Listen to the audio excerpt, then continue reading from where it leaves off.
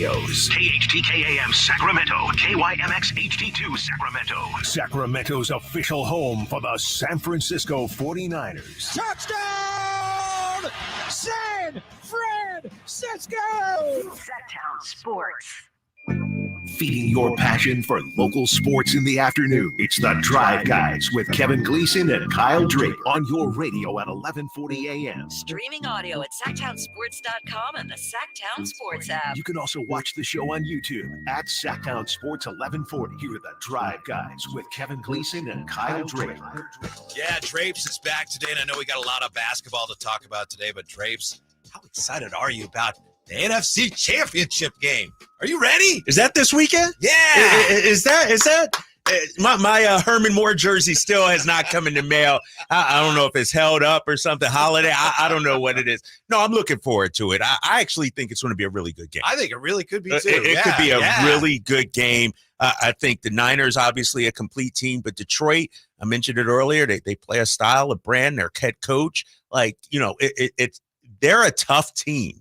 And I know they haven't been playing their best or anything like that, but I think they match up well with the Niners. I think this should be a good one. Yeah, Simone, I think we may need to get a Lions jersey and put it on Henrietta, your skeleton. We may have to go that far. I still have not forgiven Simone for that. Like, my Eagles would be well on their way to the Super Bowl if it wasn't for Simone and her skeleton. And Henrietta. Exactly. But no, I think both AFC and NFC are going to be great games. And, obviously AFC, the two quarterbacks, NFC, I think it's categorized by the coaching staff, Kyle Shanahan versus Dan Campbell, sort of different in styles in the way. And so I'm looking forward to it, man. Yeah. And the word on Debo is he's still sore. I guess he didn't practice today, but You nervous about that? You concerned? I am, because I just thought by now it'd be, he's fine, we're good to go. But instead it's, we're being patient. It's still very sore with his right shoulder. So I'm a little concerned, but I'd be shocked if he doesn't play. I agree with you. Debo, we know is tough. This isn't the regular season. This is their season. You got to win this game. And and then you got the break. Then you got a chance to rest a couple of weeks. So, I'm with you 100%. I think Debo will be out there. And I will say this. I'm a little concerned about your team, because your team now is apparently targeting the guy he's my favorite defensive coordinator of all time, Vic Fangio. He's available now, and it looks like reports are the Eagles are going after him. He's a great freaking coordinator. I know he's been around a while. Maybe there are some questions about whether everything he does still plays, but I think it does, and I think he would be a great hire for your team, and I'm hoping it doesn't happen. Yeah. You worried about that, huh? Yeah, I am. I'll be honest, I am. Yeah, Vic Fangio, 65 years old, like you said, a veteran defensive coordinator. Yes. The Dolphins' defense actually, second half of the season, was much better than it was earlier in the year. And I think when you look at Nick Sirianni, as much as I like him as a coach, I think you do need a veteran defensive coordinator in there. And so I think it would be a good fit. They got some big fish to fry, obviously, out there in Philadelphia, offensive coordinator, defensive coordinator. But I think you need a grown-up, somebody that's been there, that's won at a high level, that's coached great defenses. And so I would be on board with Vic. Yeah, it's an exciting week. It's kind of a nervous week. We know with the Kings, things have kind of been hanging in the balance. They're about ready to go out on the road, and we got a lot of anxiety over the 49ers. And I think that's reflected also in the chat here. It's somebody that is encouraging you to take off the kid gloves when it comes to a certain member of the Kings. And then we've also got Ian Fisher. He's got a beef with Drapes. He didn't say hi to me in Detroit. So it's getting feisty already. People are coming at me. First of all, let me respond to Ian Fisher. Dog, all you got to do is say, Drapes, hi. Yeah, I don't think Ian Fisher said hi to me. I'm like the most approachable celebrity there is out there. Now, you may have had to wait in line for a little bit, because I was kissing babies and signing autographs and taking pictures. But Ian, I would have said hi to you. I'm approachable, big dog. Yeah. Can I ask you about Crown Royal's comments here? Drapes better take the kitty gloves off versus Fox. What is it with De'Aaron Fox that people want to know? What are we getting into with De'Aaron Fox? I know he spoke today, and there's a lot of chatter, a lot of innuendo going on, but De'Aaron Fox is my guy. Crown Royal, first of all, I just want to admit in the YouTube chat, he's a known stir-upper of things. Instigator, right. We're using the PG language, but he's known to try and get under people's skin. I have no issue with De'Aaron Fox. None at all. So I don't know what he's talking about. Yeah, well, yeah, you're right. There's a lot of uncertainty here and a lot of innuendo. And it's too bad. Whatever it is, my opinion, not necessarily yours, whatever it is, to me, it could have easily been handled a while ago, and we wouldn't have people wondering. I don't think there's anything really to it, but it's too bad that we're sitting here wondering, well, what's going on? I think he's not playing well, and I think there's whatever he was upset about, and I don't think they have anything to do with each other. Right. Him not playing well and what he's up. I agree. You know, it is odd and strange that your superstar would have almost a 2-week hiatus from the media. You know, he is the face of the franchise. And I'm not sure exactly what happened behind closed doors, behind scenes. I remember this, and I'll tell you. I was working in Boston, and that was one of the things that frustrated me, is that sometimes the superstars wouldn't talk. Then LeBron in Miami would come into town, and LeBron would always meet with the media. And I'm not just talking after the game. After shoot-around, he would talk. Before the game, after, like, it was, and maybe that's just LeBron because, you know, he wants to put himself out, but he was always available. I think when you're the face of the franchise, you should be available. Because here's the thing. When you talk about superstars, which drive the league, mind you, which drive your franchise value, De'Aaron Fox is the face of the franchise. I would like to see him talk after every game, no matter what. You know, look at Steph Curry. He's up there and he's answering questions. De'Aaron Fox, there's a way to answer questions without answering questions. I know you don't like it. I know sometimes you don't feel like it. Sometimes you're frustrated. I get that. I understand. But he's the face of the franchise. The great Raymond Ritter at Golden State, he used to always say, and we had a conversation about this, he said the way he would get players to talk to the media is that the more visible you are, the more money it generates for the league, which in turn, the more money you generate for the players, for yourself. And so that was sort of his like intro to media 101 when players came to Golden State. And now you see Steph Curry, you know, face of the league. He's out there all the time. I think, you know, a lot of times, you know, it's tough. I get it. But I think here in Sacramento, and we were talking about this off air, our media is pretty forgiving. Our media is like, you know, we take it pretty easy on these players. And so it's a little disappointing. I'm not sure what was going on behind the scenes. I don't know, you know, if there was some sort of hiatus or media, but I would like to see De'Aaron talk to me because he's an engaging guy and he's one of ours too. Like, that's the thing. It's like I was mentioned, if De'Aaron Fox does well, we all do well. If the Kings do well, we all, like, we're pulling for these guys. It's not like we're looking to rip these guys down. It's not like we're in New York, in Boston. You know, here's the thing. When I was at Boston, I would argue it would be better when the team loses than wins for sports talk radio. So you had a segment of their sports talk radio host hoping the team loses. That's not what we're about here. We're pulling for the team. We're all for these guys. And so, yeah, I'd like to see De'Aaron a lot more. Speaking of Raymond Ritter, I think people might get a kick out of this. You know, not too behind the curtains, but there was a game a couple years ago, the year that Warriors won the championship, and midseason they were struggling and they beat Houston at home. And it was like, of course they beat Houston. Yeah. Steph Curry was out on the floor and he was jumping around. And a lot of people said, he's Steph Curry. Why is he so excited that they beat Houston? That's not a good look. But what happened was Steph made a game-winning shot and ran off the floor. He ran off the floor. Raymond Ritter ran after him because he was like, you got to talk to the media. Right. So Steph came back out. He didn't know what to do.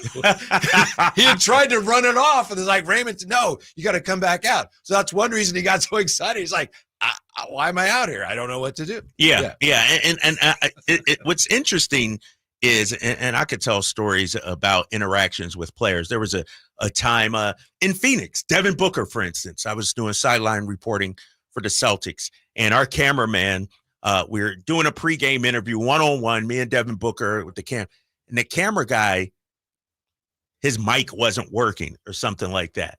And so Devin Booker had left, and I had to go back out to Devin Booker. Hey, man, the mic didn't work. Can we redo it? He's like, sure, I got time. And so so there are those stories as well, Right. and I feel like in this city, in this town, like I mentioned earlier, it's never athlete versus the media. It's never organization versus the media. I would argue our media, and I'm talking about the TV stations, newspaper, whatever, they're as big of fans and cheerleaders of the Sacramento Kings as those within the organization. Look at Matt George and what he does on social media all the time. Like, he's our biggest cheerleader out there, and he's not even part of the organization. So I think the media here in Sac, we're all pulling for these guys to do well. That's why I was glad to hear, and we're going to hear from De'Aaron Fox in just a little bit here. I was glad to hear when he was asked, is there an issue between you and the media? And he said, no. And I believe him in the way he said it. There was no hesitation.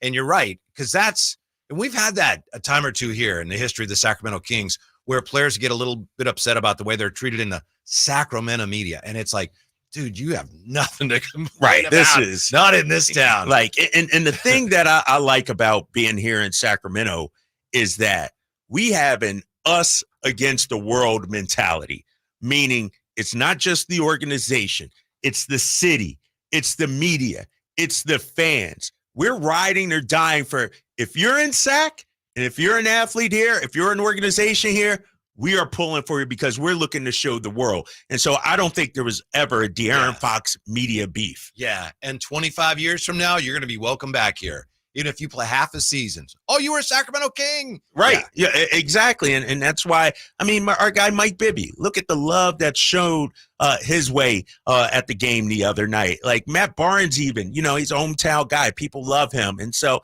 I think I don't want to make this out into a De'Aaron Fox media beef because I don't think that's what it is. It sounds like it's over because he did talk to the media today, had some interesting things to say about the way the team is playing and about his chance to be an Olympian, and we'll share those with you when we come right back. Drive Guys on Sactown Sports.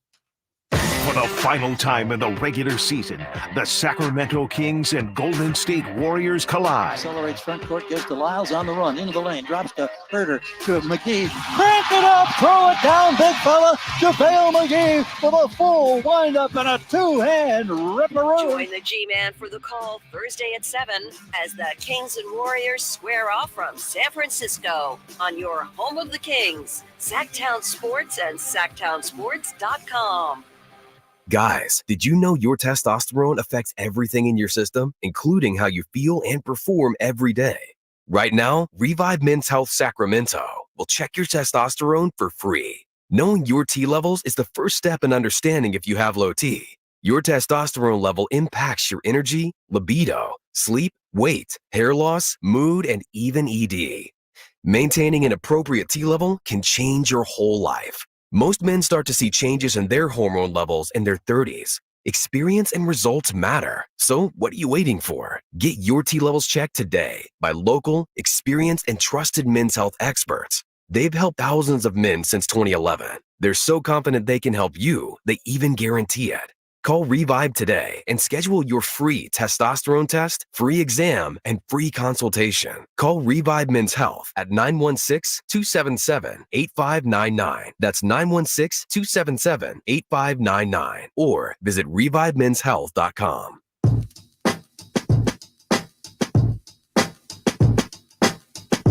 Your afternoon home for Kings talk and so much more. The Drive Guys on Sactown Sports. Kings and Warriors tomorrow. Looking forward to that one. And then the Warriors play tonight. They play Atlanta. Drapes, I'm going to be watching very closely to see how your guy, Two-Way Wiggs, does tonight. Two-Way Wiggs? Yeah. Now, he's been off for a little bit. Might have some rust. You talk about trade deadline. His name is out there being mentioned. Yeah. And so when he's playing well, that's what Two-Way Wiggs. Two-Way Wiggs shows so up what today. if he plays tonight and then tomorrow night when the Kings face him? If Two-Way Wiggs plays well, you on board? I'm willing to open that door potentially. Although the way HB played, no, he played really well. He did play well. And hopefully all those HB haters are silent. I wasn't here yesterday. Hopefully you didn't get any calls about Harrison Barnes. My guy did his job. He looked great out there. Mm-hmm. Do you think, we'll talk more about it, it's funny because that day of the game, I asked you, is he getting fewer touches because he's not productive, or is he not productive because he's not – anyway, he just from the jump, he was just so aggressive. I wonder if that was – and I didn't stay to ask Mike Brown questions. Was that part of the game plan? Were they going to get HB going early, or did that just happen? To me, it just kind of happened. Yeah, but it seemed like he got going, and then they started looking for him. Yeah. Like, he was calling for it on the low block. Yep. And I think that's sort of what happened. I don't think it was, designed. We're going to get HB going, and Malik Monk talked about it afterwards. Got into Harrison Barnes. Well, 3 days off, HB, those old bones. Sometimes you need a few extra days to recover. But, man, I like the aggressiveness from Harrison Barnes, and I think he understands what this team needs is aggressive Harrison Barnes. You don't need 20 points per game, Harrison Barnes, but you got to have an impact. And I said it last week, HB has to be better. And he was better Monday. If he's playing like that aggressive, that adds a different dimension to this team. Yeah, and you're right. They were looking for him. There's one play in particular. I remember he's on the block, and Domas is at the high post, and Domas has the ball, and HB's just kind of stand down there, and Domas nods to him like, yeah, come get it. Yep. Yeah, it's for you. Yeah, exactly. And that was great to see. It was great to see a game where it wasn't De'Aaron. It wasn't Sabonis. It was the others, and Harrison Barnes was a huge part of that. I mean, I thought Sadiq Bey was a solid defender.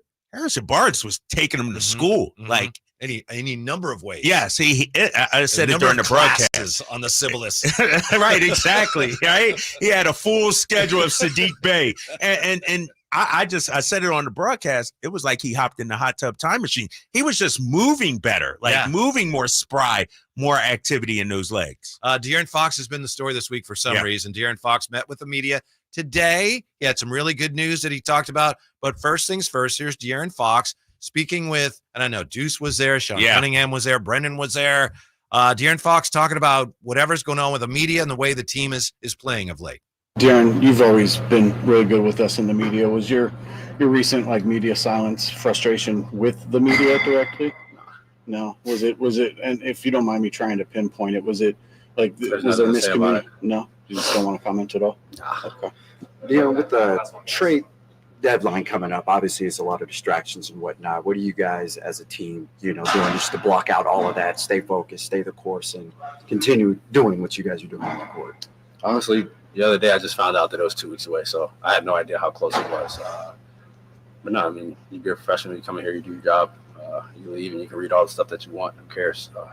But whenever you come in here, you worry about the guys who are in here.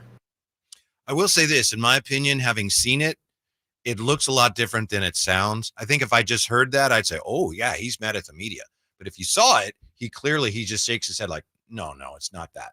You know what I mean? Yeah, right. That's my opinion. I think if I heard that, I'd say, oh, something's going on. But he made it clear, if you watch it, whatever the issue is, it's not between him and the media. Exactly. I don't think it is. But here's the problem with this situation. And it may be internal. I don't know. I have no idea. But in today's day and age, silence allows the imagination to run wild. Exactly. The speculation to run wild. 100% right. And that's what's happening now, whether it's on social media, sports talk radio right here, or whatever. It's like everybody wants to know something's going on. Did something happen behind the scenes? Is he mad at the media? What's going on? And that's just the world we live in. And that happens when you don't address it and you don't talk about it. I don't necessarily blame De'Aaron for not saying it. Some things are okay to be left private.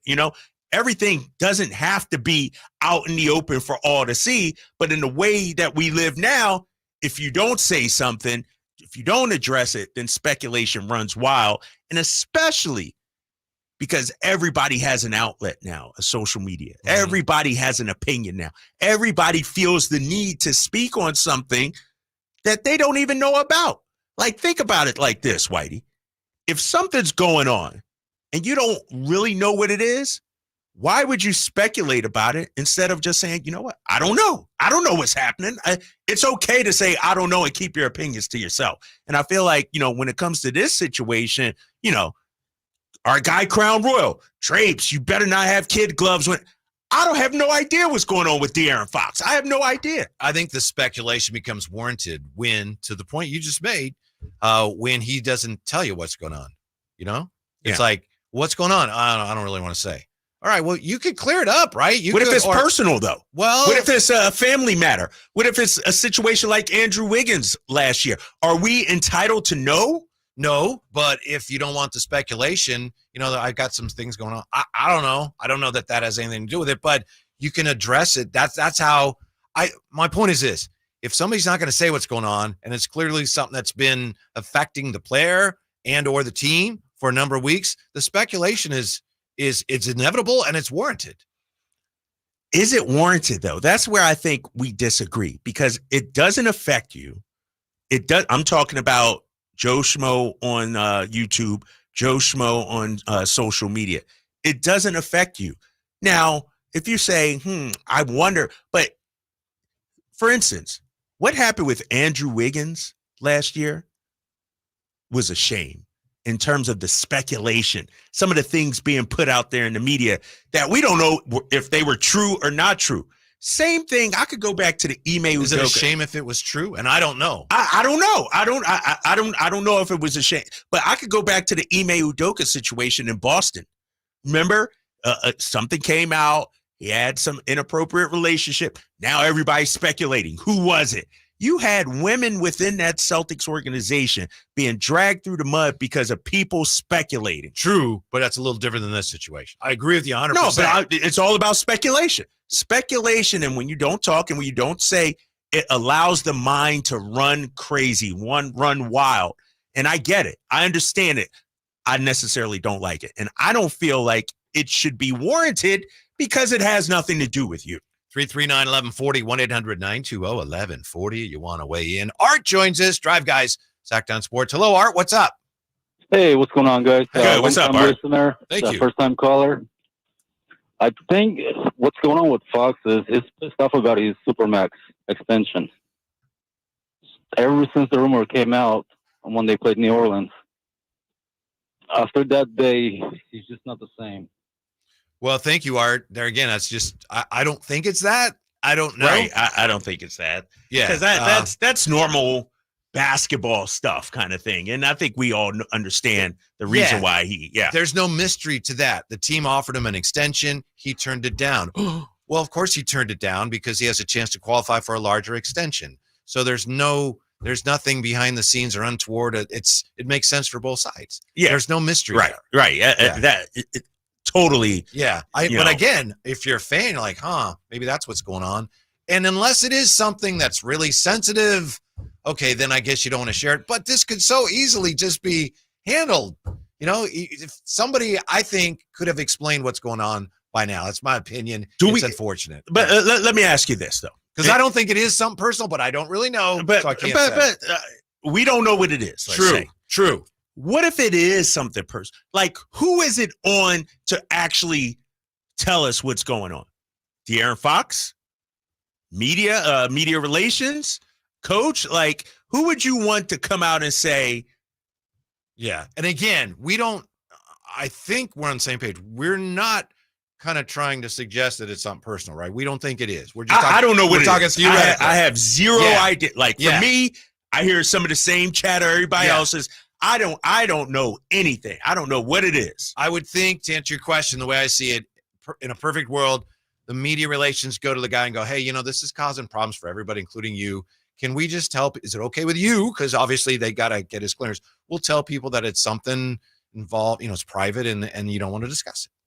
I don't know. I mean, at least that ends some speculation. In the whole scheme of life, Whitey, but I don't think that applies here. But in the whole scheme of life, let's really take a macro view of this. I'm flying over Sacramento. You're like Chris Webber. Am I really saying to myself, I need to know what's going on with De'Aaron Fox and the media? Fans want to know. We all want to know. They want to know everything. Like yes. that. But are they entitled to know? No, but they're entitled to speculate, and they're gonna. I mean, people are gonna. That's your right, and especially with the proliferation of sports media, people are going to do that. That's what I understand what you're saying. It's like, hey, if you're De'Aaron Fox or the Kings, well, it's nobody's right to know. Okay, you're right, but people are going to speculate, so why not cut that off before people can get too crazy with it? I just think it behooves you to do that if within reason you can do that. That's all. What's so interesting about this is I didn't even know De'Aaron Fox hadn't spoken to the media. Because they're on the road. Because I'm on the road, and after the games, I don't go into the locker rooms or anything. I listen to Mike Brown's post-game press conference, and then I bounce out. And so the fact that this has grown into what it is, it's a little shocking to me. Like, I don't know. I mean, I'm befuddled by this. Like, this is, and here we are leading our show with this. And I understand this is what people are talking about. So we're trying to, give you, what you guys are talking about here. But I don't think this is a big deal in the whole scheme of the season and the whole scheme of what this team is trying to accomplish. My guess would be it's not a big deal. I mean, if we got to what actually is going on, don't know for sure, but I don't think so. I also feel that this team is not good enough to have this kind of drama swirling around it. And that's why I just hope that somebody at some point soon here is able to put this to bed for everybody's sake. ASAP. What's the drama, though? This is what I'm talking about. I don't understand. Like, because we don't know. Because we don't know what's going on. And De'Aaron Fox is being kind of coy about it. The drama, is it inside the organization? Or is it, because to me, just because we don't know, that doesn't mean there's drama. Like, for the organization. Now, if there's some beef in the organization or something going on with De'Aaron, is this a media-created drama, if I'm asking you? In terms of this, the issue is there, whatever it may be. But are we amplifying it? Maybe. You know what I mean? Are we shedding the light and making it bigger than what it really is? Maybe. Hard to know without knowing what it is. Right. Maybe. But again, that could be corrected easily. That's what's frustrating. And we're also talking about De'Aaron Fox because he addressed the fact today that he may be an Olympian. Hear what he had to say about that when we come right back. Drive Guys, Sactown Sports. Trying to find out where to catch your favorite team's games? Are you a fan of the Kings, Niners, and the NFL? Well, Sactown Sports has you covered. Touchdown! San Francisco! It's all on his shoulders. Rocks. He fires for the win. He's got the triple. Catch all your Kings, Niners, and NFL games all year long on Sactown Sports and SactownSports.com. Sacramento weather is brought to you by Folsom Lake Kia. I'm Dirk Verdorn in the KCRA 3 Weather Center, and the chance for a scattered shower will remain through the day today. Most of the rain came through earlier this morning. Temperatures warming into the upper 50s for daytime highs with light winds. Get the latest forecast on the KCRA 3 News and the KCRA 3 app. The new year is here at Folsom Lake Kia. Shop my favorite dealer, Folsom Lake Kia, for low interest rates, low payment with zero down deals with approved credit. Folsom Lake Kia for over 25 years. Right here in Sacramento. This is Monster Jam. Witness big air, two-wheel skills, backflips, and all-out racing.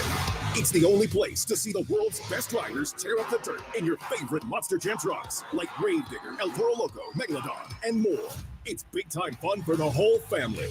Monster Jam, as big as it gets. Coming to Golden One Center this weekend. Brought to you by BKT Tires and Great Clips. Visit monsterjam.com today. At Elk Grove Honda, not only do we have a great selection of pre-owned certified cars at very fair prices, but every one of our pre-owned automobiles are treated with kid gloves with a 182-point inspection that covers everything from unibody to tires to brakes and engine filters. Then our certified cars receive a mobile oil change and fresh fill-up with full synthetic mobile oil. We know you have lots of choices of where to purchase your next car. Come to Elk Grove Honda, home of the 182-point inspection and mobile oil change. We're in the Elk Grove Auto Mall, Highway 99 at Elk Grove Boulevard. Kevin Lewis of National Garage Door. Whether you need to repair a broken spring, install a new opener, or buy a quality Rainer door, National Garage Door is here for you. Call us today to see how we can transform your house with a new garage door. 638-4554 National Garage Door. The PGA Club fitters at the Hagen Oaks Player Performance Studio know that golf should be fun. They also know that players of all abilities will hit the ball farther and straighter, play better golf, shoot lower scores, and have more fun if they get fitted before they purchase golf clubs. Hagen Oaks delivers the same technology and major brands used to fit PGA and LPGA professionals. See how the game can be even more fun. Hagen Oaks Player Performance Studio fittings are available 7 days a week.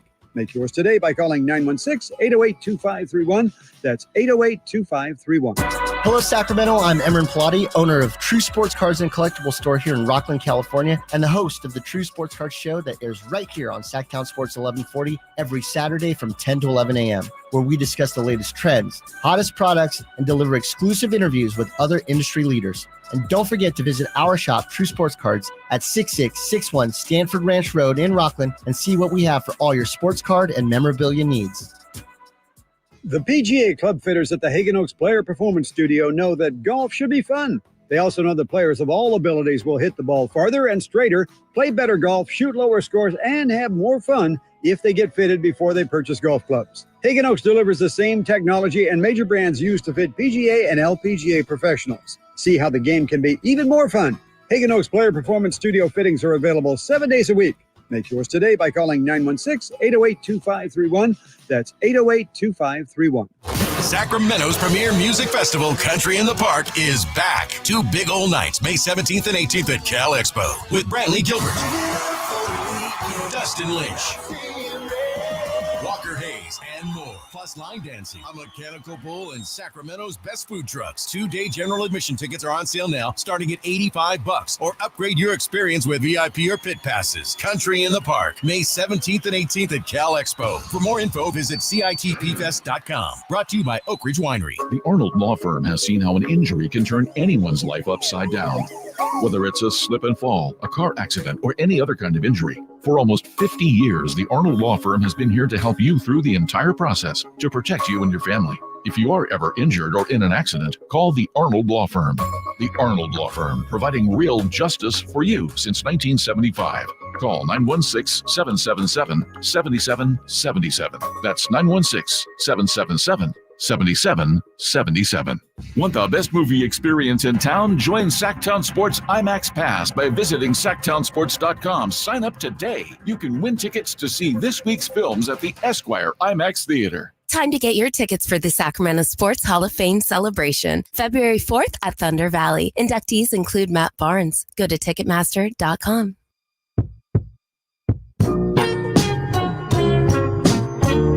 Live and local, it's The Drive Guys. Watch the show on youtube.com/Sactown Sports 1140. Or listen on the Sactown Sports app. Kyle Draper is back today. By the way, Jay is on vacation, so we got Nate running things for us. Nate Dogg in the back there. What's up, big dog? Glad to be here, guys. And he's getting warmed up for the Return of the Empire. He and Emil take over at 6, so you will get you get to hang out with Emil today. No, I'm gonna be sick that last 15, 20 minutes. I don't know if I could deal with Emil today. Like, seriously, I don't know if I could deal with that dude. I mean, I can't. You know what it is? Because he like gets my blood pressure up. You know, I'm trying to be healthy, trying to eat the right things, trying to work out on the Peloton and, get myself together. And then a meal comes in. Yeah. He just, It's not good for your mental health and physical health. Right, exactly. I know you're pushing yourself, always going on these trips. I mean, it's work trips, but you're constantly going. You gotta try some of that meditation. Yeah. Get to the point where when he starts, saying things to you, it's just like you're a rock and he's the water in a stream. Just you do bring it on yourself a little bit, though. Nah, you know what it is, though, and hopefully Emil's listening right now. Emil is like Lance Stevenson or Dylan Brooks, and I'm LeBron James. You know what I mean? He's trying to get under the goat skin, and it's not working. It's just not working. It's not working? It's not working. He's under the goat skin. I've already given this guy too much pub. He probably gained about 100 Twitter followers thanks to me. I'm done. I'm not giving him any more love. Brian Cardicelli on the chat. It's not a concern to me what's going on with Fox at all. I just want to watch the Drive Guys from 2 to 6, Monday through Friday. What's up, players? Brian Cardicelli, who apparently is related to Frankie in some way. Really? But you mentioned Frankie, and Frankie's eyes get big, and he goes, "Yeah, I think he is, but I don't know." And Frankie gets a little freaked out. He feels like he has a family stalker. Really, Brian? Are you related to Frankie? Brian says cousin because I've asked before. Have cousin, you really? Yes, yeah. So I think yeah. So I think Brian can just say brother or dad or anything at this point. We'll believe it. Right. Yeah. You're right. Frankie's hiding something. All I know is Brian says, Kyle, you're the picture of health, my friend. Happy, smart, got a good job, get to travel. Good dad. Love it, man. He might be a part of the Draper family too by the time this is over. Might be. He's also very good at getting his comments read by just, you guys are the greatest. I know. Right? Sure way to get your comment read right there. You guys are the greatest ever. Yeah. Awesome. Speaking of De'Aaron Fox, he spoke with the media today. And I guess this was the real reason he spoke to the media, right? He's been named one of the finalists to make the Summer Olympic basketball team. He's one of 41 finalists. So, yeah. That's pretty good. Yeah. That's good. great. Yeah. It's just still a far cry from the final roster. But here's De'Aaron Fox on what that means to him. I mean, it's an honor to be able to represent my country. I mean, I talked to Grant a little bit, so I was already in the loop, and obviously I want to continue to focus on what we're doing right now. But it's definitely an honor to be able to be mentioned with a lot of those players who have already won gold medals. Being a part of that before, does this feel like it might come at a better time in your career? Definitely, and obviously, FIBA is a bit different for the U.S. than it is, viewed around the world. But just being able to be in that contention to be in the Olympics, which is something that obviously America takes a lot more seriously than other things, is definitely an honor for sure. Obviously, NBA is the goal growing up, but do you kind of think about the Olympic team and playing on that level as a kid too? Yeah, definitely. For us, people my age, being able to watch the Redeem team definitely puts memories in your head. And for me, obviously, the way that someone like Melo played in the Olympics and what he did, I think are lasting memories. So being able to be in that position is definitely an honor and a blessing. By the way, that's another way we know. It's another tell that whatever thing has been, it's not De'Aaron and a member of the media. Yesterday, while you were watching your son play, Mark Kreidler was in. Mark Kreidler's been in the sports media forever. Yeah. He was a former beat writer. And he said when that would happen, because he's been there, he said a player will sit down and the media will be there and the player will say, I will not talk until he's gone. That's what they did. And there's nothing like that. Right? Yeah, there's nothing like that going on now. He's obviously very comfortable with the media. So that's not the issue. Of course, though, we're talking right now about the fact that a Sacramento King could be an Olympian this summer. That would be huge. And we've talked about De'Aaron Fox, the superstar, and what he needs to do to get in that conversation. And I think when you look at a guy like, let's say, Anthony Edwards, what the FIBA World Cup did for him and just his marketing, his brand, his profile, I think the same could be said for De'Aaron Fox. And look at the moves that De'Aaron Fox has made over the last 6 months to a year. First of all, offseason, working out with Steph Curry. Second of all, signing with Steph Curry brand Under Armour.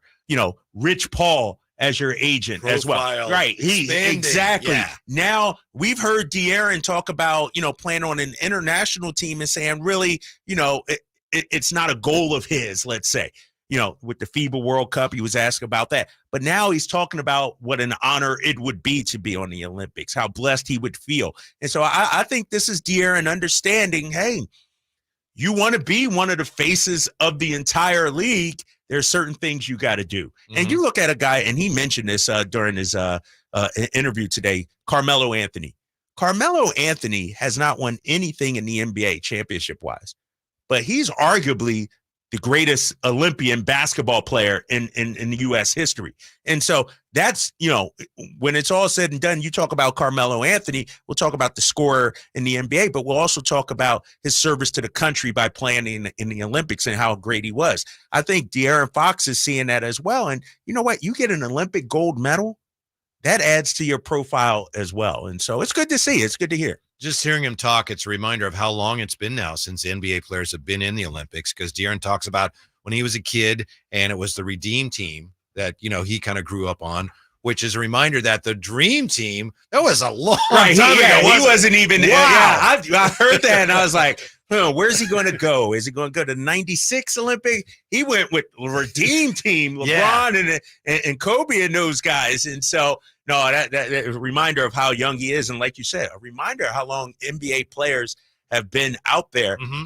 I think it would be an honor, obviously, for De'Aaron, but for Sacramento to have an Olympian. No question. Especially a homegrown guy, a guy we drafted, developed, nurtured as a fan base, as an organization, representing the Sacramento Kings.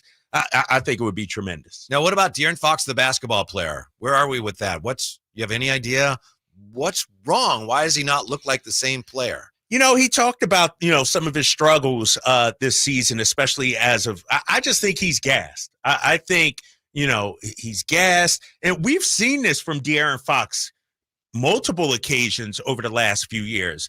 How many times have we said, what's wrong with De'Aaron?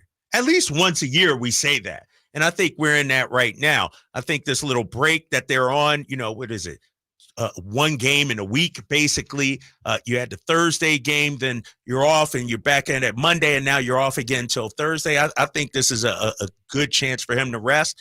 And I expect a big De'Aaron Fox tomorrow. It's a huge game tomorrow. It is. Steph Curry and the Warriors, national TV. These are the kind of games De'Aaron Fox shows out for, and I'm expecting him to be back to form tomorrow. And the Warriors are still trying to prove that they have something to play for this year. They're still trying to prove that, nope, we're still in this thing. By the way, once the Kings start playing again tomorrow, between tomorrow and the All-Star break, they play Thursday, Saturday, Monday, Wednesday, Friday, Saturday, Monday, Wednesday, Friday, Sunday, Tuesday, Wednesday.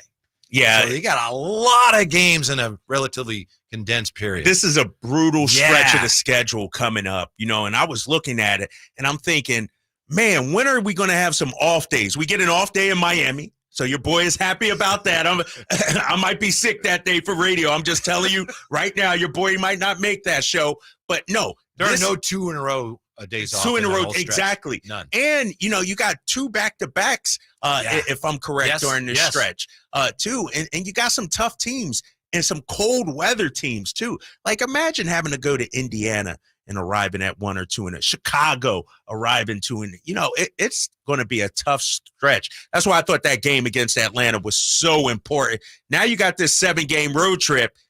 If you can go 5-2, 4-3, like I think that's a very good road trip. Yes. Meanwhile, the Blazers have filed a protest, but how often do those actually succeed? We'll tell you all about it when we come right back. Drive, guys. Sactown Sports. It took all 60 minutes, but the 49ers found a way to dispose of Green Bay. 1:30 and rolling to play in the game. Purdy takes it, hands off to McCaffrey off the left side, breaks a tackle, touchdown! Next up in their quest for another Super Bowl title is a major roadblock with the Lions. San Francisco hosts Detroit, Sunday at 3:30 in the NFC title game. You can hear all the action right here on Sactown Sports and SactownSports.com. It's time to buck up, Sacramento. The professional bull riders are back. PBR Sacramento Wrangler Long Live Cowboys Classic will take over downtown's Golden One Center this February 2nd through 4th. 3 huge nights of edge-of-your-seat bucking, featuring some of the biggest bulls and toughest cowboys on the planet. Tickets are on sale now at Ticketmaster. Stop by any participating AM/PM location for a 20% off ticket discount code when you buy Monster Energy. Have you ever envisioned having $500,000 in advertising to conquer the remodel market, but felt overwhelmed at the thought of going it alone? Now you don't have to. Join Subcontractors United and share your advertising with 2 other contractors in your trade. Get $500,000 in advertising for only $1,042 a month. We are so sure this will work that we're giving away free advertising until June 2024 to qualified contractors. Visit subcontractorsunited.com today. Hey, everybody, it's Kyle Draper, your boy Drapes, once again, for the fine people of Mercedes-Benz of Stockton. I know you hear me raving all the time about my new EQS SUV they outfitted me with. It's the most stunning vehicle I've ever driven, hands down, no questions. I got news for you, though. Mercedes-Benz of Stockton also has a full-service commercial fleet center. So if you run a business, head on down there right now. They have a huge selection of rugged Mercedes cargo vans, and interest rates are as low as 4.9% on 2023 model year vans.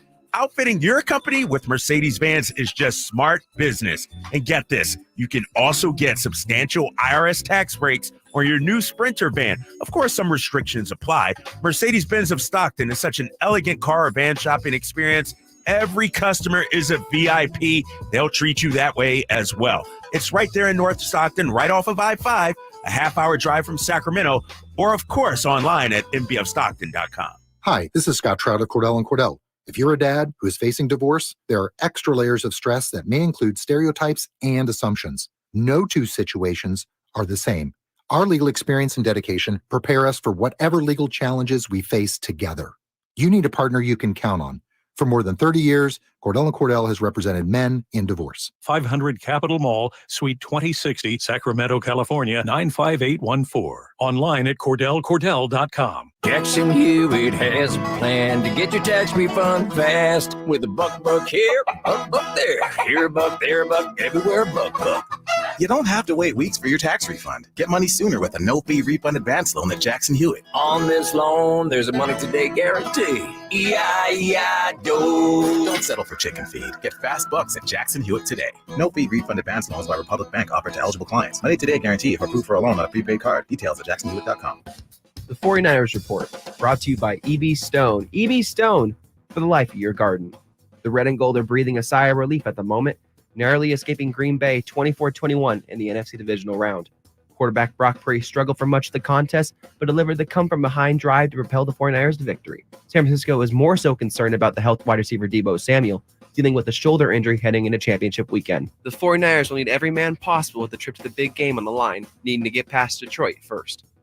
Welcome the new year with EB Stone, your go-to for indoor gardening success. In 2024, enrich your indoor oasis with EB Stone's Indoor Potting Mix, our best premium blend crafted for vibrant growth. Explore our comprehensive range from soil amendments to fertilizers and find everything your indoor garden craves. Nurture new beginnings, cultivate lush landscapes, and witness your dreams unfold. Cheers to a green and thriving new year with EB Stone, the heartbeat of your indoor garden success. Find a location near you for our products and tips at ebstone.org.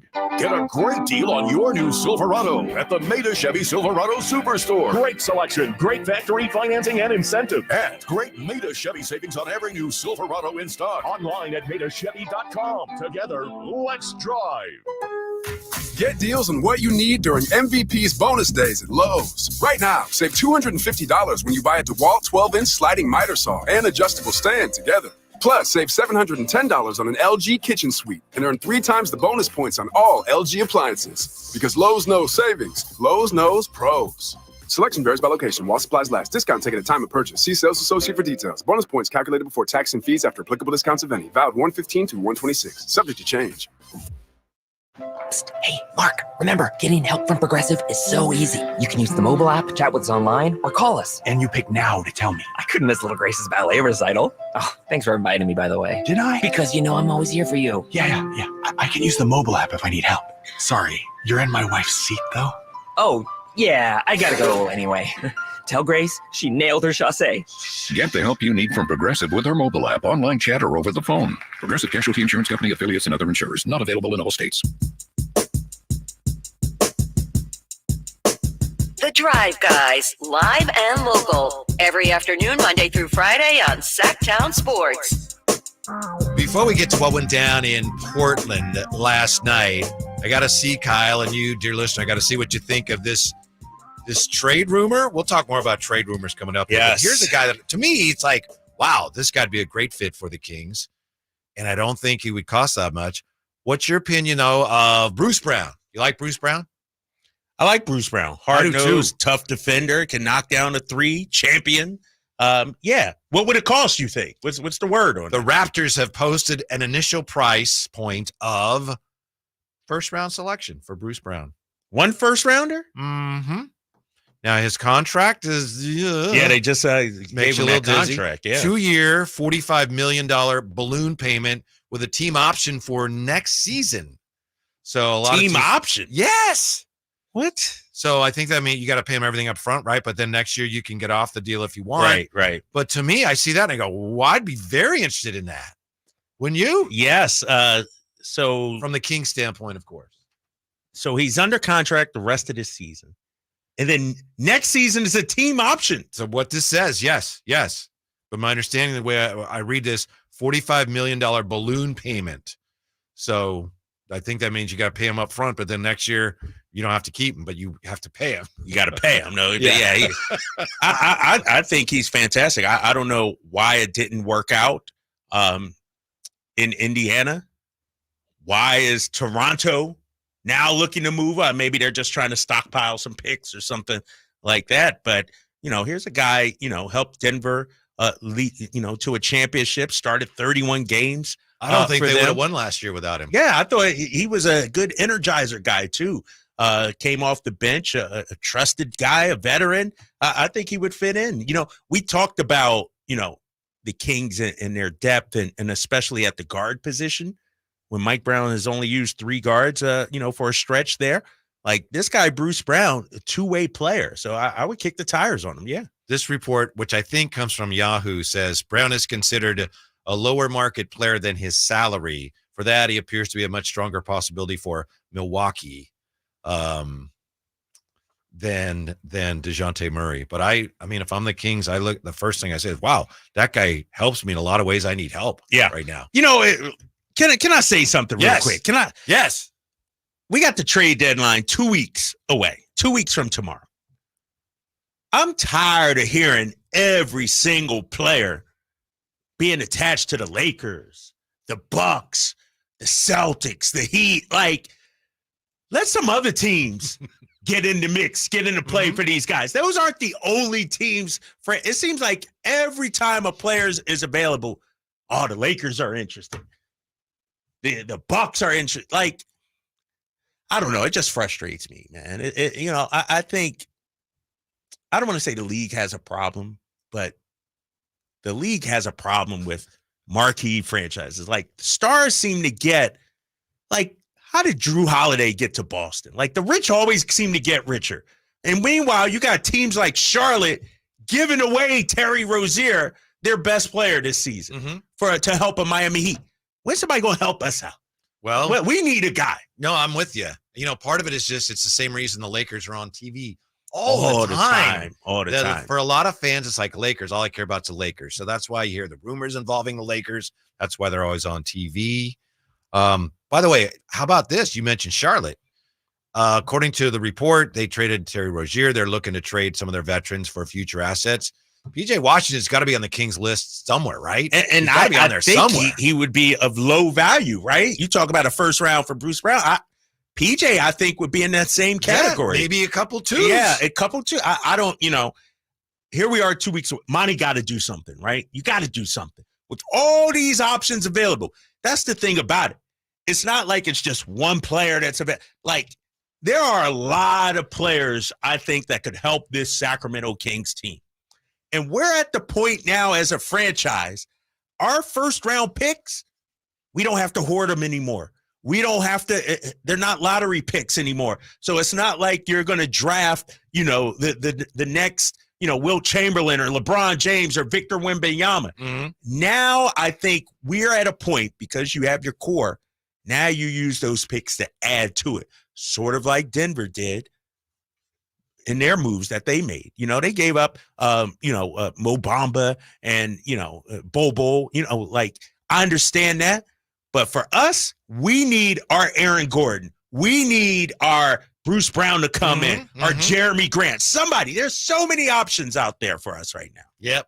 I just have a feeling Santa's coming this year. We're going to get something's happening. Christmas in February? Yes. Oh, I like that. I like that. I have that feeling. If Santa doesn't come, that's going to be disappointing. But we'll see. We'll cross that Tower Bridge if we have to.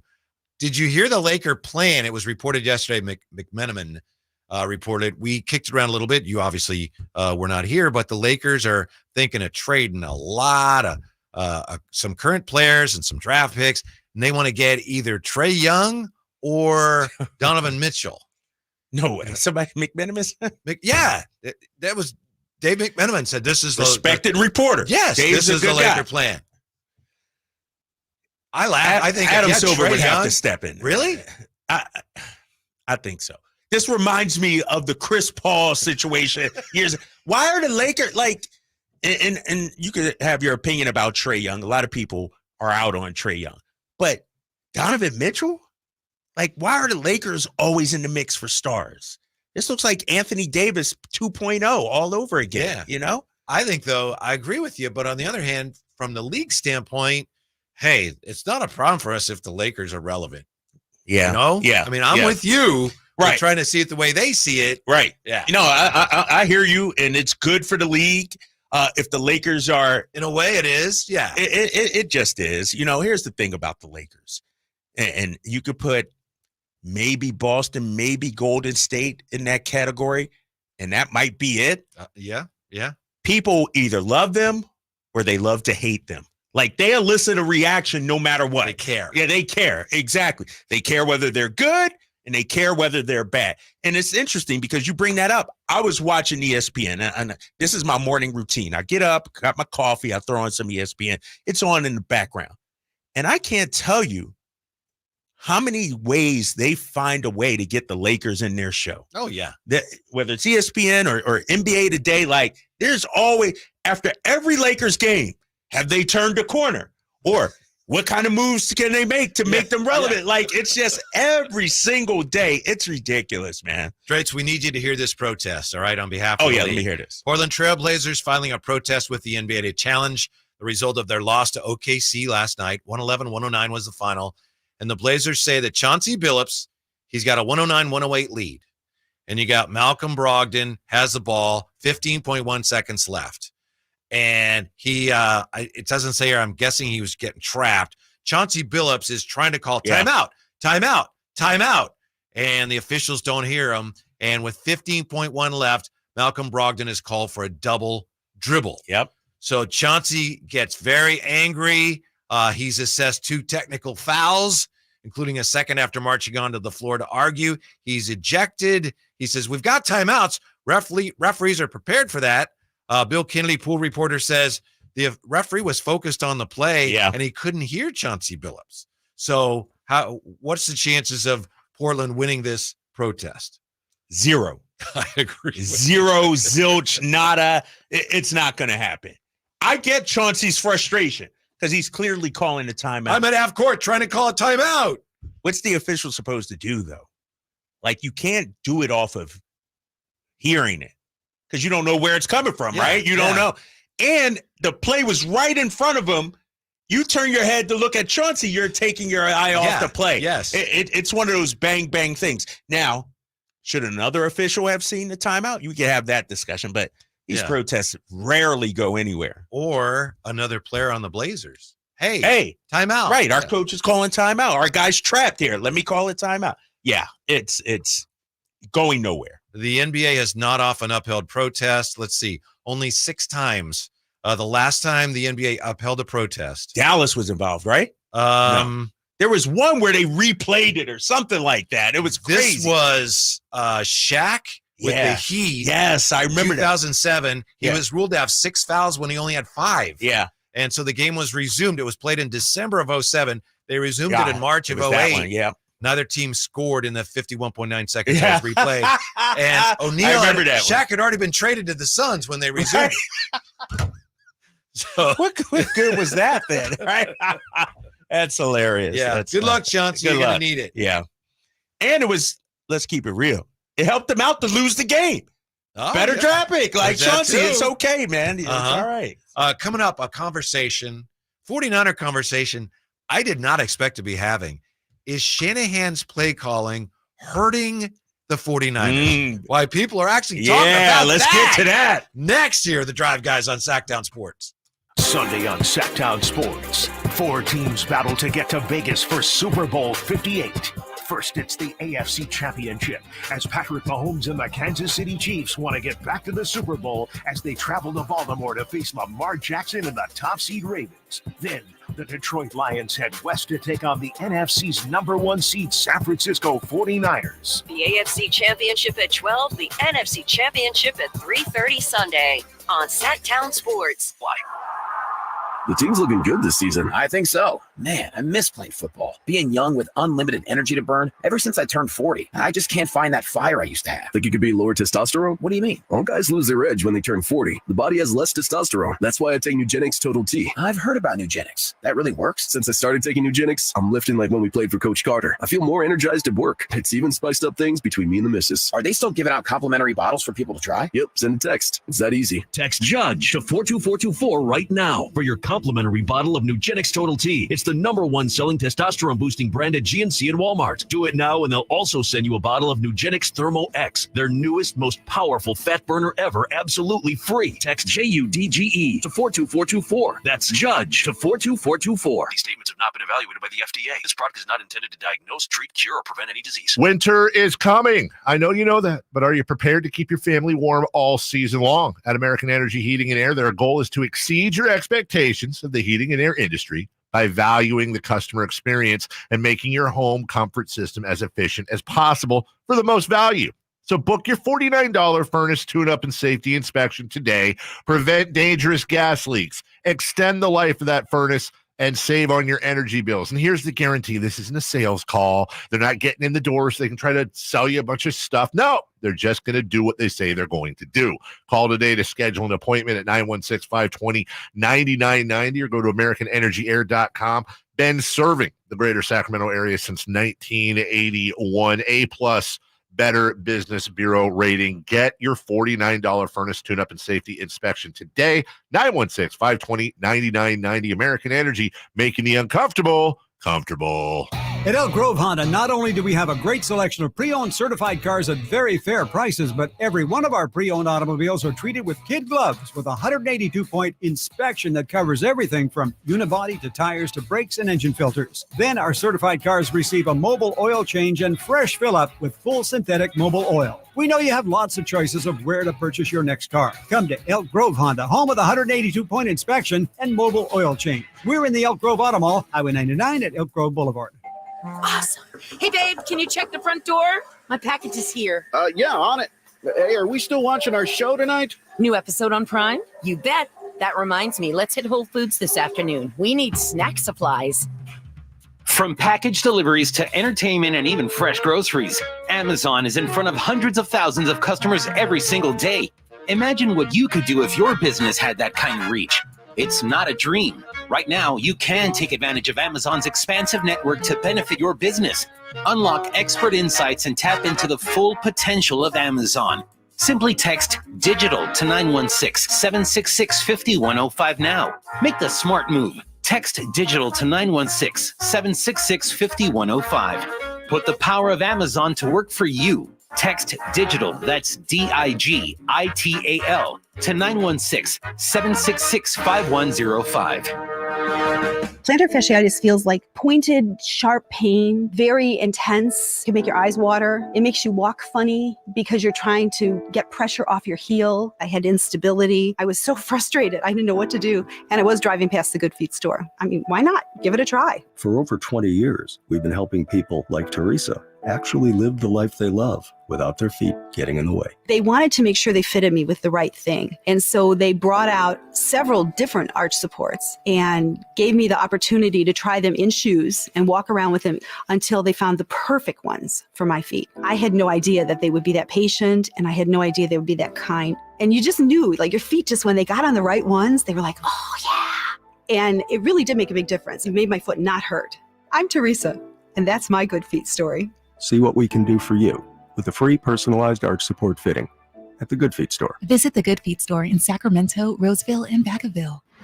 From the Power Business Technology Toshiba Studios, KHTK-AM Sacramento, KYMX HD2 Sacramento, the only station in Sacramento giving you local sports coverage from 6 a.m. to 6 p.m. Monday through Friday. Sactown Sports.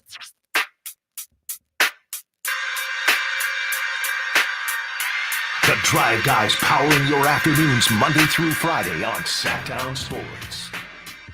Thanks for being with us today. We were just talking about the Portland Trailblazers filing a protest after their loss last night to OKC. They're not going to win. But some people in the chat were remembering here, Kyle, a few years ago, Mark Rodriguez, Kings lost a protest against Memphis. Yeah, that was on the inbound. Ryan Hollins was guarding the inbounder, and he got a finger on the ball with like a tenth of the second left. And they didn't start the clock. And then I think Vince Carter was inbounding. Memphis ended up scoring a layup. And the Kings protested. And there's video evidence of everything that, wow, the clock didn't start.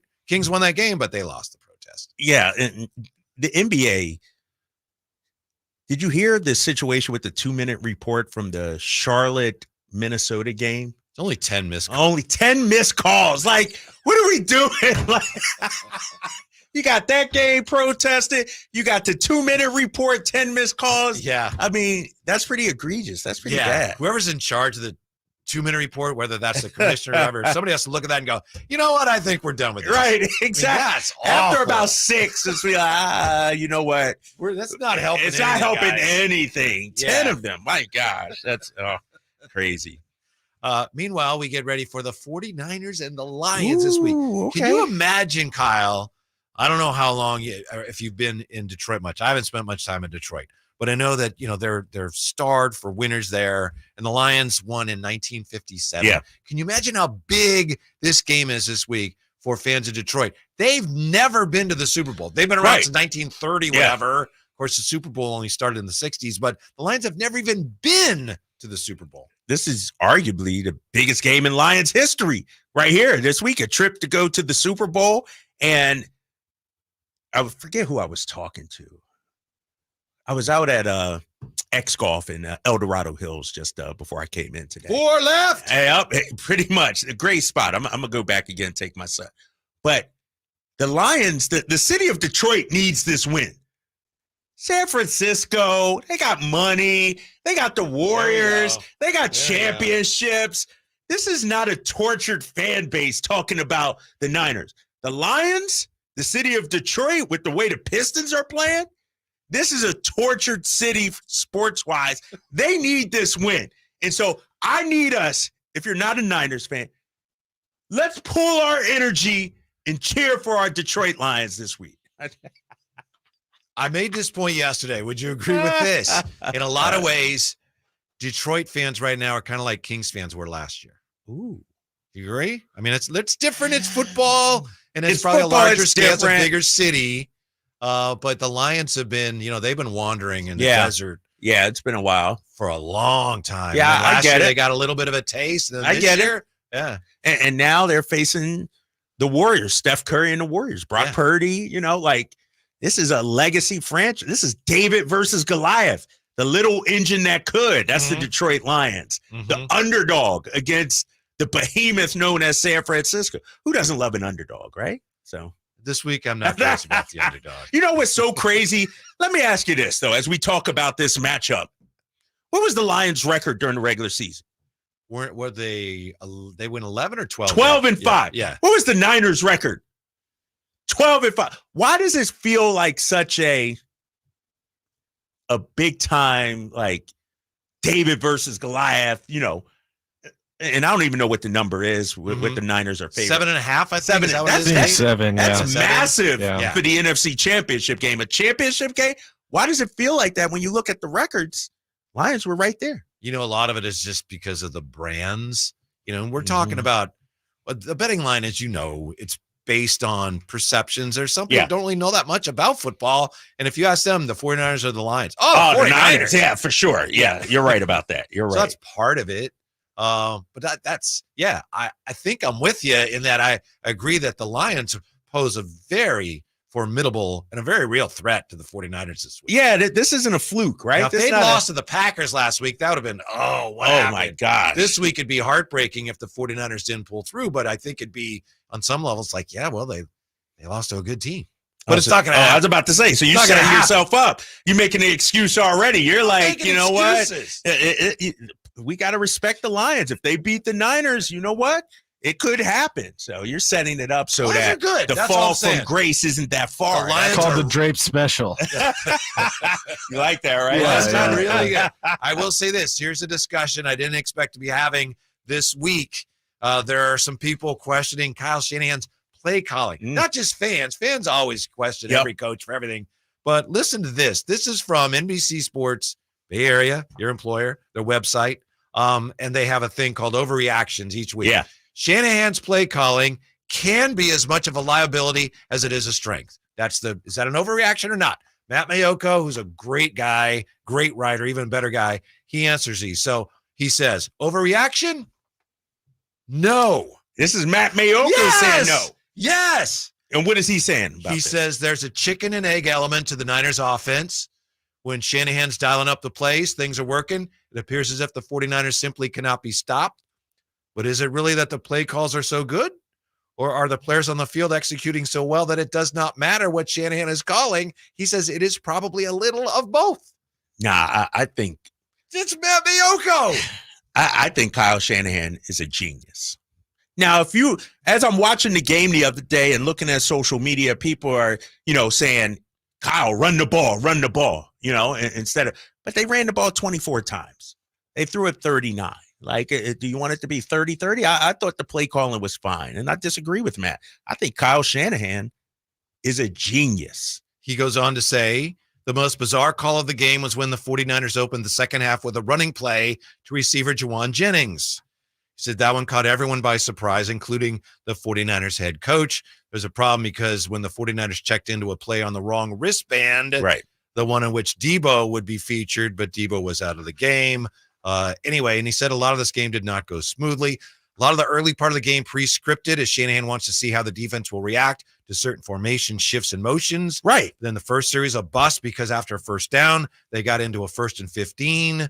The next two possessions were good with 12 and 10 play offensive possessions, but 2 of the 3 drives in the third quarter were 3 and outs. He says there's no easy answers. That just stunned me that Matt Miyoko, who knows what he's talking about, would go there. There's also this from Adam Shine, NFL.com. This was today. Indeed, I love Kyle, but his play calling and clock management were goofy all game. Darn. Especially at the end of the first half. A lot of people have pointed to that. Could not agree more. Yeah. Could not agree more. Yeah, I don't know if he played that properly the end of the first half. But I do agree, as we were watching the broadcast, and they were saying Shanahan likes to be in control of that 9-minute stretch, last 4 minutes, first half, 4 or 5 minutes to start the second. And so the clock management, a little wacky, yes. But I get it, though. I understand what he's trying to accomplish. He's trying 2 for 1. The football version of the 2 for 1, basically. But at times, I would argue that Kyle Shanahan can be too smart for his own good. Like, he's trying to be too smart, too clever. I think in terms of a play caller, he's the best in the NFL.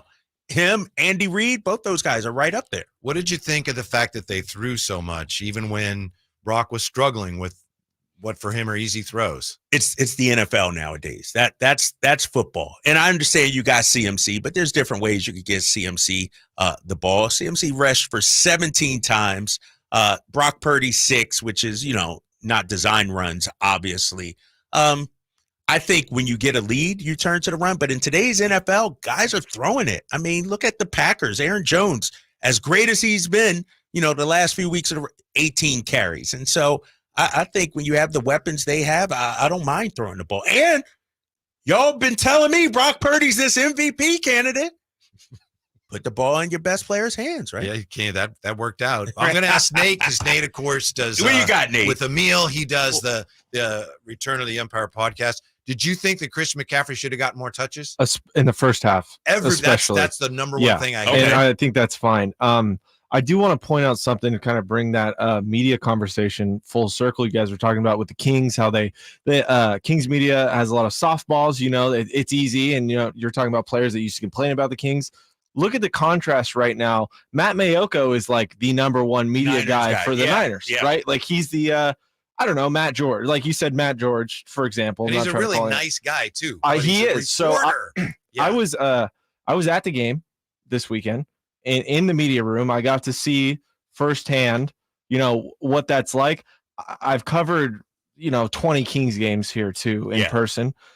It is so much more intense in that Niners game. I know it was a playoff game, but even Miyoko, there was some back and forth between him and Shanahan. Like, you better come with Shanahan kind of set it up like, you better come with your questions. You better know everything you're going to ask me. You better know specifics. Otherwise, I'm just going to push you away and just essentially kind of maybe make you feel dumb or come off as that. Like it's no joke. So as you were saying about the Kings earlier, like it's a different environment here in Sacramento. Like you said, they're all trying to get to one place, and in San Francisco and presumably a lot of other high stakes places. Yeah. Professional teams. Yeah, you're right. But, that was a stinking playoff game, too. It was. It was a playoff game when you didn't perform it that well. You could have lost that game. And so, but I get it. I feel like if that was a Kings Mike Brown win Game 7 against the Warriors and it was an ugly game that they won, it would be all laugh, all fun times. There were some snarky remarks, like guy asked about Juwan Jennings, and he was just like, what are you doing? Essentially, that was the question. That was with that. And Kyle answered very, the guy doesn't have an expression on his face. Like he's like a killer. So it's crazy to see. Yeah. Speaking of Brock Purdy, as we just were, here it is. I think even Kyle will agree with me on this. I don't know for sure, but I think this is the worst Brock Purdy take we've heard all year. I can't imagine a worse one, and I think you'll agree with me. But we'll find out when we return. Drive Guys on Sactown Sports. The NFL's leading rusher plays here. The handoff to McCaffrey, walks in the end zone. Handoff to McCaffrey, takes it right down to the goal line. He does his thing again. McCaffrey goes in motion right. Backwards pass led by Juszczyk. A block there. Hurdles a man. 10-5. Touchdown! CMC! You can hear all of Christian McCaffrey's touchdowns on your home for 49ers football. Sactown Sports. Folsom Lake Ford has trucks. The F-150s are here. Explorers, Expeditions, and a huge selection of Broncos and Bronco Sports. They're in stock now at Folsom Lake Ford. Shop Folsom Lake Ford, your truck headquarters, right here in Sacramento for your favorite Ford models at good, fair prices. Short on cash? Buy any new Ford with zero down. Save big with low interest finance rates. Plus, Folsom Lake Ford is paying top dollar for all trades. We want your vehicle regardless of mileage or condition. This could be the best time to buy a new Ford. Check out the huge inventory online at FolsomLakeFord.com or stop by the dealership and see the most recent arrivals. Looking for something special? Give them a call and tell them Doug Christie sent you. Folsom Lake Ford in the Folsom Auto Mall, your trusted dealer, my trusted dealer for over 30 years. FolsomLakeFord.com. 0 down with approved credit. The following is a test of the emergency alert system. This is only a test.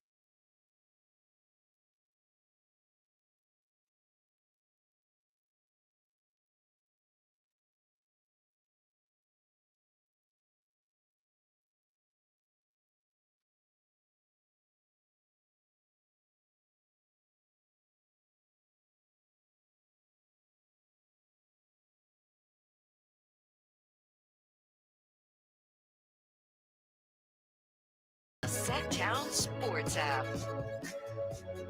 One of the great things about getting to do this show is that we have the smartest listeners / viewers in radio / YouTube. For example, Gary Provencher. I think this is a really interesting point. Possibly Shanahan's play calling was a little funky because he and LaFleur know each other so well. I think that's an interesting theory. They know each other very well. I can see that. Try to switch it up, throw a couple of curveballs out there. Yeah. New wrinkles, if you will. Yeah. But I think it would be kind of like, I think the biggest reason his play calling was funky. It's like if you're a pitcher and like 2 or 3 of your pitches aren't working, for Kyle Shanahan, it's like, what is wrong with my team? Yeah. All right, Deebo's not there and Brock can't throw the ball 8 yards downfield. It's tough to call plays when the plays you normally call just aren't functional. Right. And is that a play calling issue or is that a personnel issue? No Deebo. Brock's not playing not as sharp as we've seen him. And so they got it done. Think about it too, like this, if you're a Niners fan. Your team was what? Probably a C performance, C minus. Like it wasn't a great Niners performance, but you got the win. That's all that matters. And now it's sort of like, I said this during the regular season regarding my Eagles. It didn't prove to be that way, but you're winning without playing your best basketball. Same thing with the Kings earlier this season. Yeah. They were winning, but they weren't playing their best. The Niners, they won, but they weren't playing. So the room to grow, if you will, or the high point for the Niners is way high. We'll see if they bounce back this week and get their A game against Detroit. A lot of the questions that have resurfaced about Purdy, and some of them, frankly, we know never fully went away, but I think they're fair. That's all in bounds. But there was one take. I just think this is a terrible take, and I'd love to know what you think, Drapes. This was a couple days ago, so you've probably heard this. This was Ryan Clark, former Steeler defensive back, right? Here's what Ryan Clark had to say on ESPN a couple days ago after Brock Purdy's poor performance in the win over the Packers. I'm about to make a confession. The single hardest thing I had to do this year was act like Brock Purdy deserved to be in the conversations with the other people we're mentioning in that tweet. Because he was playing extremely well and operating in that offense and distributing the ball to Kittle and Deebo Samuel and Brandon Ayuk, we had to continue to include him in conversations with the Lamar Jacksons. We had to continue to include him in conversations with the Josh Allen. Those things are not alike. Brock Purdy is a fine player. Brock Purdy can operate in Kyle Shanahan's offense at an extremely efficient level. Brock Purdy doesn't raise the level of play of anyone around him. And so when you talk about Patrick Mahomes, Josh Allen, Lamar Jackson, the people around them benefit from having those sorts of players at the quarterback position. Brock Purdy benefits from having the sort of players he has at the skill positions around him.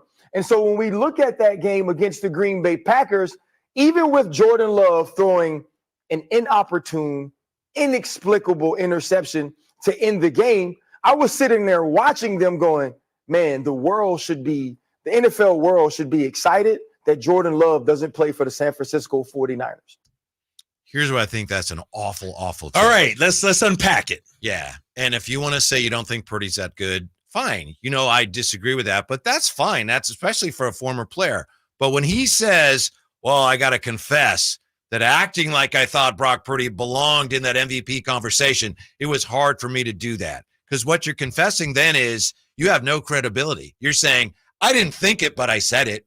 Well, how do I ever believe anything you ever say?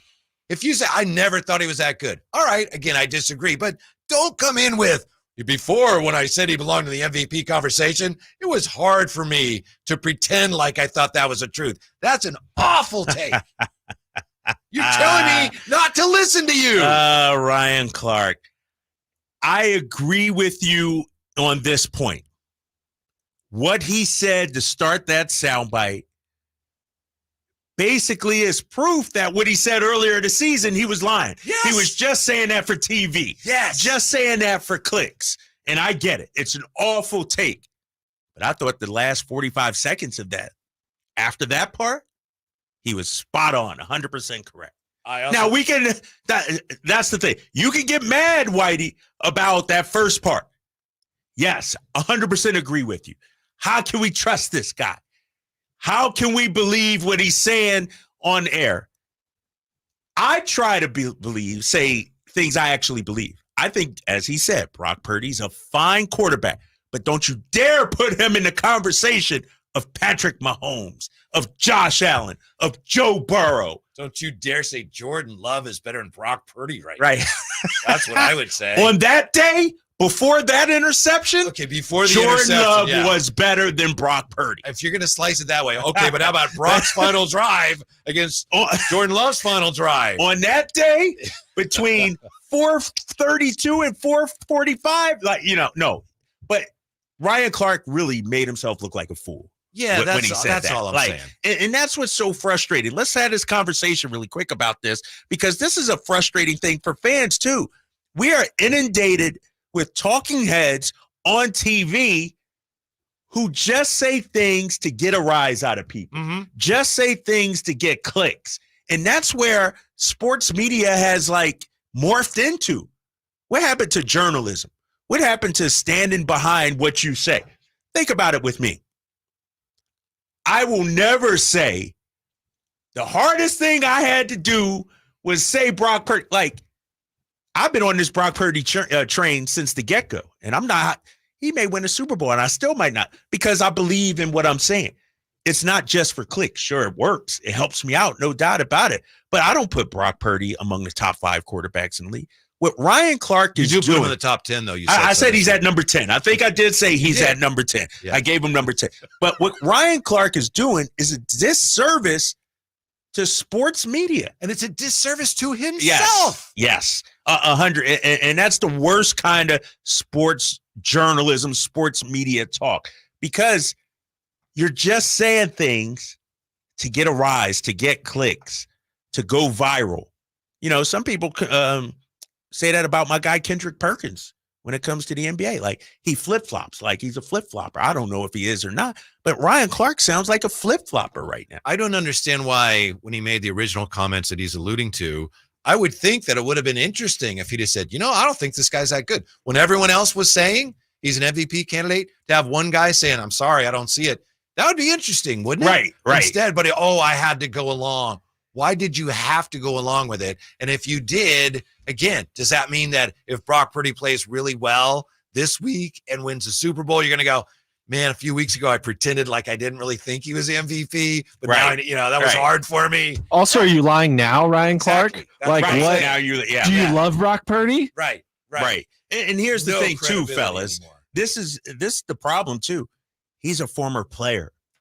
He's supposed to be better. Like, I can see if you're Joe Schmo, don't have any credentials behind your name, you're trying to make a name for yourself. Yeah. This is Ryan Clark. JoeSchmo.com. Joe Schmo, Joe Fan, or whatever our guy was. But Freddie this is the Fan. Freddie the Fan. This is Ryan Clark, a face of ESPN's NFL coverage. And now, to your point, how are we going to believe anything he says from here on out? Yeah. What if he's talking about golf this week or Patrick Mahomes? Like, is he just saying it just for TV? Was it Carissa Thompson who she said that she made something stuff and up. She was doing that podcast with Aaron Andrews, and apparently Aaron Andrews said, I've done that. Yeah. And then people have asked her about that, and she had no comment on that. But why would you say that? Why would you if say you it? had to do it sometime, I wouldn't do it, I'd hope. But okay, if you did it, you did it. Don't come out and say you did it. Right. Yeah. It's making, like I said, the industry look bad and yourself look bad. Yes. But Carissa Thompson, she survived it. I know. Like, it's and there are some people that say, what's the big deal?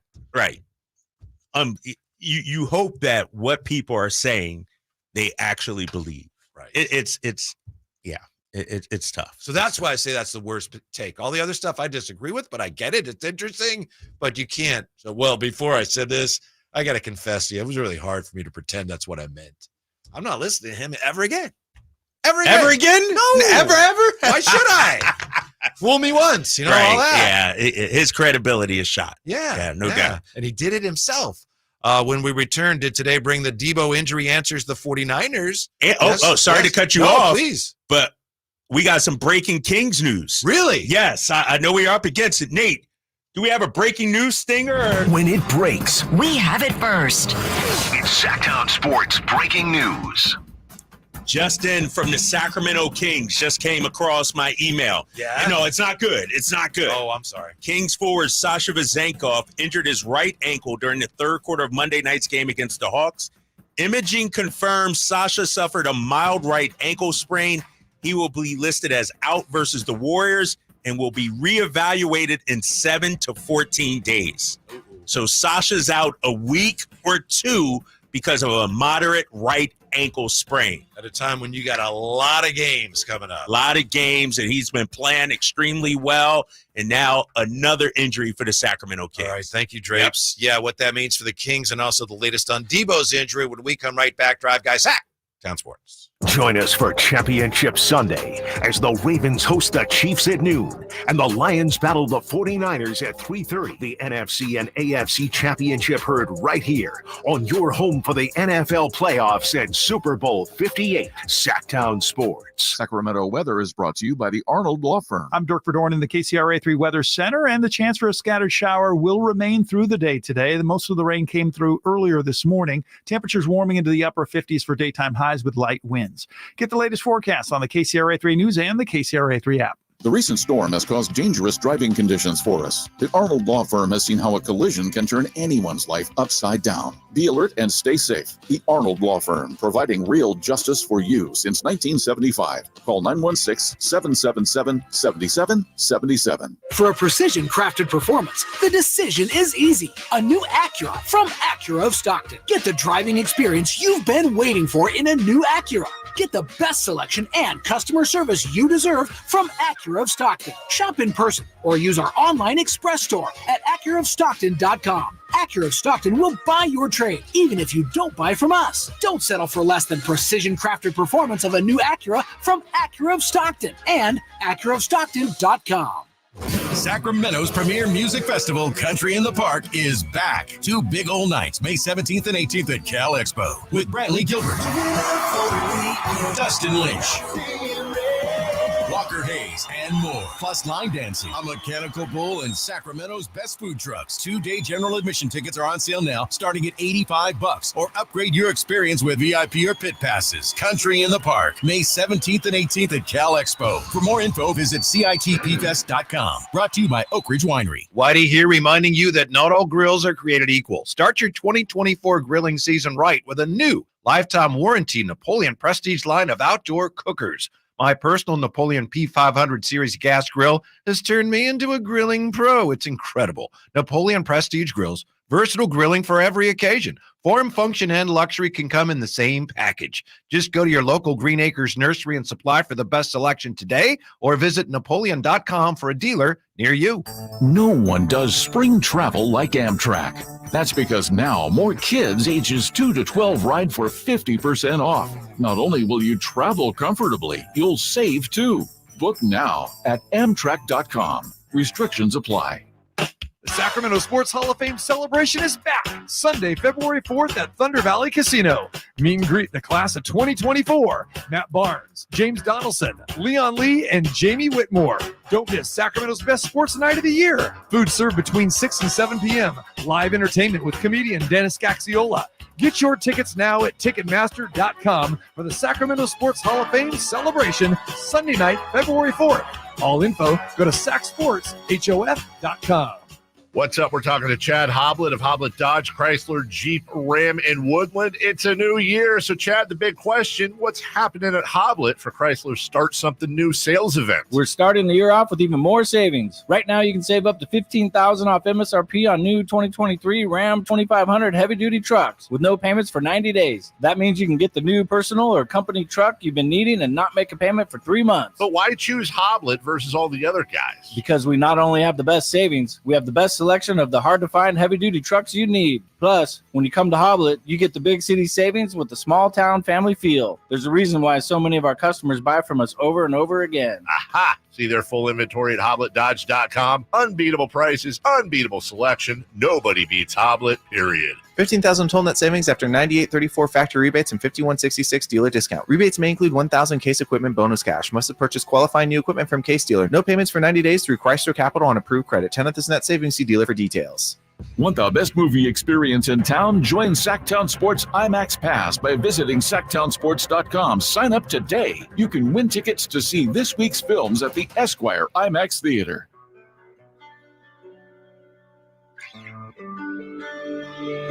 The Drive Guys powering your afternoons Monday through Friday on Sactown Sports. Well, moments ago, Kyle Draper shared with us a Kings update, and I have to confess, when he first said, "We've got an update," I thought we were talking about a trade. But then he shook his head and said, "Nope, it's not good news, and it could be worse, but it looks like Sasha's on the shelf for a bit. Not good with a lot of games coming up here on this road trip in a hurry." Yeah, moderate right ankle sprain, will be out tomorrow and reevaluated in 7 to 14 days. So he's out at least a week. So we're talking Golden State. We're talking, who's the next team? Dallas, Memphis, and Miami. So that's 4 games right there that Sasha would be out. And Typically reevaluated. Says there's no guarantee he'll be back. Minimum. Yeah. And what's upsetting about this, if you're a Kings fan, if you're Mike Brown, I feel like Mike was just starting to figure out a rotation. a group of guys he was going to turn to. And Sasha had been a part of that. Mm-hmm. He had broken into the rotation and he had been performing well. Now Sasha's out. I'm not sure what they do. Do you keep it small? Do you throw in a Duarte? Do you turn to somebody else? I don't know what options Mike Brown had. Maybe lean on Trey Lyles more. I don't know. But Sasha had been playing well. He'd been really shooting the ball well. Yes, really shooting. That's what we need our guy Trey Lyles to step in. Like, who's going to fill in that role? And so hopefully it's Trey or somebody. Yeah, an opportunity. Next man up, as they say. Yeah, it's a great point. As you said, the bench outscored the Hawks bench. I think it was 43-19, which is understandable because the Hawks shorthanded anyway. Right. And they're not very good. But still, you're right. I had the same impressions. Like, wow, we have what looks like a rotation here. Yes. And just in time. Just in time. You got this long road trip.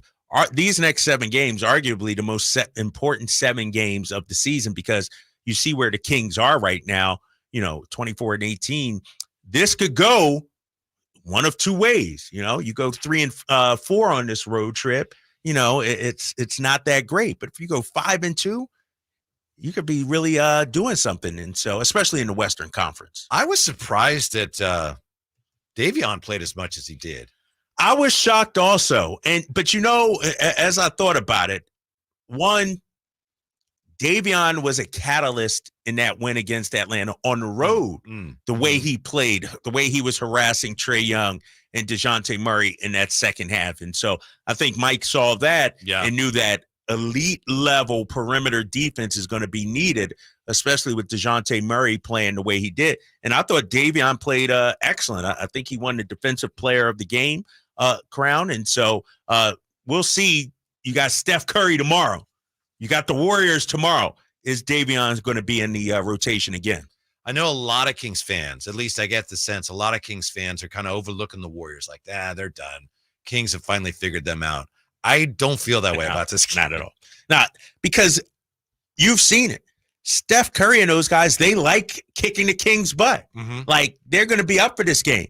It's the second night of a back-to-back. They got Atlanta tonight. Right. But, I think they understand it is a rivalry, and anytime they could treat Sacramento like little brother, I think they're, going to take advantage of that. Yeah, and their backs are against the wall. I know it's cliche, but they're feeling that way. And the last thing they want is to have little brother from the north come in and kick sand in their faces too. So that should be a fun one. Thank goodness the Warriors have to play tonight as well, as you pointed out. Now, speaking of injuries, Deebo Samuel, he, did not practice today. His availability for Sunday figures to be a question that's going to linger throughout the week. Shanahan said he feels better. When asked if Deebo's condition makes him more optimistic for chances of playing, Shanahan said, "It makes me feel better." But he did not offer any insights into what's going on with Deebo other than his right shoulder hurts. I have to confess, I'm a little confused by that because it's his right shoulder. And I know initially he was injured when he sustained a blow to his left shoulder. So I'm not even sure. I thought it was his left shoulder, apparently the right shoulder, but we don't know what's wrong with it. The x-rays and MRI have not revealed any cracks. So there could be some joint damage in there, but obviously it's very serious if it's a couple of days before the NFC title game and Deebo is still not out there practicing and they're still not sure he's going to play. Yeah, this would be a big loss because one thing Deebo gives you, he's like that Swiss Army knife. He can line up anywhere on the field, backfield, split out, slot. Like he's that Swiss Army knife that if you're a defense, how do you prepare for that? We know where Ayuk is going to line up. We know where Kittle is going to line up. We know to an extent where what CMC is going to do. Like Deebo to me is that X factor. And you look at any of the national talk shows, they're like, can the Niners win without Deebo Samuel? Yes, but it becomes that much more difficult, especially against the Lions team who is not a great against the pass. So if you're fully healthy, you should be able to pick them apart passing wise. Now, without one of your guys, perhaps one of your top guys, it becomes that much more difficult to pass. And so this would be a big loss for them. And Whitey, one last point, all I've been hearing all season long is the only thing that can derail the Niners is injuries.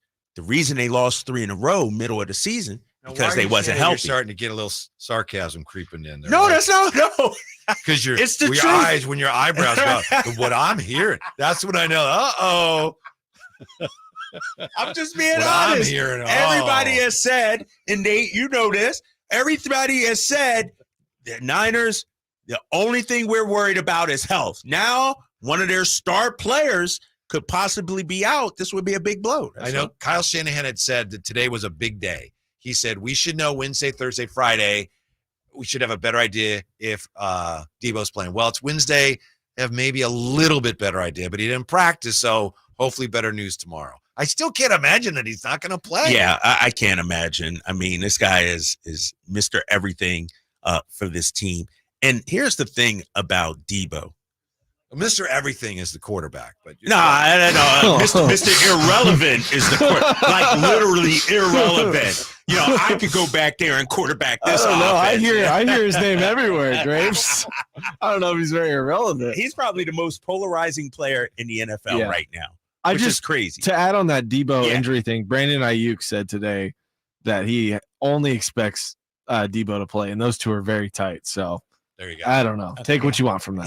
I maybe they're sandbagging a little bit. It might be a little gamesmanship. The Lions. Yeah, a little. You know, do we prepare for Debo or not? Of course, you know, if I'm the Lions, you expect Debo to play, but no, man, this is he is so valuable to this team. Like to me, him and CMC are the two most important people. Now, I was going to say earlier, we know Trent Williams is, you know, the heart and soul, but I could argue Debo is too, the heart and soul of this team. Like that chip on your shoulder, that the way he went into Philadelphia and gashed the Eagles, he earned a lot of respect from me. I do think that the fact that Debo didn't play, that also contributed to the unevenness of Shanahan's play calling. Oh, I thought you were going to say Purdy's. No, Purdy was fine. He was great. But they were really, the game plan under Pierce was really based on a lot of Debo. Yeah. A lot of Debo. So then they had to make some adjustments. I think that's one reason. And the Juwan Jennings run was a great example. Like, we're not supposed to give him the ball. Right. That was one of the things that that's made it look Debo's play. Yeah. Not Juwan Jennings' play. No, it's But do you really think Brock Purdy's the most polarizing player in the league? Yes. Wow. I think so. Like, who's another player that elicits this kind of debate, this kind of reaction? Well, and it's not just us. I'm talking nationally. It's funny because Jimmy G was very polarizing. He was that way too, huh? Yeah. So Brock Purdy, second coming to Jimmy G. I've been telling you guys that. You know? I mean, Deshaun Watson, if I'm going beyond football. Yeah, beyond football. Aaron Rodgers, no way does Jimmy G win that game against the Packers. That drive. No way he has that drive Brock had to win that game. So he's not. I'm not going to let you go that far, Drapes. He's not the second coming of Jimmy G. No, but Jimmy G early in his Niners tenure. Yeah, pre-ACL, that was a different player. Right. That was a different dude. You're thinking of Jimmy G the last 3 years or whatever, the shortcomings that he had. Oh, the majority of his career as a 49er player? Jimmy G the Patriot, maybe. Yes. Oh, you go. You going back there? Ooh, let's go high school, Jimmy G. High school. I don't even know where he went. But I think he played linebacker too in high school. Did he? At some Jimmy, point, really? he played linebacker. He's a big dude. Yeah. Is Brock Purdy the most polarizing player, Nate? Off the top of your head? I mean, for me, I just as a Niners fan, it's all I hear. Brock Purdy, right? All That's day, what every. I feel like. So I know I'm biased, but I mean, the debate's insane. What other player can you talk about like this? It was Tua for a while. I feel like Dak's pretty maybe polarizing. Dak because the Cowboys, yeah. But Yeah. also right now, I mean, the spotlight is on, so I think maybe caught up in the moment. But yeah, Dak, I don't know. Cowboys are whatever. Yeah. You know, Ryan Clark said, I got a confession to make. Like that Foo Fighter song. I got a confession to make. I got a confession to make. Before the season started, I was doing the show with Chris. Yeah. I said Jake Moody was going to be a candidate to be NFC Offensive Rookie of the Year. Ouch. He didn't even make the I was about to say, how's that going for you? How's that He's going not for even you? the all-rookie kicker. Oh man. You brought that back up, though. How about that? That would be one I'd probably bury. You know, a take. You know what? Long as Drapes doesn't bring it up, I'm good. I don't have to worry about that one. He made his kicks too in the Packers game, so I know the blocked one. big, but you know, you look at the Carlson didn't. So That changed here we that are. whole game. When we come back, by the way, you got Emil back there. Not to make you nervous. Is he back there? Yeah, he's lurking. He's I'm giving him one of these. I've never even seen that. I don't know what that is. Yeah, that's old school, man. I don't know That's what what that kids is. used to do back in the day, man. Why is it? First of all, what time's your show, Nate? What time's your show? 6 to 7 Why tonight. the heck is Emil here so early? I don't know. Why is he here like 3 hours early? Dude, he wants some problems for you, I guess. I don't know. When we come back, it's a new way to try to land an expansion team. Maybe Sacramento should try it. Who knows? Emil may pop in at some point as well here as we roll on here. Drive Guys on Sactown Sports. Harrison Barnes plays here. Harrison Barnes drives it, hammers it. The Black Falcon soaring into the night sky on a Monday evening in Northern California. Sactown Sports is your proud home of the Sacramento Kings. When the unexpected happens, trust AutoAccident.com. Loyalty and compassion set them apart. They're with you every step of the way. AutoAccident.com. That's AutoAccident.com. Hey, it's Carmichael Dave asking you, are you feeling the pain of paying more and more for your gas? PG&E has increased their rates 4 times in the last 5 years, and the new forecast says PG&E customers may see their bills increase 32% by 2026. The good thing is there are steps you can take to protect yourself from these rate hikes, and better yet, American Energy may be able to help you completely eliminate your gas bill with a new ultra-high efficiency comfort system. Did you know SMUD offers huge rebates to eliminate your old gas guzzler? They can help you guide through the whole process. Seriously, listen to me. You go to the SMUD website. There's tons of rebates available, but it is confusing on how to do it. Listen to these rebates. $2,500 from American Energy, $3,500 from SMUD, $1,000 from Caltech, $2,000 home system upgrades. That's $9,000 in rebates. Let American Energy help you out at 916-520-9990. Call 916-520-9990 now. Power Business Technology is proud to be 100% independent, locally owned, and managed Toshiba copier dealer. Local ownership cuts out the red tape, allowing ourselves to never be too busy to personally answer the call when our clients need us. Recognized for excellence in service execution, training, and customer service, we're proud to be named a 2022 Toshiba ProMasters Elite Dealer. Contact us today for all of your business printing needs at 844-POWER-BZ. That's 844-769-3729, or visit us at PowerCopier.com. Jackson Hewitt has a plan to get your tax refund fast with a buck here, buck there, here buck, there buck, everywhere buck. You don't have to wait weeks for your tax refund. Get money sooner with a no-fee refund advance loan at Jackson Hewitt. On this loan, there's a money today guarantee. E-I-E-I-DO. Don't settle for chicken feed. Get fast bucks at Jackson Hewitt today. No-fee refund advance loans by Republic Bank offered to eligible clients. Money today guarantee if approved for a loan on a prepaid card. Details at jacksonhewitt.com. The possibility of lung cancer can be pretty scary, especially if you're one of approximately 8 million current or former smokers at high risk. That's why SaveByTheScan.org wants you to know that now there's a breakthrough low-dose CT scan that can detect lung cancer early, and it only takes 60 seconds. You stop smoking, now start screening. For an easy quiz to see if you're eligible, visit SaveByTheScan.org. It could save your life. SaveByTheScan.org is brought to you by the American Lung Association's Lung Force Initiative and the Ad Council. This is Monster Jam. Witness big air, two-wheel skills, backflips, and all-out racing. It's the only place to see the world's best drivers tear up the dirt in your favorite Monster Jam trucks like Gravedigger, El Toro Loco, Megalodon, and more. It's big-time fun for the whole family. Monster Jam, as big as it gets. Coming to Golden One Center this weekend. Brought to you by BKT Tires and Great Clips. Visit monsterjam.com today.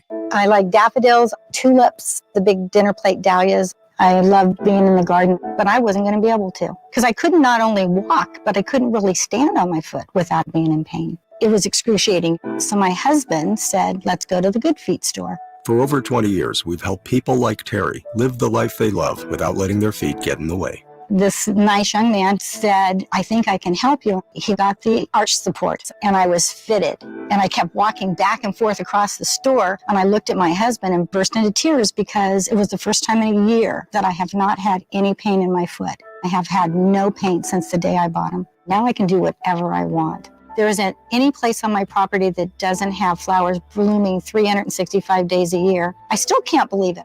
My name is Terry, and that's my Good Feet story. See what we can do for you with a free personalized arch support fitting at the Good Feet store. For sore feet, aching back, knee, or hip pain, come to the Good Feet store in Sacramento, Roseville, or Vacaville. When it breaks, we have it first. It's Sactown Sports Breaking News. ESPN is reporting that the Los Angeles Chargers have hired Jim Harbaugh to be their next head coach. Breaking news here from the Drive Guys. Chargers hired Jim Harbaugh to be their next head coach, Kyle. Massive move by the Chargers. Right move by the Chargers. Tailor-made to win right now for Jim Harbaugh. Best situation out there for him in the NFL. And so this is just a match made in heaven. This is huge news. We know how great of a coach he is. Look what he did here. Look what he did, obviously, at Michigan. And now he's going to turn the Chargers back into a relevant team. This is big news. Mm-hmm. He's got a quarterback. Got a quarterback. One thing That's when all you're you a coach, need right there, baby. NFL franchises, some of them just flop around for years trying to find a quarterback. And there's a situation where, well, that team's got a good one. Yes. And he's a motivator, too. Like, he elevates the talent around him. Look what he did to Michigan. Remember the knock at Michigan? Oh, they could never beat Ohio State. He could never. Well, now they've beat Ohio State 3 straight times. Now they own Ohio State. Look at what happened when he was suspended this season as well. That thing kept humming like a well-oiled machine. His players played for him. And so I think this is a slam dunk out of the park kind of hire for the Chargers. And he's also in the same conference as his brother. A little Harbaugh again. You know, that would be brother who beat him in the Super Bowl. A little help. That would be interesting. A little get back. And that's the only thing missing from his resume, right? Is a Super Bowl win now. And so now he has a contender. Man, the AFC just got that much tougher. Look at the quarterbacks and the coaches out. It's going to be a bloodbath out there. I agree with you. I think it's a great move for the Chargers. I'm just wondering how much that's going to improve their standing in L.A. I wonder if there's any hope, of the people actually noticing, the Chargers. Well, that's nice. Yeah, I don't. They'd have to win. That's right? a big mountain. That's a big mountain to climb. It's, they get to the Super Bowl, though. I mean, maybe, but you're right. That's a big mountain to climb out there. Yeah, but a good match. Good match for them. Good match for him. Now, I guess a lot of people, Emil just popped his head in to say hi to you. I know you guys are buddies. But, he was saying, as a lot of people are saying, I guess it's Belichick to Atlanta now. And I know that thing seems to be gaining momentum. But Harbaugh to the Chargers, I thought, that's a no-brainer. But Belichick to the Falcons, I didn't see coming. Not at all. And because I don't know if the Falcons have the quarterback situation. They do not. Exactly. And Bill Belichick, historically, Steve Bartkowski ain't walking through that door. Exactly. Michael Vick ain't walking through that door. The shell of Matt Ryan ain't walking through that door. Like, and here's the thing, though. Belichick, the big knock on him has been his inability to draft the quarterback position. He goes to Atlanta. Is he in charge of personnel? Is he in charge of making that decision? It doesn't seem like a good fit to me. Yeah. Not at all. I wonder if that's part of the appeal of Atlanta. Maybe they are saying, you run the show. Right. And obviously Dallas didn't make a move with the coach, but that was one of the reasons why Dallas didn't seem a good fit. Like Jerry Jones is the running things there. Atlanta, Arthur Blank would just be like, you know what? Mm-hmm. Belichick's the guy. And so this is a redemption kind of opportunity for Bill. But I think you talk about a mountain that's too high to climb. I think the Falcons, even though that division is, suspect, but outside it, that's a tough place to win. Yeah. That's a good point. I mean, hey, coach, you win 9 games, you might win the division. Right. Exactly. Right. You got to get a quarterback down there, though. You got to get a quarterback. Mark Rodriguez on the chat asks, how will Harbaugh deal with no Chargers fans? Ooh. I wouldn't be surprised if he had an attendance clause in his contract. Seriously. like a bonus or something like an incentive clause. Why not, right? Why not? And I still don't like the move of the Chargers to go to Los Angeles. But when you look at it, you got the Rams. The Chargers just they're not sexy. They're not, it's not a cool thing to be a Chargers fan, And so, but you could turn that around, turn them into a winner. We talked about it. They're not that far off. maybe they'll come. If you build it, they will come, right? This is eerily similar to when he took over for the 2011 Niners. They had the roster there consistently bad. I think 6-10 the year before. Yeah, 6-10. In 2010. But the talent was there. But the talent was there. The talent is there for, there's injury prone guys like on both teams. Obviously Herbert's better than Alex Smith, but, untapped potential there. And there's, talent like Joey Bosa's there. They got key guys. So don't be shocked if Harbaugh does his thing again and takes that team somewhere. And don't be shocked if your Eagles don't get Lord Fangio and he ends up joining Jim Harbaugh for a reunite. The Chargers. Really? Wow. I think so. Wow. Yes. He was on a staff, I think, at Stanford and with the 49ers. Wow, that would be Greg Roman too. Yeah, was with Harbaugh. Yeah, that would be massive. I'm looking at this Chargers roster. They got some talent. I think they have a little bit of age defensively, but that's kind of nitpicking. Right. I think they got a pretty good team. And I don't know, Stokely was a good coordinator, just didn't seem to have the feel for being a head coach, right? Yeah. And when you look at, the Chargers, I'm looking at their division right now. Chiefs obviously going to be there. Are the Raiders a threat? Antonio Pierce. Pierce? I don't know yet. Broncos, and so I think the Chargers could challenge for second, and Kansas City might be going down regular season wise, and so he could build something there. And those are all things that Harbaugh looked at. Yes, yes. When you look at it, if you were to talk about Herbert in terms of the quarterback standings in the AFC, you got Josh Allen. I would put ahead of him. You got Lamar, Joe Burrow, and then. He's Patrick Mahomes, top 5 in AFC? As far as just being a gifted thrower, easily top 5. Yeah, exactly. And that's where you got to start at. So this is a major move, one we saw coming pretty much, like a match made in heaven, but this is huge for them. He's going to have to bring in someone who can help draft too. His drafting was pretty awful for the 49ers. Trent Baalke's available, I think. his best pick was Alden Smith, and that was amazing, but I was like a gimme. So him and Baalke are buddies, aren't they? Yeah. So, good for the NFL. Real quick here. Yeah. I wanted to touch on this because, here in Sacramento, we're interested in getting more teams. Maybe we bring in the A's and it helps us get a baseball team at some point. There was talk about a year ago of Vivek working on a hockey team coming here. I've never seen it done this way before. The owner of the Jazz sent a letter to the NHL and said, we request an expansion team.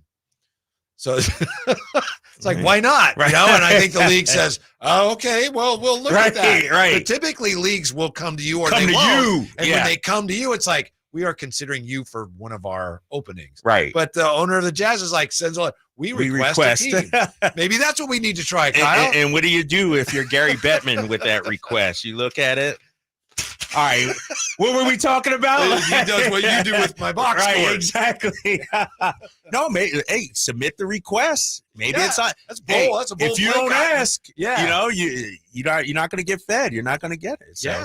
Yeah. But it was because I was filling in on the show, I think about a year ago, and we were talking about Vivek, and there was a lot of talk about the Golden One, how there's the seats. It's not really set up for hockey. So, there's something about where the rink would go. There's too many seats. I don't know. Anyway, we know that Vivek is looking, in the powers that be in Sacramento. They're looking to add. Sacramento is about to explode. Like the thirst for another professional team is there.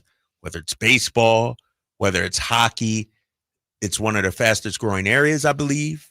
That you see Doco and what it's doing down there. You see the Bay Area transplants moving up to Sacramento as well. And so, I think this area is ready for another team. Hey, we've already had 2 breaking news stories today. How about that, man? Yeah. And the trade deadline is still in 2 weeks. There's going to be a Woj bomb or something somewhere. So stay tuned. And coming up, the toughest thing about the Kings' upcoming 7-game road trip next with the Drive Guys on Sactown Sports. The NFC Championship game featuring the Detroit Lions and the San Francisco 49ers. Sunday at 3:30 on Sactown Sports and the Sactown Sports app. Did you know some ordinary cold medicines can raise your blood pressure? That's alarming. Fortunately, there's Vicks DayQuil High Blood Pressure. It's specially formulated without alcohol, sugar, or decongestants to provide fast, powerful cold and flu symptom relief for people with high blood pressure.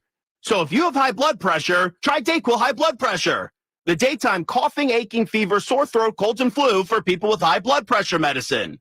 Use as directed. Hey, what's up, everybody? It's Kyle Draper, also known as Drapes, here for Mercedes-Benz of Stockton.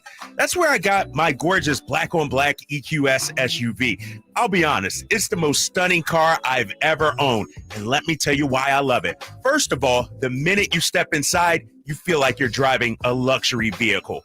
Plus, I love the onboard navigation system, and I tell you what, my kids just love the front seat and rear seat heating option.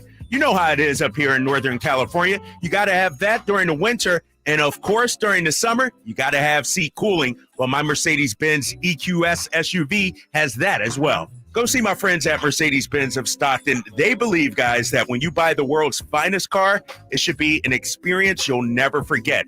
It's the greatest car shopping experience I've ever had. They were tremendous. The ease of buying, they just made it super simple. It's just 30 minutes from Sacramento, right off of I-5. And of course, you can always go online at mbofstockton.com. I'm getting vaccinated with Prevnar 20, a Pfizer vaccine. So am I, because I'm at risk for pneumococcal pneumonia. If you're 19 or older with chronic conditions like asthma, diabetes, COPD, or heart disease, or are 65 or older, you are at increased risk for pneumococcal pneumonia. Ask your doctor or pharmacist about Prevnar 20, pneumococcal 20-valent conjugate vaccine. It can help protect you against pneumococcal pneumonia in just one dose.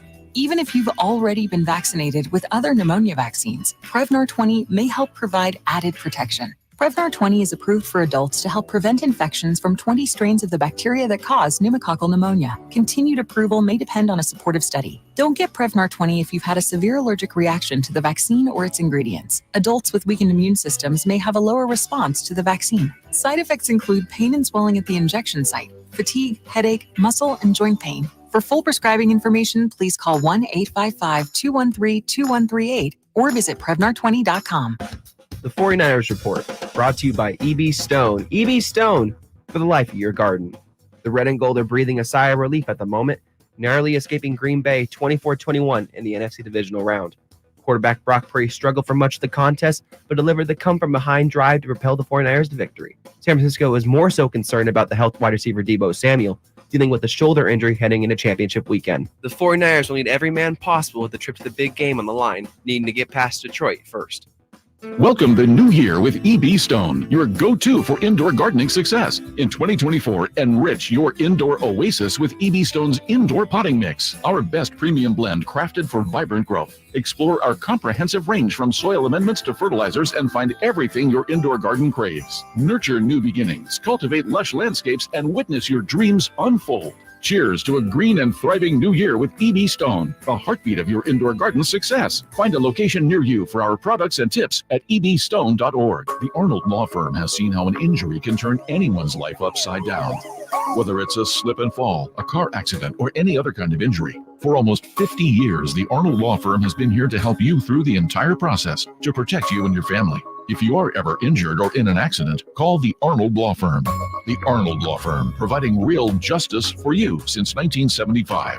Call 916-777-7777. That's 916-777-7777. What's up? We're talking to Chad Hoblet of Hoblet Dodge Chrysler Jeep Ram in Woodland. Chad, as you know, it's a brand new year. The big question, what's happening at Hoblet for Chrysler's Start Something New sales event? We're keeping our traditions alive by continuing to offer the best savings on remaining new 2023 Ram 1500 Bighorn Crew Cabs. Right now, you can save up to $12,000 off MSRP, and even better yet, you don't have to make a payment for 90 days. Well, that's a pretty big deal. $12,000 off MSRP on one of America's favorite trucks. That's the difference between Hoblet Hoblet, and so many others. We are here to help you get the truck you need at the best possible price, and you won't find a better selection of new Rams with over 500 trucks available. At Hoblet, we want you to be a customer for life. See their full inventory at HobletDodge.com. Unbeatable prices, unbeatable selection. Nobody beats Hoblet, period. 12,000 total net savings after 68.41 factory rebates and 51.59 dealer discounts.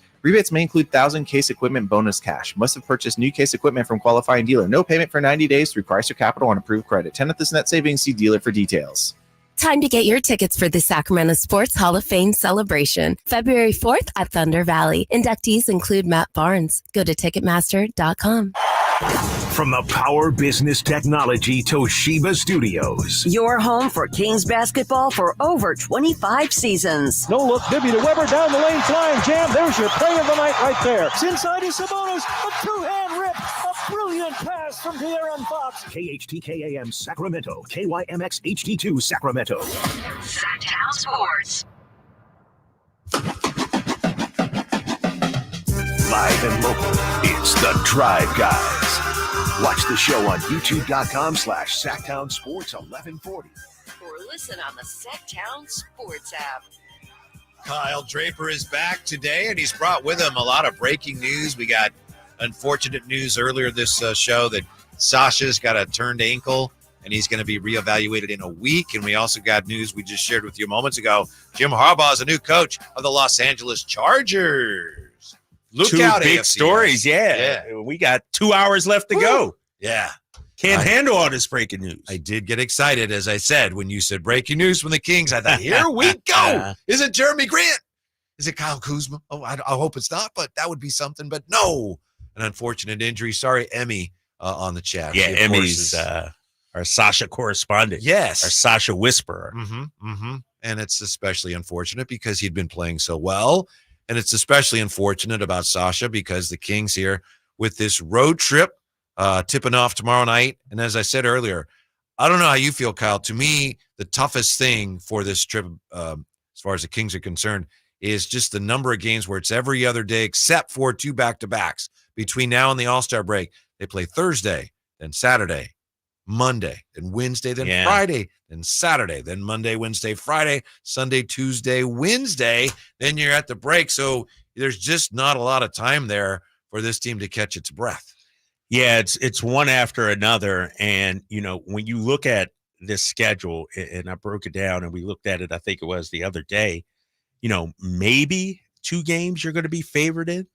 Like at Golden State, I don't think you'll be favored in that one. At Dallas, at Memphis, maybe, and then at Chicago. But Cleveland's playing well.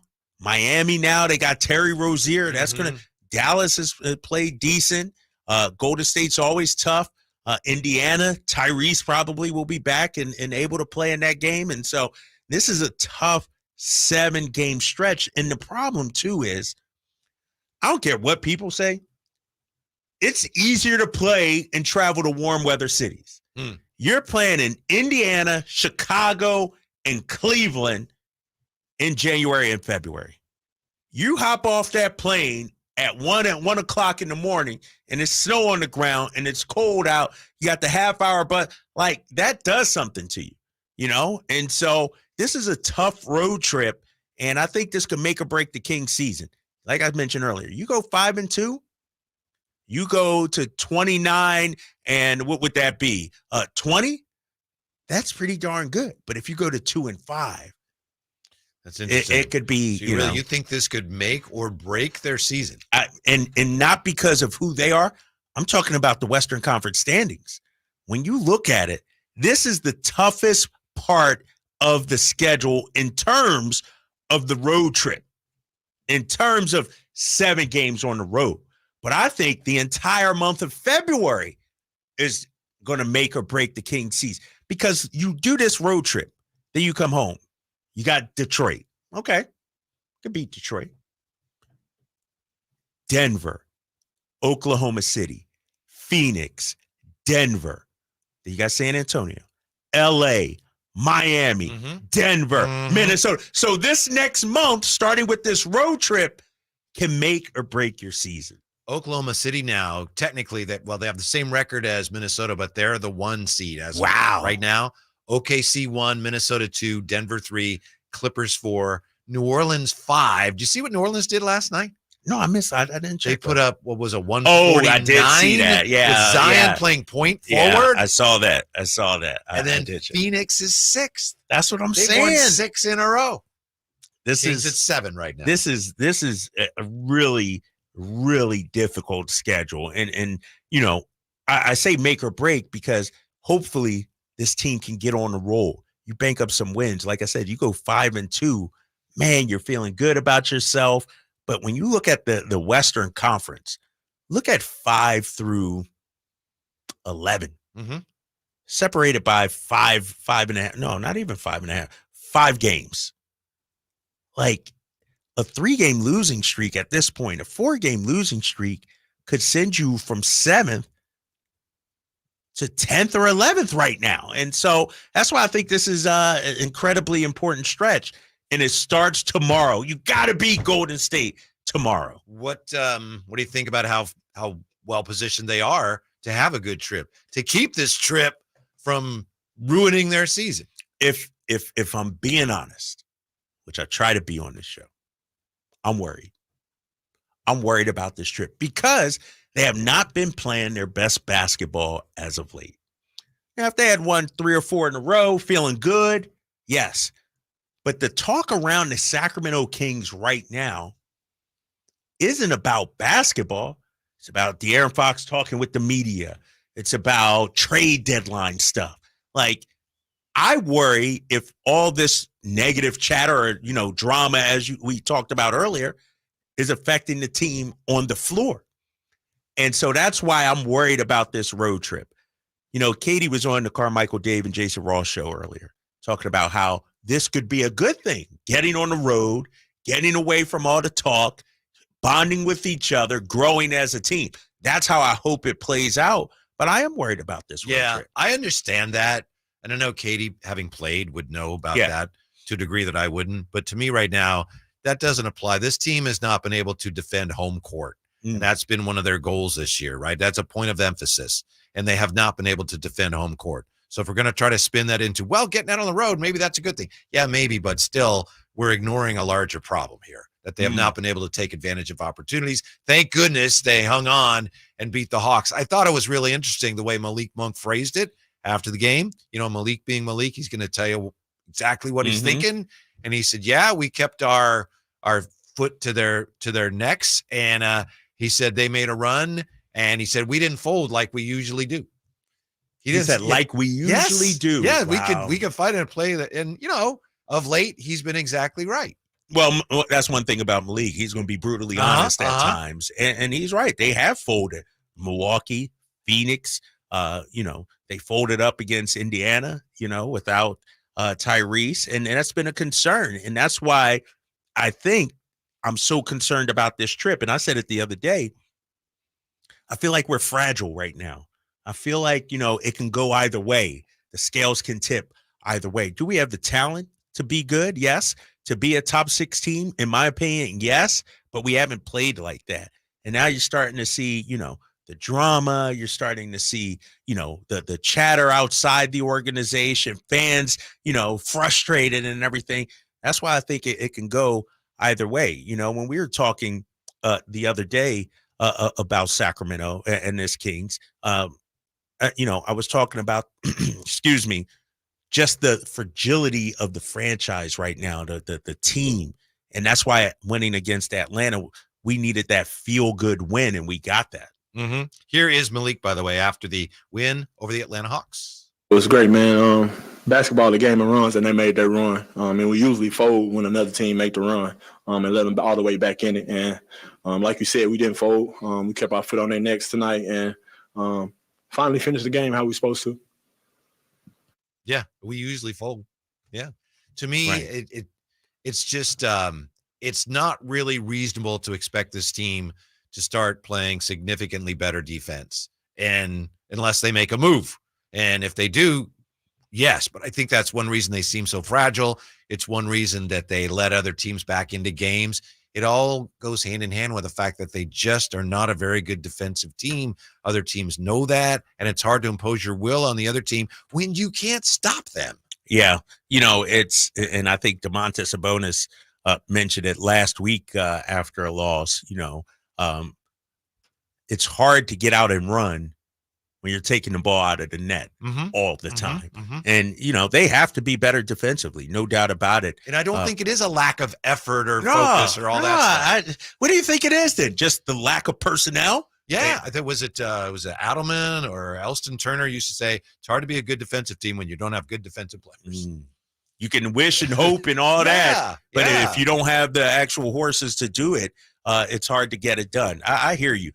But we've seen at times, that's what's so frustrating. We've seen at times, a lot of times, and I was talking to my son's varsity coach. My son plays freshman. I was talking about. Give me a shout out. Come on, man.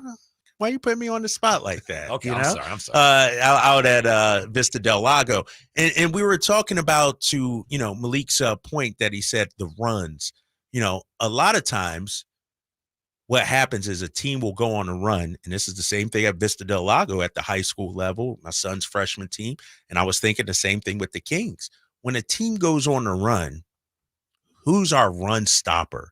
Like, a lot of times when a team goes on the run, we just let it happen. We don't counterpunch. We don't hit back. And so to Malik's point that he said, usually we fold and we just let teams go on a run, and it is what it is. No, you got to stop that run somehow. Who's our run stopper? De'Aaron Fox, Malik Monk, Sabonis. Somebody got to say enough is enough. We can't let an 8-0 run go to 14-2, go to 16-4, and that's what's been happening. And to the point of the other night, Atlanta went on their run, cut it to 9, but Sacramento was able to stem that.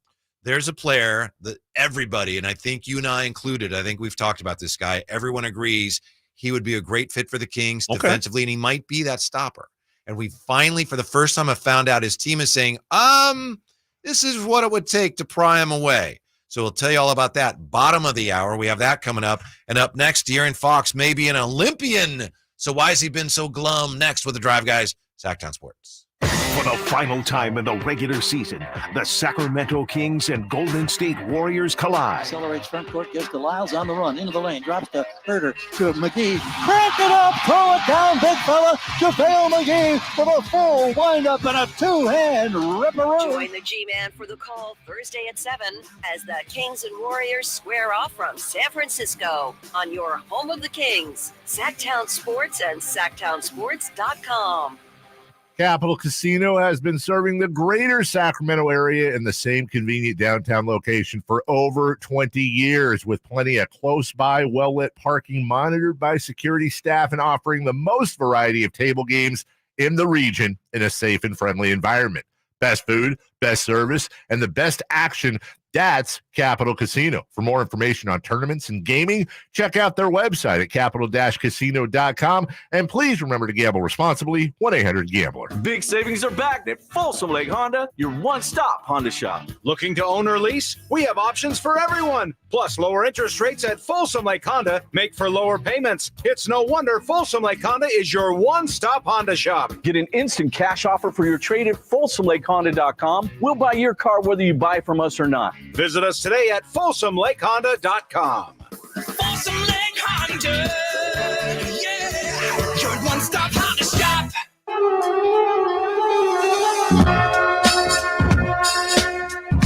The Drive Guys powering your afternoons Monday through Friday on Sactown Sports.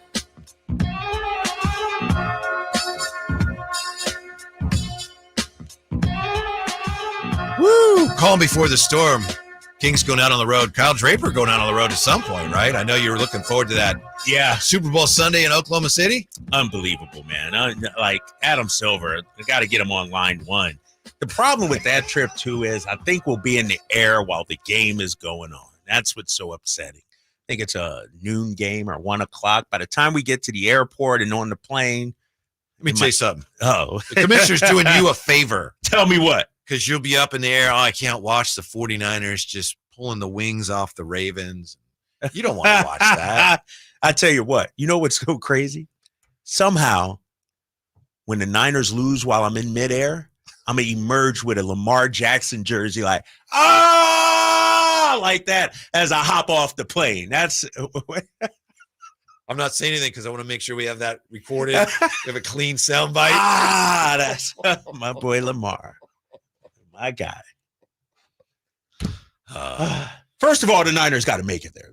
That's just what I'm saying. Well, sure. They got to make it there. Don't count your chickens before they hatch. Watch out. Big bad Lions, Goff, baby. You with all your talk about great quarterbacks, and you're telling me Jared Goff is going to beat the 49ers? That you're all about. You got to have a great quarterback to get to the Super Bowl. Goff and Purdy are about the same level. They're about even. In my book, Jared Goff's had a hell of a season. Mm-hmm. Why you giving me Yes. I didn't think he's your type of quarterback. He doesn't have that pedigree. No, he's going against the Niners. Niners. He did go to the Super Bowl once, and he Jordan, didn't play well. He went to his resume deeper than Brock Purdy's. I think Jared Goff's very good. Right. But I'm making fun because he doesn't seem to fit your ideals of this is a great quarterback. He's a good quarterback. Okay. He's good. Just like Brock Purdy's a good quarterback. He's not elite. Those guys aren't elite. Lamar Jackson, elite. Patrick Mahomes, elite. Josh Allen, elite. If Brock Purdy wins the Super Bowl, he'll be elite. He'll be Trent Dilfer. Yeah, that's right. He'll be Trent. No. Oh, I love it, man. Yeah. That's the gift that keeps on giving, man. Yeah. I mean, you know how good that Ravens defense was that won the Super Bowl for Trent Dilfer. Yes. This 49er defense it's not the Ravens. It's not that. But look at them skill position players. I'm telling you, man, people, I tell you what, this is why I said Brock Purdy is the most polarizing. As soon as I mention the word Brock Purdy, I forgot Draper is a hater. It elicits such a reaction out of people. I don't know if Brock Purdy's the most polarizing figure in the league, but he's the most polarizing figure on this show. And that's because, how do I put this? I'm not just one. Me, Ryan Clark, whoever you know. All of us. Yeah. He's got a lot to answer for this week. Brock Purdy. A lot of questions. I understand they're all legitimate based on the way he played last week. Were the simplest throws that he's made. One thing he could always do is complete that 8-yard and in the mid-range pass. And last week, what happened to Brock? I guess it was the water. Yeah. I don't think it's anything to be concerned about, but the questions are fair. I'll give you that. They're very fair this week. The jury is still out on Brock Purdy in my eyes. He still can. You're never gonna. He could win 3 straight Super Bowls, and you'd say, it's a defense. And see, this is what I hate about this conversation, Whitey. You're putting it on me. I didn't start this Brock Purdy hate. It was, you guys comparing him to Joe Montana. It was comparing him to Tom Brady. You were anti-Brock before I ever compared him to Joe Montana. That's because I'm an Eagles fan. So I was, because here's the thing, because I spent all off season listening to Niners fans. Well, if we would have had Brock, we would have beat the Eagles. Well, we knocked them out of the game. We kicked them out. We injured them. We hurt them. That's why you lost the game. It wasn't like he just had some phantom hangnail and couldn't play. His butt got knocked out of the game. And now, and mind you, and I keep going back to the numbers, the Jimmy G hate and the Brock Purdy love.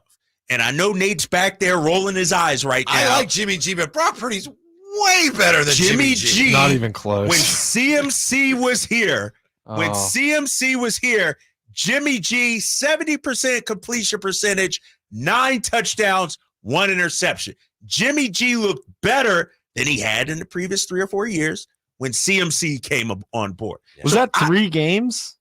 Nah, it was like 5 games or something like that. Come on, man. I don't even know. Got him at the deadline, and then he was gone by like week 8 or 9. The numbers don't lie, Nate. The numbers don't lie. 9 You hate touchdowns. numbers. That's your whole thing. You hate interception. numbers, Drapes. Eye test. You're all The about eye test. eye test. The eye test tells me Brock Purdy light years better than James Richard Garoppolo. You guys but I like Jimmy G. Because I said I didn't want to talk about Jimmy G ever again. At least until you guys keep bringing me back into this argument here. All right, He's let's a good talk quarterback. Let's talk about future Kings Olympian De'Aaron Fox. Met with the media today. I believe this is something that he's known about for a while. I have reason to believe this is something that's been in the works for a while, and it hasn't been announced till today. 41 players named as candidates to make the Summer Olympic basketball team. Can I ask how many make the team? Is it 15? That's a good question. I don't think it's. I think it's 12. 12? Oh, it's less. Okay. It's 12. Mm-hmm. Yeah. So De'Aaron Fox speaking with the media today on why he so excited and so proud. It's an honor to be able to represent my country. I talked to Grant a little bit, so I was already in the loop, and obviously I want to continue to focus on what we're doing right now. But it's definitely an honor to be able to be mentioned with a lot of those players who have already won gold medals. Being a part of that before, does this feel like it might come at a better time in your career? Definitely, and obviously FIBA was a bit different for the U.S. than it is viewed around the world. But just being able to be in that contention to be in the Olympics, which is something that obviously America takes a lot more seriously than other things, is definitely an honor for sure. Obviously, the NBA is a goal growing up, but do you kind of think about the Olympic team and playing on that level as a kid too? Yeah, definitely. For us, people my age, being able to watch the Redeem team definitely puts memories in your head. And for me, obviously, the way that someone like Melo played in the Olympics and what he did, I think are lasting memories. So being able to be in that position is definitely an honor and a blessing. All right, Kyle, I feel kind of like USA basketball is kind of dangling this carrot for us. Oh, Sacramento, look. And I'm not sure how realistic De'Aaron Fox's chances are of making the team. I don't think it's based on how they play. You tell me, what do you think? What goes into ultimately who's on this team? Does De'Aaron Fox have a legitimate chance? And I'm not saying he's not good enough, but what are the real criteria here?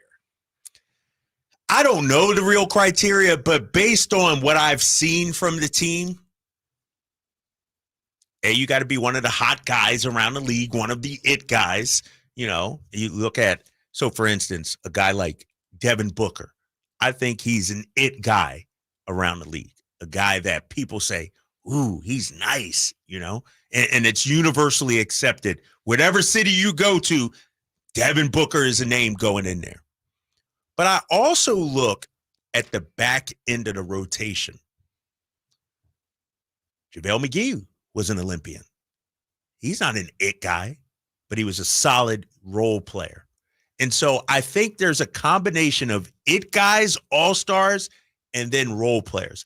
It used to be the 12 best players ideally in the league. Kerr's still the coach, right? Steve Kerr. Yes, Steve Kerr's still the coach after De'Aaron is not going to be on the team. You don't think so? I hope so. Steph Curry is. Yeah. Maybe Steph has some pull, some sway. Maybe. That's part of it too, right? All that. Yeah. I think that's it. It's popularity. It's how you're going to fit in. The issue I have with De'Aaron making it is that I don't know if he's part of the it crowd. Think about it. If we go down the list right now, if LeBron wants to be there, he's there. Tatum, Jaylen Brown, Donovan Mitchell. I mean, we could go down the list. Steph Curry, Kevin Durant. We can go down the list. And I think De'Aaron would be deserving, of course. You're arguing one of the top 5 point guards in the NBA, in my opinion, in De'Aaron Fox. But it's almost like a popularity contest to an extent. I know what you mean. A be one little of the cool upsetting. kids. Yeah, are you? Yeah, exactly. So if De'Aaron Fox walks in the lunchroom, is he sitting at the table with LeBron, Steph? But I think De'Aaron Fox, when you look at it, he can become the next wave of it guys. The Tatums, the Bam Adebayos. Those are his boys. He's tight with them. De'Aaron Fox. And so I think he might be on the next wave. He might be right on the cusp, but maybe on the next wave. It is still an honor, obviously, to make this list. What I'd love to see, De'Aaron Fox as a U.S. Olympian, and then when the Olympic team wins from the Washington Monument, we have a red, white, and blue beam that we shoot into the sky, right? Wouldn't that be great? That would be awesome, right? USA. Right. Or just get a purple flashlight, De'Aaron, or something like that. Wait, I'd even take that. But all right. He would well represent the city of Sacramento. Yes. De'Aaron Fox also addressed whatever's been going on with the media. Hear what he had to say about that when we come back. Also, Everybody thinks this guy'd be a great fit for the Kings, but ain't that too much to give up for him? We have Today in Trade Talk coming up with the Drive Guys, Sactown Sports. Sunday on Sactown Sports, 4 teams battle to get to Vegas for Super Bowl 58. First, it's the AFC Championship, as Patrick Mahomes and the Kansas City Chiefs want to get back to the Super Bowl as they travel to Baltimore to face Lamar Jackson and the top seed Ravens. Then, the Detroit Lions head west to take on the NFC's number 1 seed San Francisco 49ers. The AFC Championship at 12, the NFC Championship at 3:30 Sunday on Sactown Sports. Sacramento weather is brought to you by the Arnold Law Firm. I'm Mark Finan in the KCRA3 Weather Center. Skies will stay cloudy through the evening, but the areas of drizzle and mist that we have been having will gradually be ending. Look for clearing during the day tomorrow with afternoon temperatures around 60. Get the latest forecast on the KCRA3 News and the KCRA3 app. The recent storm has caused dangerous driving conditions for us. The Arnold Law Firm has seen how a collision can turn anyone's life upside down. Be alert and stay safe. The Arnold Law Firm, providing real justice for you since 1975. Call 916-777-7777. I remember as if it were yesterday. I reached down to move a nightstand and was astonished at the weight of the piece. Hi, this is Frank LaRosa with a word about Naturewood Home Furnishings. At that moment, I instantly recognized the difference between Naturewood's quality furniture that will last a lifetime versus lesser quality furniture found elsewhere. Now, I suppose there's a huge difference in what you'd put in your first apartment and what you would live with in the comfort of your own home. Right now, Naturewood Home Furnishings Made in USA sale is a great time to fill your home with solid, superior quality furniture to reflect your own love for life. With brands like Sam Moore, Stanton, Stickley, Hilltop Hickory, Simply Amish, and many more, Naturewood Home Furnishings has tables, chairs, couches, and yes, nightstands, and more at their Made in USA sale. Find furniture that will be with you forever. Naturewood Home Furnishings, off Highway 50 at Hazel. Look for the water wheel. Power Business Technology is proud to be 100% independent, locally owned, and managed Toshiba copier dealer. Local ownership cuts out the red tape, allowing ourselves to never be too busy to personally answer the call when our clients need us. Recognized for excellence in service execution, training, and customer service, we're proud to be named a 2022 Toshiba ProMasters Elite Dealer. Contact us today for all of your business printing needs at 844-POWER-BZ. That's 844-769-3729, or visit us at PowerCopier.com. I lock up my Old Spice Fiji aluminum-free dry spray to keep that 24/7 lasting freshness safe for myself. Fresh coconuts, palm trees in the wind. It's like catching waves in Fiji. Actually, I just talked myself into a refreshing spritz of Fiji. My Old Spice is missing! No! Progressive knows we're all trying to save right now. Hey, at least we're still enjoying baseball on a Saturday night, right? Even if it is T-ball. Yeah, but tickets to the majors are just so expensive now. And who knows, maybe we're seeing a pro in the making. Sure, in like 20 years. How is he safe? Boo! This ump stinks! The ump is only 14. We don't really do that. Oh, my bad. You're doing a great job, ump. Progressive offers you savings without sacrifice. So save big when you bundle home and auto. Progressive Casualty Insurance Company, affiliates, and other insurers. Not available in all states. Hey, everybody, it's Kyle Draper, your boy Drapes, once again, for the fine people of Mercedes-Benz of Stockton. I know you hear me raving all the time about my new EQS SUV they outfitted me with. It's the most stunning vehicle I've ever driven, hands down, no questions. I got news for you, though. Mercedes-Benz of Stockton also has a full-service commercial fleet center. So if you run a business, head on down there right now. They have a huge selection of rugged Mercedes cargo vans, and interest rates are as low as 4.9% on 2023 model year vans. Outfitting your company with Mercedes vans is just smart business. And get this, you can also get substantial IRS tax breaks on your new Sprinter van. Of course, some restrictions apply. Mercedes-Benz of Stockton is such an elegant car or van shopping experience. Every customer is a VIP. They'll treat you that way as well. It's right there in North Stockton, right off of I-5, a half-hour drive from Sacramento, or, of course, online at mbfstockton.com.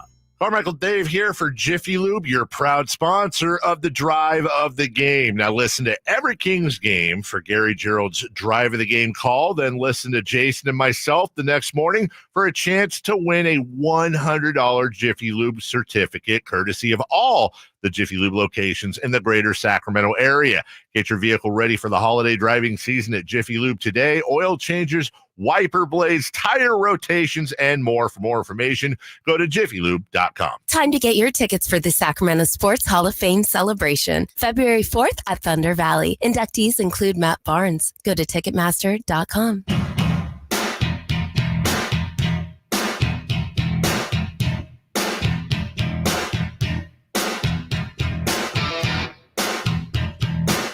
Your afternoon home for Kings talk and so much more. The Drive Guys on Sactown Sports. There's a very lively debate raging on our YouTube chat. People with various Kings trade ideas and what needs to be done and who they should give up to get this guy, that guy. So a lot of excitement here with the second half of the season already underway. Also just a lot of angst right now because it was Kyle Draper himself who said, and I agree, the Kings season hangs in the balance on this road trip. Is that overstating it? Is that being I don't too think dramatic? It is. We don't know. You never know what's going to happen. But I think that's reasonable. I think that certainly could be the case. Yeah, I think so. I think, and I've said it, 5-2 versus 2-5. Like, you literally can go a number of different ways with this season. I think when you're looking at the Kings right now, they have not played their best basketball. They've lost 4 out of their last 5 games. Sure, they're coming off a win against Atlanta. But I feel like this season is fragile right now. It could go either way. You can catapult yourself back into a top 5 spot, or you could slip further. You're 7th right now. You could be 10th. And so those are 2 big differences. Yeah. You catapult yourself, then you're in the mix for an actual playoff spot and not a play-in spot. And we went through the schedule, man. This month of February is extremely tough. Denver a couple of times. You got the Clippers, OKC. Like, you have a really difficult schedule in the month of February. And so I think they need to start playing their best basketball right now. And I think this road trip, there's some winnable games, no doubt about it. When you look at this road trip, you got Golden State. You're ahead of them in the standings. You're better than them in the standings. You got Dallas, who's going to be missing Kyrie Irving tonight. We'll see if he plays this right week. Behind they're you, right behind you. Yeah, you got a 1-game advantage in the loss column over them. Then you got a Memphis team that you should beat. You're better than Memphis. But then you got the gauntlet. Then things, in my opinion, really get tough. Miami, tough, hard-nosed team. Indiana, we saw what they did to you, a couple weeks ago at home. That'll be a real good test to see where the Kings are, to see how they respond. Yes, that's a big one. Chicago, who's actually playing halfway decent basketball. Yeah, they're in a play-in situation. Yeah, they're in a play-in situation, 21-24. Cleveland, who's playing some excellent. They've won 8 in a row, the Cleveland Cavaliers. So that's what I'm saying. This road trip can really make or break your season. I take 4-3. I'd be happy with 4-3. Oh, yeah. 3-4, I don't like it as much, but I'd be happy with 4-3 on this trip. So there you go. Yeah, combination of the Kings having a really challenging road trip coming up right at a time when they seem very vulnerable. Right. And it seems like there are things that aren't going the way they should be going. For example, we've had something going on with De'Aaron Fox. He hasn't been talking to members of the media. Does that have anything to do with the fact that he hasn't been playing very well? Probably not. We don't know for sure. But today, De'Aaron Fox spoke to the media about the way the team has been playing and about the fact that he hasn't been speaking to the media. Darren, you've always been really good with us in the media. Was your recent media silence frustration with the media directly? No. Was it? And if you don't mind me trying to pinpoint it, was it was there miscommunication? No, you just don't want to comment at all. Okay. Darren, with the trade. Yeah. Okay. All right. Yeah. So a player who is upset with the media is typically going to at some point say, it's this guy did this, or somebody said that, or whatever. They don't. So I don't, again, I know we went over this. I don't think, and I don't know anybody who thinks that it was about the Sacramento media or something that was written or said. I don't think, because I don't think, the Sacramento media has been hard on him. I will say, this whole notion that he needs to be front and center after every game. Would I like that? Would I like to hear from De'Aaron every game?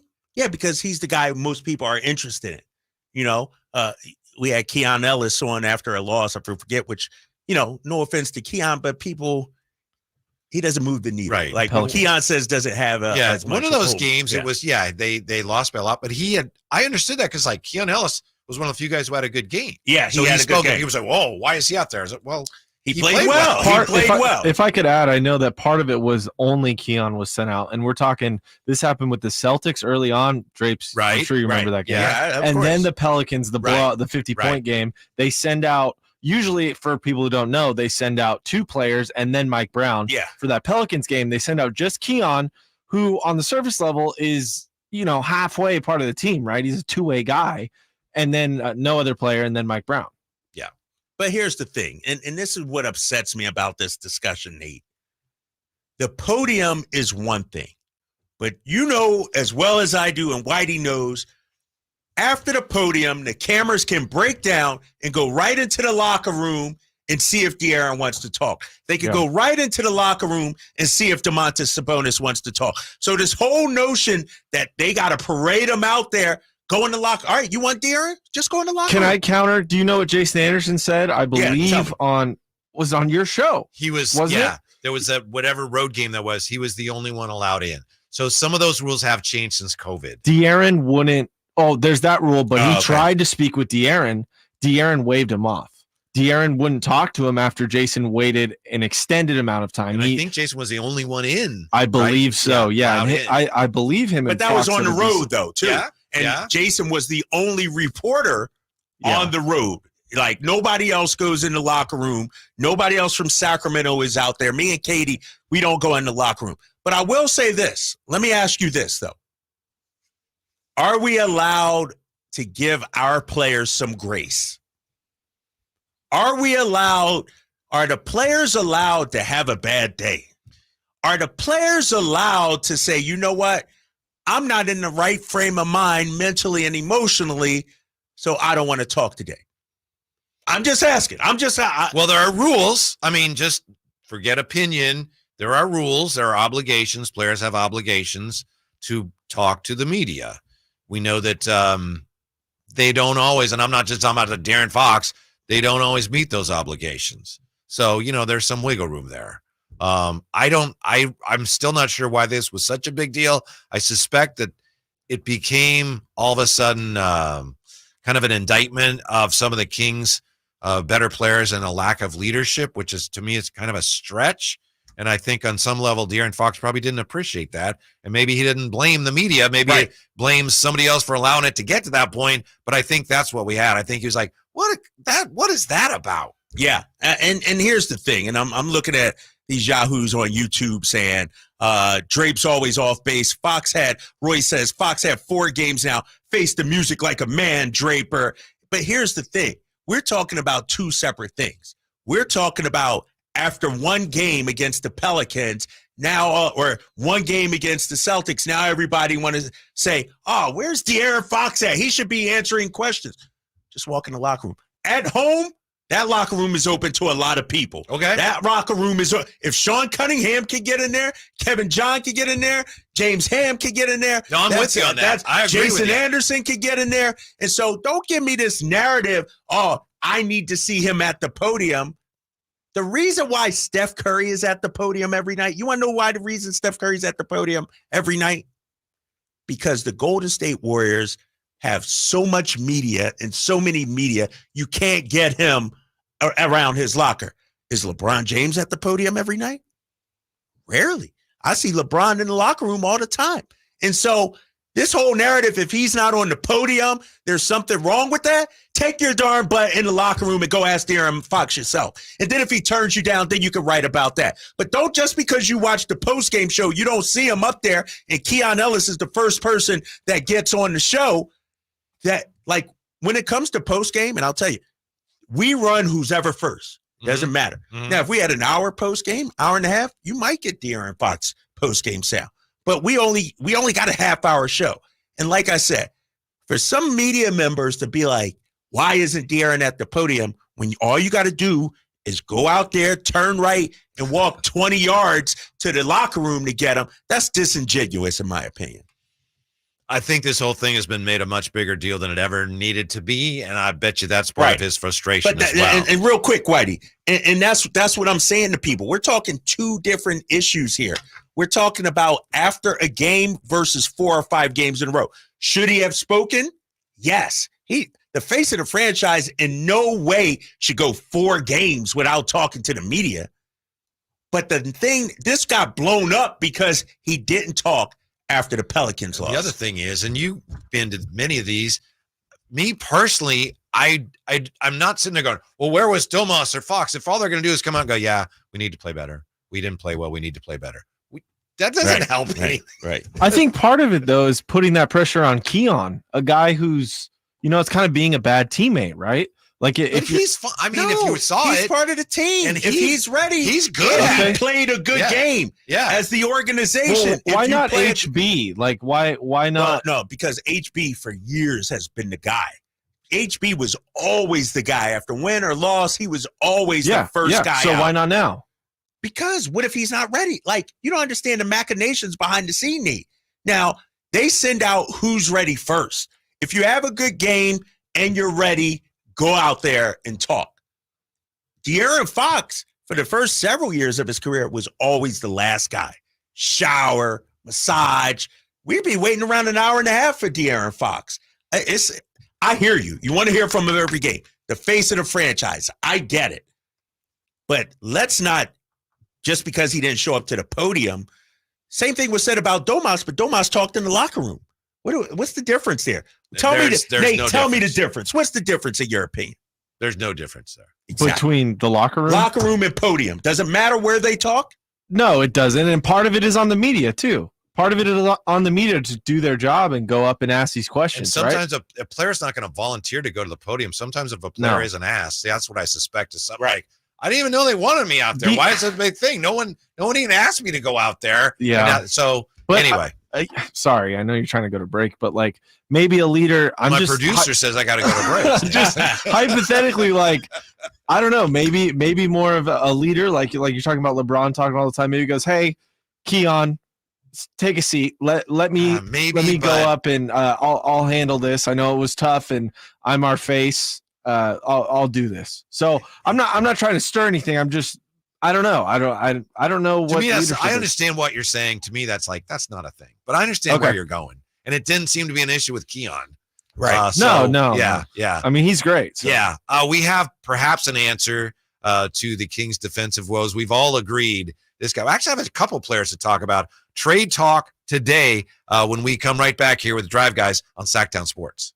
1 year ago, the San Francisco 49ers fell a game short of their goal to get to the Super Bowl. Now they are back in the NFC title game and hosting the Detroit Lions. San Francisco is 1 win away from a trip to Las Vegas and a chance at the Lombardi Trophy.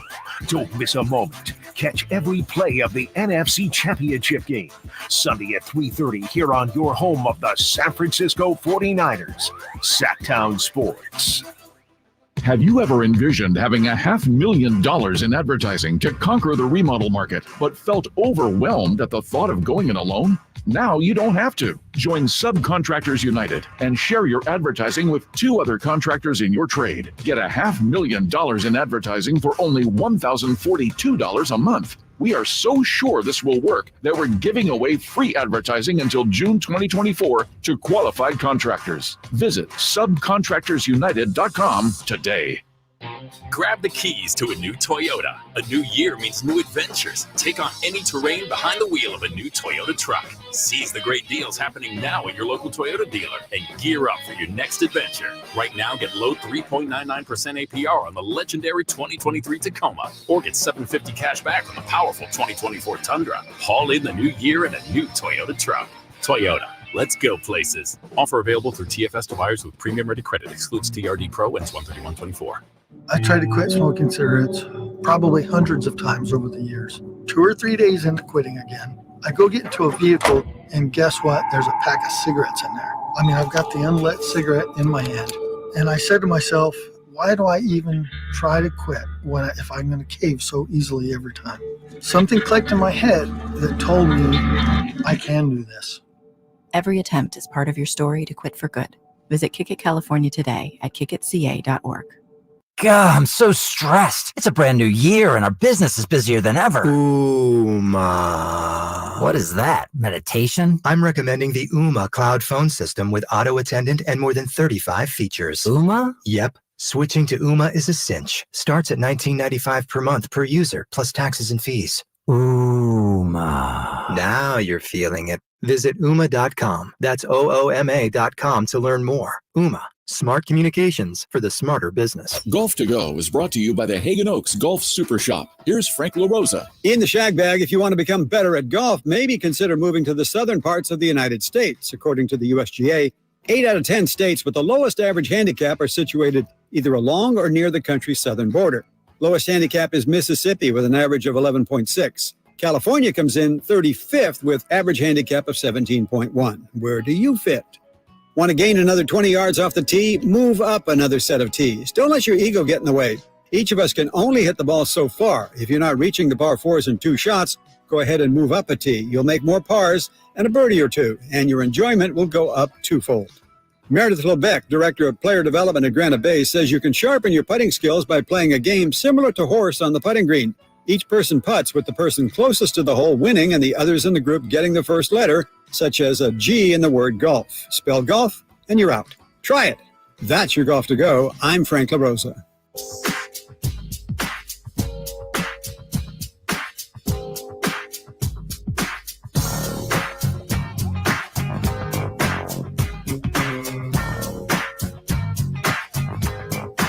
The Drive Guys powering your afternoons Monday through Friday on Sactown Sports. Welcome to Trade Talk today. We are your hosts, Kyle Draper, Kevin Whitey Gleason.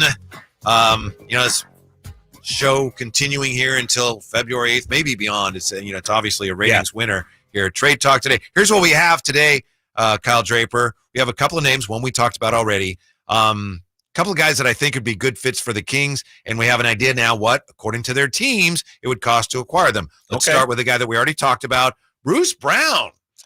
Do the Denver Nuggets win the championship last year without Bruce Brown? I don't Probably think not. so. Yep, probably not. The Raptors have posted an initial price point, whatever the hell that means, of a first-round selection for Bruce Brown, according to sources. That seems pretty reasonable First to rounder? me. Yeah. A first-round selection for Bruce Brown. His contract is a 2-year, $45 million balloon payment with a team option for next year. So, and that's a little pricey. So that's all up front. The way I read that, it's like a lot of money up front. Milwaukee is considered a possibility. If you're the Kings, I don't know that he would fit. I think there's other guys I would rather have, but that seems reasonable. I think so too, because you need a 3-and-D guy. You need a guy that can provide some toughness, provide some energy off the bench. And we've talked about Mike Brown shortening the rotation, especially when it comes to the backcourt. This guy has championship pedigree, championship experience, can knock down the three, can defend, high energy player. I think a first rounder, I would lottery protect it, of course, just to be safe, but it would be something I'd be interested in. How about this guy? And the Kings figure to see him on the upcoming road trip. Alex Caruso. What's the price for him? I think we've all said, I think you and I both said we like him, right? Chicago has indicated, and to this point, they haven't even talked about it. So maybe they're playing it cool, pardon me. They say they even consider parting with Caruso. The Bulls say they would need multiple first-round picks for Alex Caruso. That price could come down. It's just significant that they're now even acknowledging the possibility. That's, again, if the Chicago Bulls even consider moving him because they're playing better. I like Alex Caruso. At multiple first-rounders, I'm out on Caruso. Yeah, at that price. I'm with you on that. Too much, too expensive, too rich for my blood. 2 first-round picks for Alex, good player, can help you win. But Alex Caruso is getting the 2 first round. There's no way. No, I wouldn't do that either. If it was like a first and maybe a second, or a first and a lesser player, I might be 2 seconds even. Yeah. That's a lot. Because where does Caruso fit for you? He's coming off the bench for me.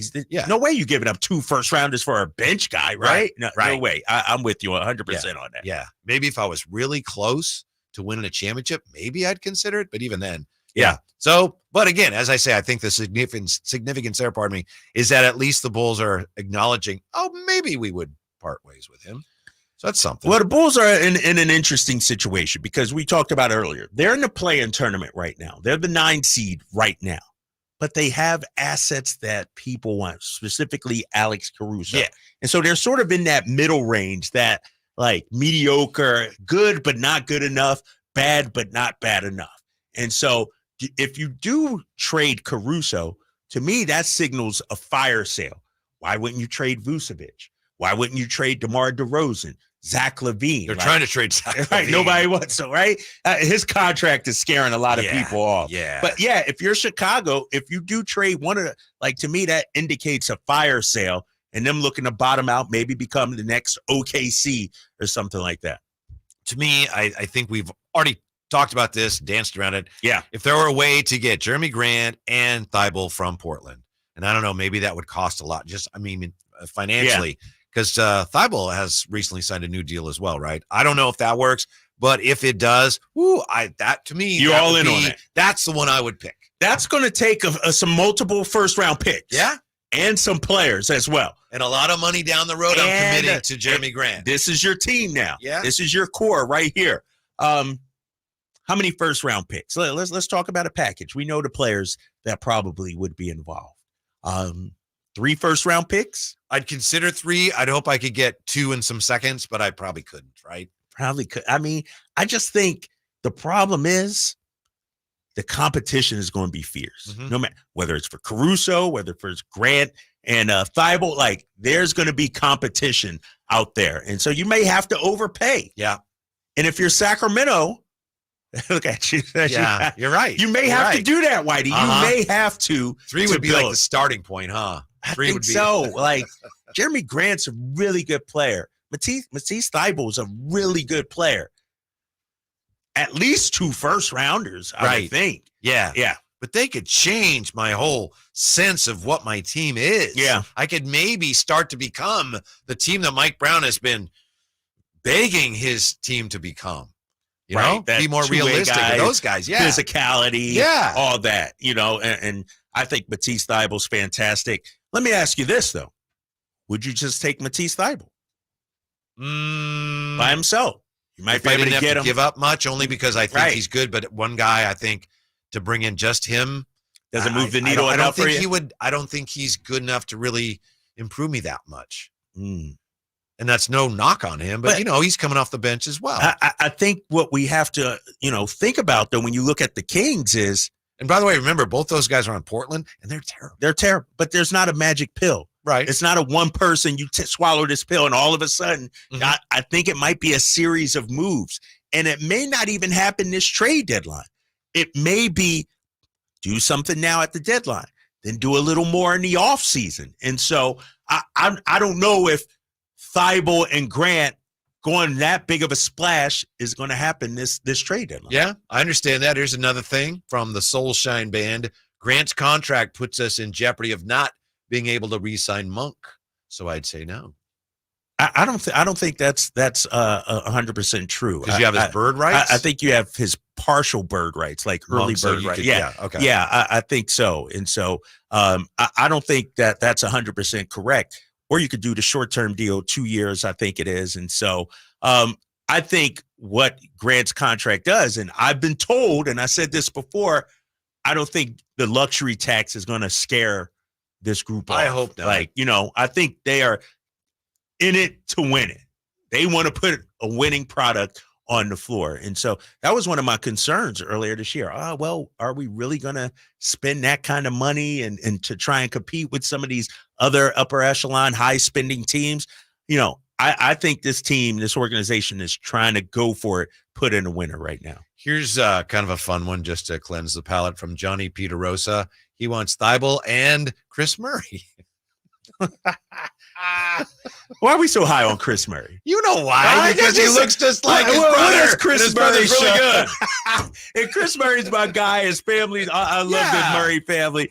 But I mean, what do we do? If his name was Chris Jones, would we want him? No, probably not. No, certainly not. Right. All right. That's Today in Trade Talk for today. All right. I feel like we're getting somewhere, and I still have the utmost confidence that if there's any deal to be made, Monte McNair is going to make it. Right, Kyle? Something has to get done. He sees everything we see. I firmly believe the Kings will make a move. Coming up next, why do NFL TV ratings keep going up and up and up and up and up and up? And the 49er with the most approved Sunday, it ain't Brock Purdy. That's next. Drive Guys, Sactown Sports. The NFL's leading rusher plays here. The handoff to McCaffrey, walks in the end zone. Handoff to McCaffrey, takes it right down to the goal line. He does his thing again. McCaffrey goes in motion right. Backwards pass led by Juszczyk. A block there. Hurdles a man. 10, 5, touchdown! CMC! You can hear all of Christian McCaffrey's touchdowns on your home for 49ers football. Sactown Sports. Why?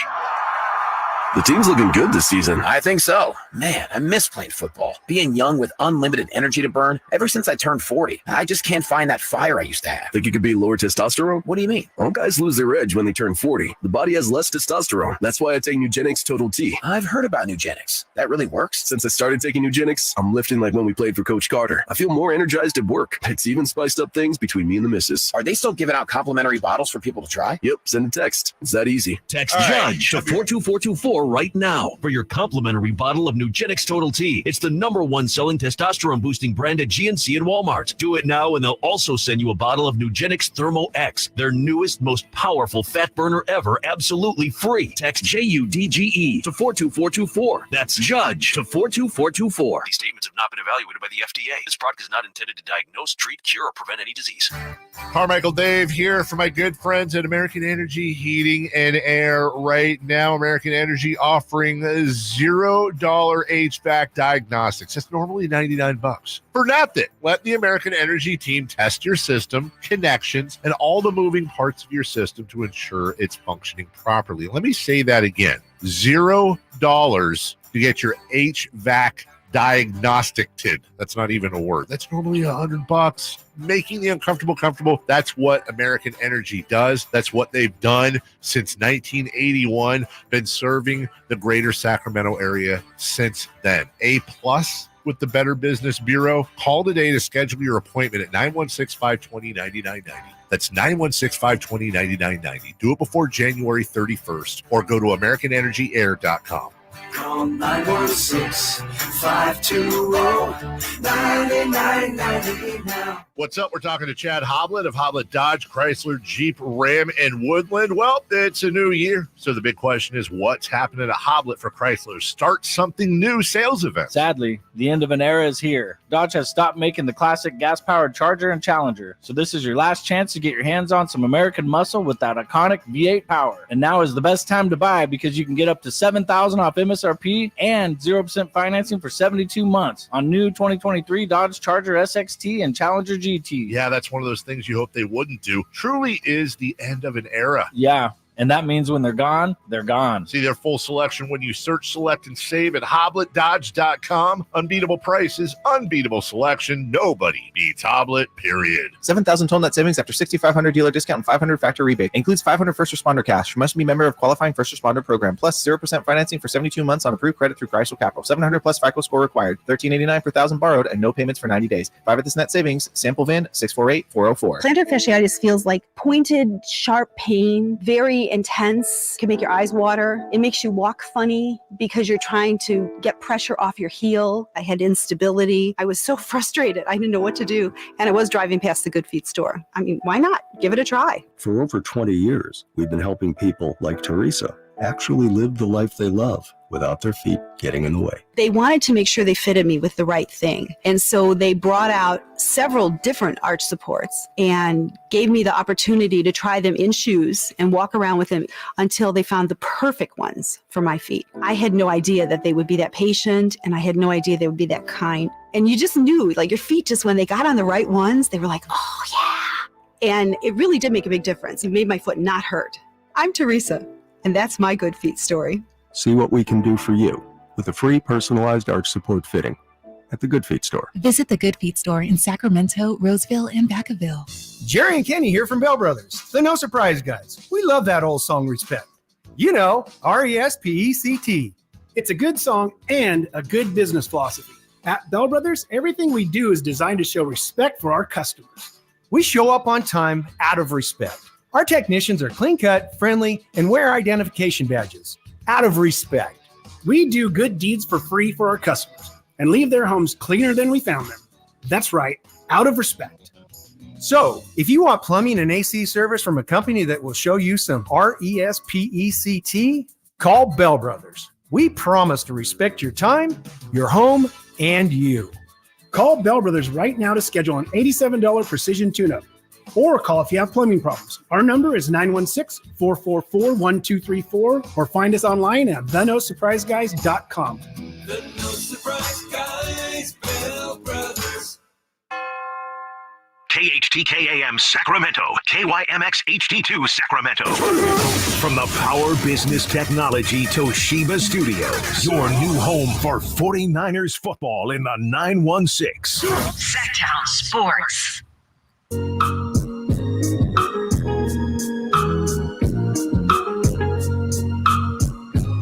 The Drive Guys, live and local, every afternoon, Monday through Friday on Sactown Sports. I've got a halftime score for you.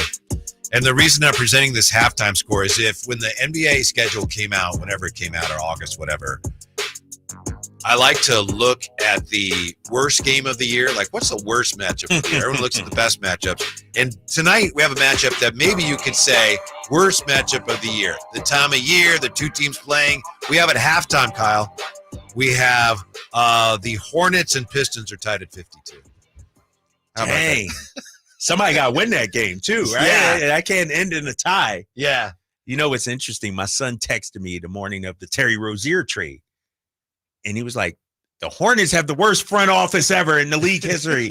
It's like, what are they trying to do there? Like, they've had multiple lottery picks, multiple cracks at it, and they still can't win. And now they're a shell of themselves. Yeah. You know, so can we have PJ Washington, please? Right. Just, they're like a yard sale right now. You know what I mean? You go by, you know what? That looks good. What's that? $2? I'll take it. You know, hopefully we can get PJ at a discounted rate. Who in your mind is the all-time face of the Hornets? We had this conversation when they were here of the Hornets. And for me, I'll just say for me, I'm not saying he's the best, but for me, it's Muggsy. Yeah, Muggsy Bogues. I would go Glenn Rice. Ooh, boy, he could shoot. Yeah, he could shoot. Glenn Rice, Alonzo Mourning, Uh-huh. Larry Johnson. Yeah. Dell. Those that would be the five right there. Muggsy's not on your. No, including Muggsy. Yes, because I know Muggsy played with the Bullets back in the day. Remember, they were the Bullets. That's right. But when I think Muggsy, I immediately go to the Hornets, that outfit, that uniform. Drive Guys here. And by the way, all guests come to you from the Folsom Lake Honda hotline. Folsom Lake Honda, your one-stop Honda shop. I don't think Hornets Pistons will have very, very good TV ratings. But speaking of TV ratings, we have the ratings now for the NFL weekend. No surprise, they're huge. Of course, it's the best football weekend of the year. But Kyle, listen to these numbers. Okay, 2023, last year, the Saturday afternoon game was Chiefs and Jags. That did 34.3 million. This year, Saturday afternoon, Texans, Ravens, 31.8 million. So that's actually down. So it's like, wow. Well, that stands out because Saturday night last year, Giants and the former playoff team known as the Eagles. Yeah. They did on Fox 28.6 million. Saturday night, Packers, Niners on Fox, 37.5 million. The Sunday afternoon game last year, Bengals, Bills, CBS, 39.3 million. Sunday afternoon this year, NBC, Bucks, Lions, 40.4 million. And then last year, Sunday night, Cowboys, Niners on Fox, $45.6 million in 2023. Wow. Sunday night, Chiefs Bucks on CBS, 50.3 million viewers. 50.3 million? Yeah. That is unbelievable. I mean, that's a huge matchup. Higher than Cowboys-Niners, though? Yeah. I don't know why, but the ratings this year in the NFL. They are just. And who knows? Maybe it's the way they're cooking the books, cooking the numbers. I don't know. But man, just people can't get enough football. We know that, and we know that, and I know that. Then I see the numbers, and I'm still You're like, surprised. wow. Yeah. It's NFL, and what was it, 2 weeks ago? Like, we looked at the top 100, TV viewing all of last year. Sports, the highest rated sports programs for the entire year. Yeah, and NFL was like 47 of 50 or something something crazy. 56. The top 56. Top 56 were all NFL games. Unbelievable. And then it was like a college football game. Why do you think that is? Because here's the question I'm asking. Players getting hurt. Calls for a boycott. Roger Goodell. All the negativity that comes with the NFL. And every week it seems like, oh, I'm done. I'm not watching this game anymore. But yet people keep coming back for more and more and more. Why do you think that is? I think a lot of it is the way the NFL is set up. It's perfect for our lifestyles now. People are so busy. You got one game a week, basically, and it's a big game every week, right? So it's right. I can do, and we're fans of the NBA. I'm a baseball fan, so I follow daily. But, for a lot of people, it's like, I don't have time to follow every day what the team's doing. Yeah. I don't have time for that. But it's one. Check the standings every day. Yeah. One game a week, and it's a big game, and it's on the weekend. I can gather everybody. And fantasy football, too. Yes. Big part about it. Yeah, I always forget about that, but you're right. And it's just the game is made, for the most part, for TV. Yeah, you're right. It's, to your point, I like going to basketball games. I like being in the arena, the crowd.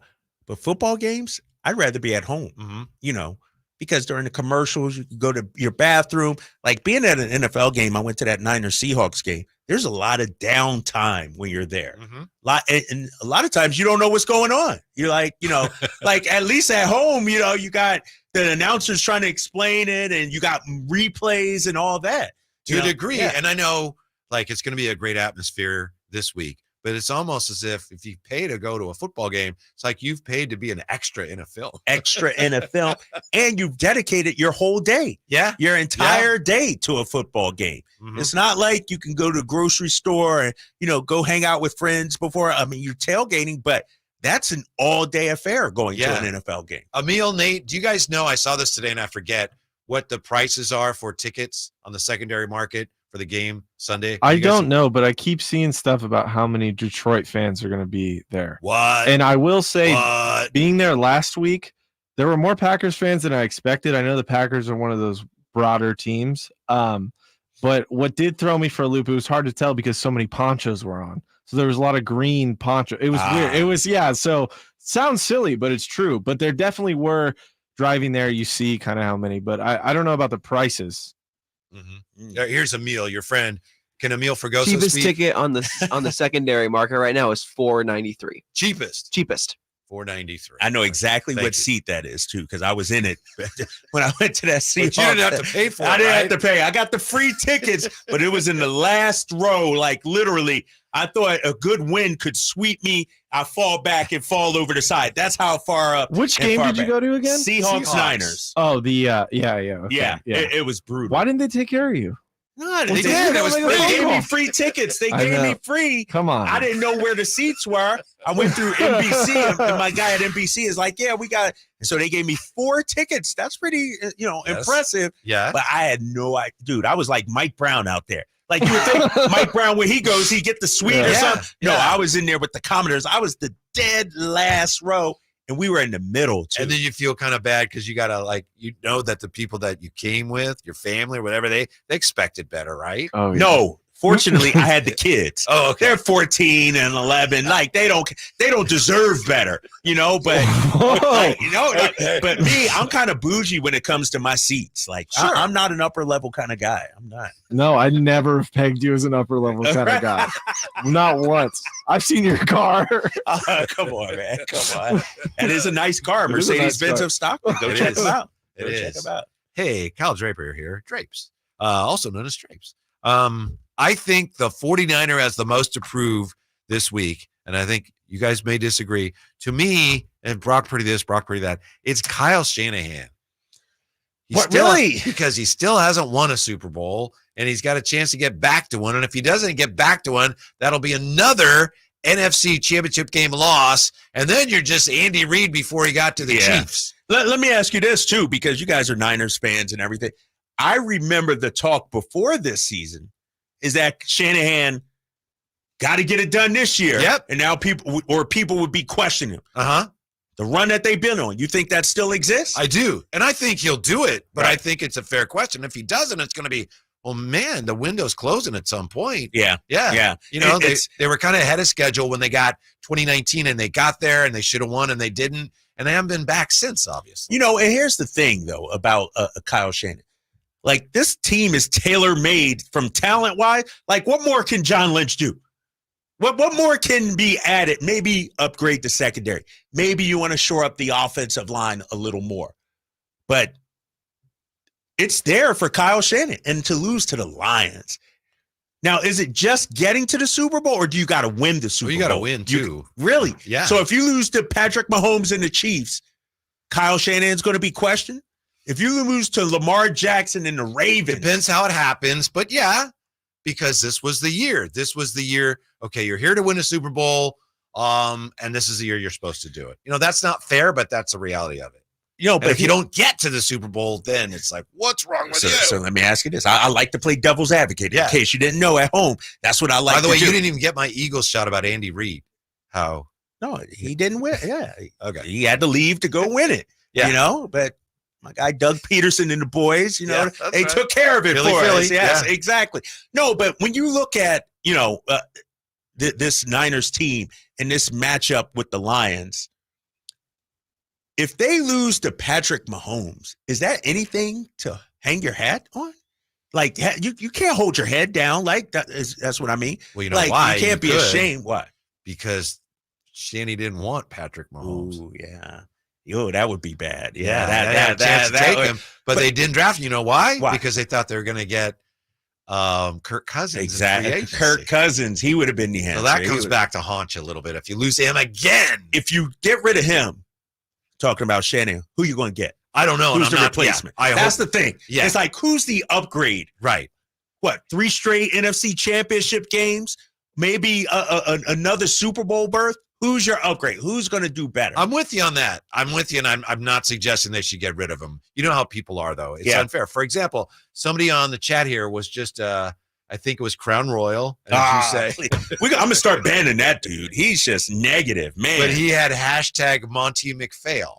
See, come on. Well, here's the thing. It's so funny because it reminds me of when Jeff Petrie was here. And people, and I know everything he did wasn't brilliant, but he was a great GM. Jeff Petrie took 2 different teams, Kings teams, and got them into the playoffs. Right. 2. Somebody gets one Kings team in the playoffs. Yeah. Like, well, where do you want your staff? Right. He did it with 2 different teams, and still people would say, "Oh, Petrie doesn't know what he's doing," and it's ludicrous. Say that again. It's ludicrous. I'm telling you what, it's ludicrous. No, it really. Well, that's the thing about Shanahan, man. It's like that. Here's the thing, though. I don't think, at least in my opinion, if they come up short, it would be an indictment on him. He wouldn't be the reason why. It's not a shortcoming for him. It may be because of Brock. It may be because of secondary. It may be because of line or something like that. But for me, I would not point. He's done fantastic things here in San Francisco. Yeah. We talked about it earlier. Where's he at on the pantheon of Niners coaches? I think right now. 4th at worst? Was it, and maybe he has to win this week. Right. He would become, or he's already become, the coach with the highest postseason winning percentage in the history of the San Francisco 49ers. Yes. That's what I'm saying. So what are we talking about here? We're talking about the bling guy. Come on, man. I know you're right, but he you would know be ahead I'm of right. Harbaugh, right? Well, Is he ahead? He's ahead of Harbaugh? What do you? To me, he is, and I think there are some who would disagree with that. Yes, I wouldn't. I think what he's accomplished, come on, he's put this team franchise on the map now. Yeah.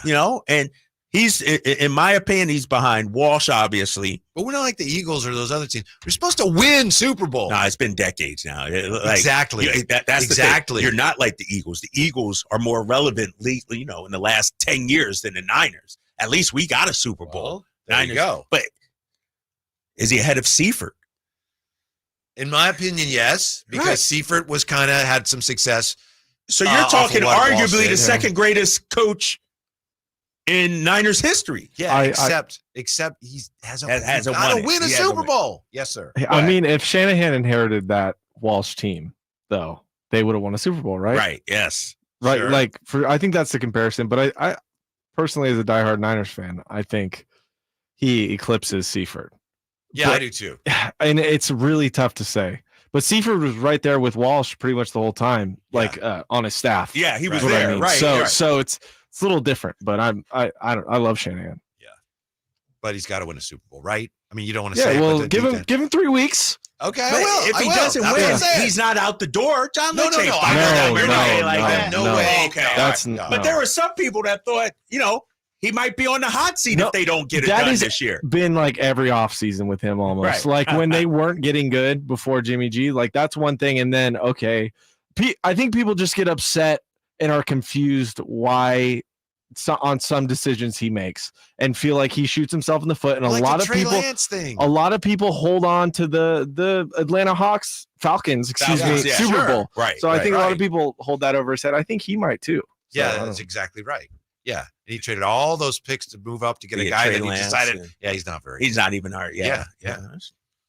But you win one, and then all of a sudden it's like you win one. You're the guy. You atone for all the previous mistakes. Yep. So he's got to do that. We'll take a timeout when we come back. Got shot with the left hand. Great teaser because KD wonders why he's not in the GOAT conversation. Did you see that? Yes, and one of his former teammates has the answer. And we'll have it for you next year. Drive Guys, Sactown Sports. It took all 60 minutes, but the 49ers found a way to dispose of Green Bay. 1:30 and rolling to play in the game. Purdy takes it, hands off to McCaffrey off the left side, breaks a tackle, touchdown! Next up in their quest for another Super Bowl title is a major roadblock with the Lions. San Francisco hosts Detroit, Sunday at 3:30 in the NFC title game. You can hear all the action right here on Sactown Sports and SactownSports.com. My friend and I are taking a trip to Mexico this year, but neither of us speak Spanish. So we downloaded Babbel and started learning Spanish fast. Want to start getting conversational in another language? In as little as 3 weeks, Babbel's quick 10-minute lessons were designed by language experts to be the most efficient and effective way to learn a new language. ¿Cómo te llamas? ¿Cómo te llamas? Babbel, language for life. Celebrating 10 million subscriptions sold. Go to Babbel.com and start learning a new language today. That's Babbel.com. Finding great candidates to hire can be like, trying to find a needle in a haystack, but not with ZipRecruiter. Its powerful technology actively finds and invites qualified candidates to apply to your job. So while other companies might deliver a lot of hay, ZipRecruiter finds you the needle in the haystack. See why 4 out of 5 employers who post a job on ZipRecruiter get a quality candidate within the first day. Try ZipRecruiter for free at ZipRecruiter.com/free. That's ZipRecruiter.com/free.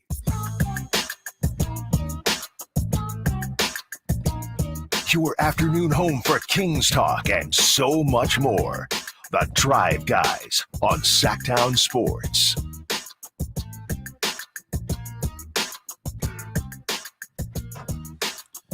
Oh, yeah. We've been having so much fun talking 49er football. And, of course, after our show, we've got Return of the Empire. And so we'll be talking to them right before their show begins about Shanny's play calling. Back to that about Kyle Shanahan. So much to prove this week, Drapes. I know you disagree, but woo, he's got a lot to prove this week. And I think he'll get it done. You think so? I think so. I mean, they're the favorite. They're the better team. But they were the better team this past week and almost choked it up. Yeah. 339-1140, 1-800-920-1140. Kyle, let's get to hello. Yeah, let's get to Tin, please, on Sactown Sports. Hey, Tin, what's up? You're on the drive, guys. What's up? Whitey, how you guys? Good. What can we do for you today? Good. Tom Coughlin, is he already in the Hall of Fame? I don't think he is yet. No. I don't think so. Why? Are you putting him in there?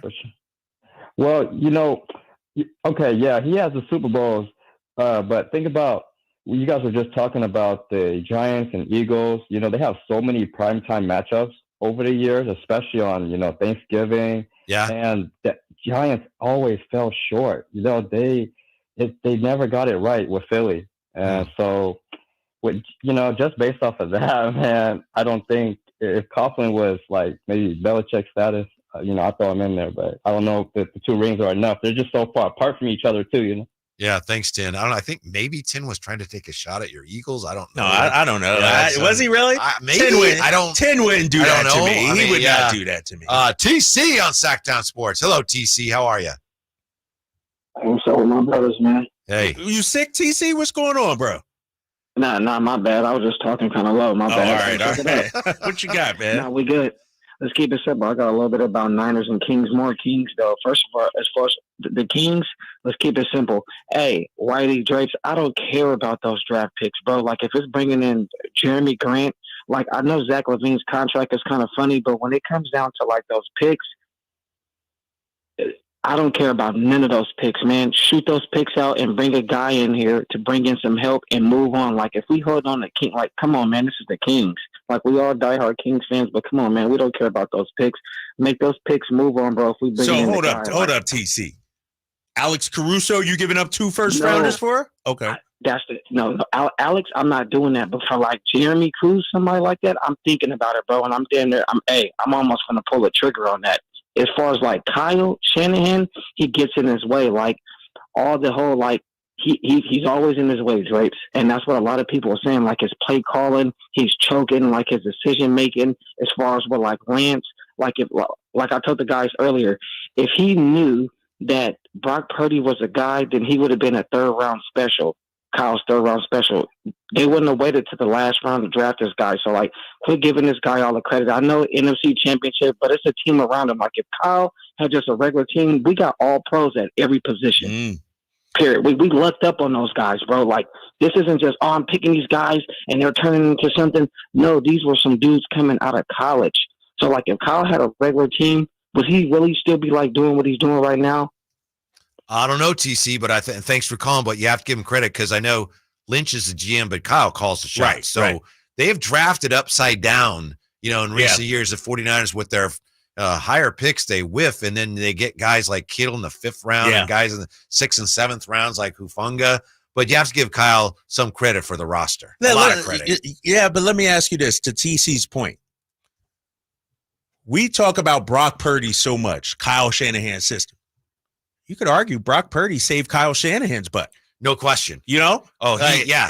Without Brock, the Trey Lance thing looks like a huge debacle, like a huge miss. Here's the great offensive coordinator, and truly he has been, with a blind spot. Who doesn't know how to pick quarterbacks. Right? And he kept missing and missing, and then all of a sudden, and then falling out of the sky. Well, here's, Brock Purdy. Oh, absolutely. I mean, that's a huge break for him. That's a huge break for him. For both of them. I mean, Purdy's awfully lucky, too, that he ended up with the 49ers. Right. It's still. But however you do it, if you win a Super Bowl, who cares how you do it? This is a 30 for 30, right? From Mr. Irrelevant to Super Bowl champion. 30 for 30 is a freaking Disney movie. You're Seriously, right. I believe it. You're 100% right, man. And so I think they both came along at the right time for each other, talking about Brock and Shanahan. They both saved each other. And give Brock Purdy some credit. I know fans like, Drape's giving, tongue in cheek. No, Brock Purdy, I'm a firm believer, and I've said this in all walks of life. I don't care how you got the job, as long as you can do the job when you get it. And that's what Brock Purdy. I don't care that he was 6th round, anything. But once he got there, you know what? He's doing the job. Yeah. Give him credit. As you pointed out, I mean, just think if if they hadn't pulled that game out, that's not a stretch to think that they, something goes wrong. They don't pull the game out. Carlson makes the field goal. Think of the questions we'd have now for Shanahan and for Purdy and all of that. And now it's like, doesn't matter. It doesn't matter. Right? Like, I don't even remember that. It doesn't matter. Thank you, Jordan Love, right? They can thank Jordan Love in that throw because, man, it might be some heads rolling out there. We will come back with a look at KD and why he thinks he should be a GOAT. And would you believe the Kings have benefited from botch calls in the final 2 minutes more than almost any other team? Yeah, I saw that. You buying that? We'll look at the numbers next year. Drive Guys, Sactown Sports. Join us for Championship Sunday as the Ravens host the Chiefs at noon and the Lions battle the 49ers at 3:30. The NFC and AFC Championship heard right here on your home for the NFL playoffs and Super Bowl 58, Sactown Sports. Sacramento weather is brought to you by Folsom Lake Kia. I'm Mark Finan in the KCRA3 Weather Center. Skies will stay cloudy through the evening, but the areas of drizzle and mist that we have been having will gradually be ending. Look for clearing during the day tomorrow with afternoon temperatures around 60. Get the latest forecast on the KCRA3 News and the KCRA3 app. Don't miss out on New Year's savings at Folsom Lake Kia. Low prices and payments on your favorite new Kia models. Go see my friends at Folsom Lake Kia right here in Sacramento for over 25 years or FolsomLakeKia.com. Have you ever envisioned having $500,000 in advertising to conquer the remodel market, but felt overwhelmed at the thought of going it alone? Now you don't have to. Join Subcontractors United and share your advertising with 2 other contractors in your trade. Get $500,000 in advertising for only $1,042 a month. We are so sure this will work that we're giving away free advertising until June 2024 to qualified contractors. Visit subcontractorsunited.com today. Sacramento's premier music festival, Country in the Park, is back. 2 big old nights, May 17th and 18th at Cal Expo with Brantley Gilbert, Dustin Lynch, Walker Hayes, and more. Plus line dancing, a mechanical bull, and Sacramento's best food trucks. 2-day general admission tickets are on sale now, starting at $85, or upgrade your experience with VIP or pit passes. Country in the Park, May 17th and 18th at Cal Expo. For more info, visit CITPfest.com. Brought to you by Oak Ridge Winery. My brother-in-law died suddenly, and now my sister and her kids have to sell their home. That's why I told my husband we could not put off getting life insurance any longer. An agent offered us a 10-year, $500,000 policy for nearly $50 a month. Then we called SelectQuote.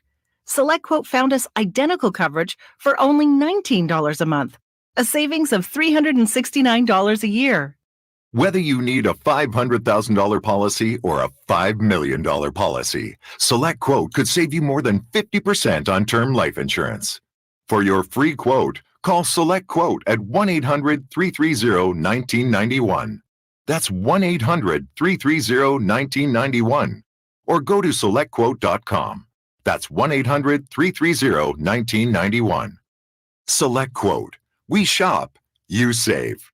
Full details on example policies at SelectQuote.com/commercials. Beachhead Deli on 711 K Street is now your place to go in downtown Sacramento prior to all the games, concerts, and events. Conveniently located just across the street from the arena, Beachhead Deli features the finest gourmet sandwiches and craft beverages anywhere. Beachhead Deli at 711 K Street is also your premier lunch destination 7 days a week. Come by and say hi to new owner Brad Wakai. He's so excited to take care of all your taste bud needs. That's Beachhead Deli at 711 K Street in Sacramento. Awesome. Hey, babe, can you check the front door? My package is here. Yeah, on it. Hey, are we still watching our show tonight? New episode on Prime? You bet. That reminds me, let's hit Whole Foods this afternoon. We need snack supplies. From package deliveries to entertainment and even fresh groceries, Amazon is in front of hundreds of thousands of customers every single day. Imagine what you could do if your business had that kind of reach. It's not a dream. Right now, you can take advantage of Amazon's expansive network to benefit your business. Unlock expert insights and tap into the full potential of Amazon. Simply text DIGITAL to 916-766-5105 now. Make the smart move. Text DIGITAL to 916-766-5105. Put the power of Amazon to work for you. Text DIGITAL, that's DIGITAL, to 916-766-5105. Time to get your tickets for the Sacramento Sports Hall of Fame celebration. February 4th at Thunder Valley. Inductees include Matt Barnes. Go to Ticketmaster.com.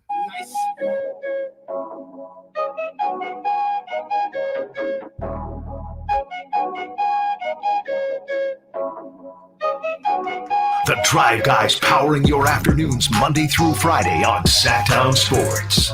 Kyle Draper, can this be right? There's a guy who has a website, vballytics.co, and I believe he's from Europe, and he's a big basketball fan, and he's a math guy, and he puts together a lot of different formulas. Anyway, he has done a study of the last 2-minute reports. Okay. Daniel Bratulic is his name on Twitter, at Daniel_Bratulic. And he says the Kings have benefited from the last 2-minute reports and errors made in those more than any other team in the league this year, except for the Nuggets. He says only the Nuggets have benefited more from incorrect calls in the final 2-minute reports than the Kings. It sure doesn't seem that way, It does doesn't seem like that. No. Seems like we're on the short end a lot of times. Mm-hmm. And then, of course, there are mistakes that are made by the officials that don't happen to come in the last 2 minutes. Yeah. I'm remembering, what was it, just a couple games ago where there was a goaltending at the – Oh, yeah, guy grabbed the rim. That's a Pacer game, right? Yeah, that was Pacers, I believe so. Yeah. Yeah. Guy grabbed the rim on, who was it? Was it Malik going to the Right basket? at the end of the half. At the end of the half, yeah. Yep. And the thing is, if there's no call, then you can't review the call. Exactly. So, yeah. So it surprised me. I know last year when that report came out, the Kings had showed the Kings were one of the teams that had been hurt the most by the last 2-minute reports and errors made. That seemed right. That seemed right. I'm not sure I can buy this one. We're not biased or anything like that, right? We're not seeing it with our purple goggles on or anything like that. According to this, the Pelicans are the team that's been hurt the most by incorrect calls. Yeah. Where do the Timberwolves rank after? Is this recent, like after that last game? Good question. Where they got jobbed 7 times, I think it was? Yeah, there were 10 missed calls in the Charlotte, Minnesota game in the last 2 minutes. And then did you see what Chris Finch said about that game afterwards? No, what? Really? Okay, because that was a game that Towns went off. They scored 62. Yeah. And I have it here somewhere. Chris Finch was livid with his team. Yeah. He said that was the most Immature. immature Yeah, I did see display that. of basketball, most selfish and immature display I've ever seen. Yeah. Quote, it was an absolute disgusting performance of defense and immature basketball. And rightfully, how do you lose a game where a guy scores 62 against Charlotte of all teams? Mm-hmm. Like, come on. No, and I think Anthony Edwards only took like 8 shots in that game, 11, something like because they were feeding cat. Like, it seems like because of the opponent, they went in with the mindset. Players said, you know what?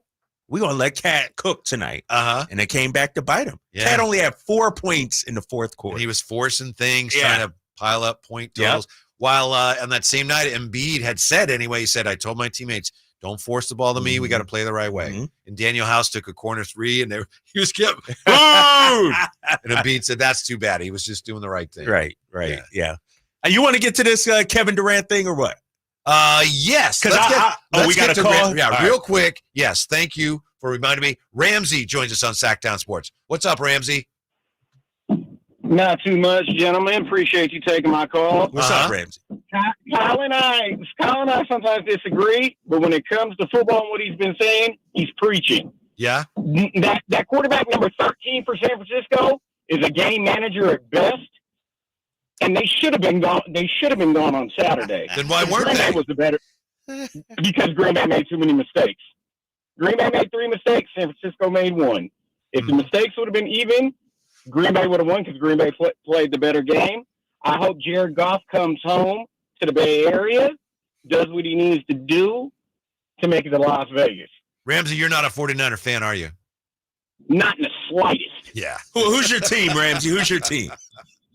They just hired a new, well, let's say interim now permanent head coach. The Raiders. Okay. Yeah. My guy Ramsey, Thank you could you, call Ramsey. anytime, man. You could call anytime. And I didn't put him up to that. He called him a game manager at best. A Raider fan. Of course, a Raider fan is going to cast aspersions on a 49er quarterback. A game manager at best. Says a Raider fan, of course. Yeah, he's a little biased. Yeah. One man's opinion. All right. Long story short on Durant. I know we just have too much show, not enough time here, but we're getting back on track here. Kevin Durant was talking to the Arizona Republic this week. He said he doesn't understand why he's not part of the GOAT conversation. Quote, because I went to the Warriors, why shouldn't I be in that? That's the question you should ask. Why not? What haven't I done? End quote. What did you have to say about that, Kyle? I don't think Kevin Durant is in the greatest of all time conversation, top 5 or anything like that. But I think, if I'm being honest, if we're putting Steph Curry in the top 10 conversation, we should probably start putting Kevin Durant in that conversation as well. And people say, oh, he went to join Steph's team. Well, Kevin Durant was the best player on that team. Here's the thing about being the greatest of all time. Usually you're always the best player on your team. Magic, even though they had Kareem, it was still Magic's team. LeBron, he's always been the best player. Jordan, always been the best player. I could argue Kobe wasn't always the best player on his team, Shaq. So that's why I don't put, but Kevin Durant should be in the top 10 conversation of all time, I think. Mm-hmm. Draymond Green answered that question, and I think it's a great answer. And Draymond Green and KD, I think, are friends. I mean, I think they're pretty close. He said, and this was on his pod, I believe, quote, I think KD is one of the greatest scorers we've ever seen. Yes, it was on the Draymond Green show. The way KD, which I don't think has been released yet, the way KD scores the ball is so effortless. He's never seen a bad shot. He's going to get you 31 points on 14 shots. That is a normal KD night. Obviously, I'm not one that's going to be like, KD's championships aren't real. Stop it. There's no championship that's not real. Steph didn't get the credit that Steph gets today until 2022, when he led this team to a championship and won the finals MVP. When all else was failing, Steph said, all right, fellas, come on, let's go there, period. You got to go do what Steph did to get to that conversation. Draymond Green. The craziest thing about it is, without Kevin Durant, Steph doesn't get to that level. Without Kevin Durant joining a 73-win team, Steph doesn't have 4 championship rings. And so that's why I put Kevin Durant in that top 10 conversation. 2-time finals MVP. Regular season MVP. Scoring champ. Insane scoring numbers. Now, if we're just going to talk offense and not defense, you got to include him. But I could say the same thing about Steph Curry. Like, I think Kevin Durant arguably is one of the most underappreciated superstars in my lifetime. Totally he should agree. be up there. You know how I feel about Kevin Durant. You laugh at me, but I think he's better than Kobe. So I agree with you in principle. Yeah, but in principle, I'm with you. But I think that's when Draymond starts to talk, I tend to here we go. Yeah, he's going to always stick up for. I think that's pretty insightful. Yeah, because I remember, I was doing some Warrior stuff at the time, and people were, oh yeah, Steph's all this, but when he took over that series against the Celtics, and the Celtics, as you know, they were going to win that series, and they probably should have. And it was Game 4, and Steph took over. It changed the whole narrative on Steph Curry. It totally did. But I think with Kevin Durant, the thing that's holding him back is he joined the Warriors team. Right. Yes. But he was the best player on that team. He was the best player on one of the greatest teams we've ever seen. Exactly. And you could argue he should have stayed there. They would have won more championships, and that would have helped his legacy. But I never even hear Kevin Durant being mentioned top 10, let alone greatest of all time. I know. And I think he should be in that discussion. Multiple-time champ, 13-time All-Star. I mean, what he's doing this season at his age and injury history, like, this is one of the most consistent players we've ever seen. Remember the shot over LeBron in the finals? Yes. Yeah. Yes, he outdueled LeBron. Like, I don't know. Like we said, they don't win that series without Kevin Durant, in my opinion. Kevin Durant was the best player. Kevin Durant's the reason why LeBron maybe doesn't have 5 championships, maybe 6. And so I think I agree. I don't know about greatest of all time. I don't think he should, but he should be. Like, I don't think Steph Curry's greatest of all time. No. And some people want to consider him that. I'm like, no. But Kevin Durant should be a top 10 player. I agree with you 100%. How good do you think Durant still is? Is he good enough to drag that team into the finals? You've been higher on the Suns than me. Do you? I do. You've been higher than me on the Suns all year long. I think the Suns can advance to the finals. Yes. Like, I think they might be a piece or two away. Maybe they make some small move. But I think at their best, yes, I think Kevin Durant can lead them to the finals. He's a good defender. He's not Kobe-esque defensively. Right, he's not Kobe. But so, as Draymond said, so incredibly efficient offensively. And not just a guy that, well, he doesn't overwhelm you, but he's efficient. I mean, he is relentlessly efficient. Yeah. Big time. Like 31 points on 14 shots, the way Draymond puts it. Yes. Yeah. He's a huge impact on the He's game. a cheat code. Incredible shooting. And somebody saying, did he change the game? Well, kind of. You guy talk that about big shooting like that. We haven't seen anybody like that before. You could say Dirk, but Dirk didn't shoot. He wasn't not like that. And Dirk didn't have the handles that KD will get it and break you down and get to his spot. I'm with you. I don't think he gets the credit for the way he did change the game. Yep, 100%. And Crown Royal, why didn't he win with the Thunder? Well, he did get the Thunder there. Mm-hmm. James Harden just didn't show up, and LeBron and them came back and won. But he got the Thunder there. Yeah. And then that Thunder team almost beat the 73-win Warriors. Yes. Yeah. Should have. Yes. Mm-hmm. Yeah, you're right. You're right. All right. Back to Shanahan and the 49ers as Shanny's play calling hurting the Niners. We'll kick that around with your good friend Emil Fregoso. Come on in, Emil. And your other good friend, Nate Littlefield. my guy. Join us next as we get ready for a return of the Empire. Drive Guys on Sactown Sports. Has Monty put together a roster that can help make a deep playoff run this season? Just trying to give coach options, give him guys that can help us win in a variety of areas. Obviously, our top guys are going to play every game, but there's going to be other times, whether it's injuries, matchups, we've got to have some variety on the bench for coach to point to and say, go in there and help us win. Tune into every Kings game this season on Sactown Sports and SactownSports.com. Hello, Sacramento. I'm Emran Pilati, owner of True Sports Cards and Collectible Store here in Rockland, California, and the host of the True Sports Cards Show that airs right here on Sactown Sports 1140 every Saturday from 10 to 11 a.m., where we discuss the latest trends, hottest products, and deliver exclusive interviews with other industry leaders. And don't forget to visit our shop, True Sports Cards, at 6661 Stanford Ranch Road in Rockland and see what we have for all your sports card and memorabilia needs.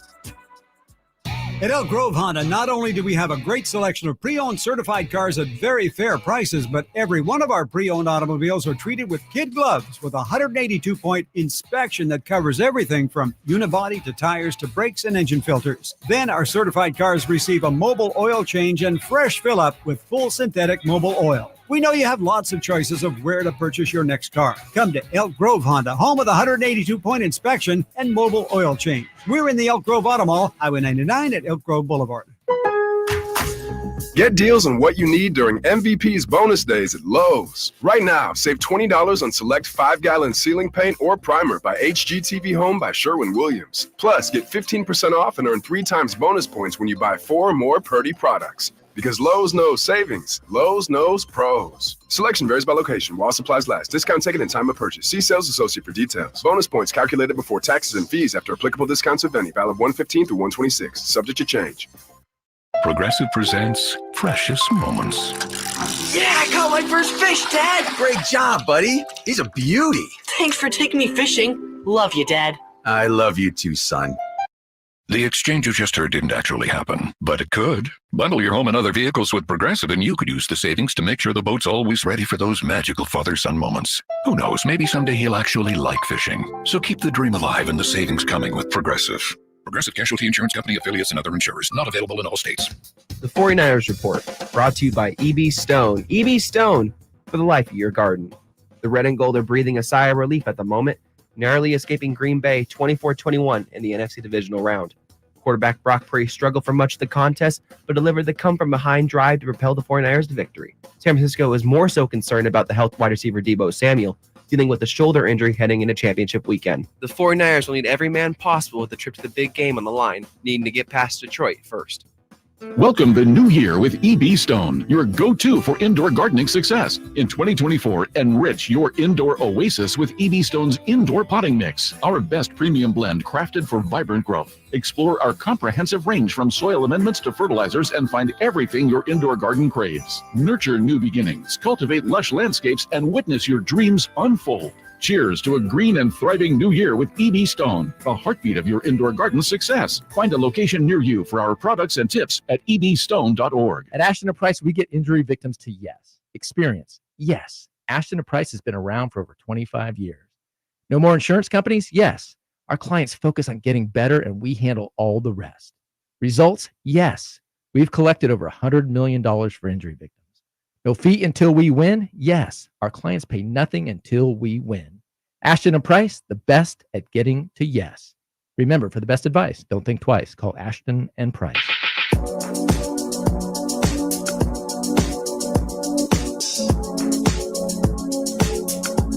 Live and local, it's The Drive Guys. Watch the show on youtube.com/Sactown Sports 1140. Or listen on the Sactown Sports app.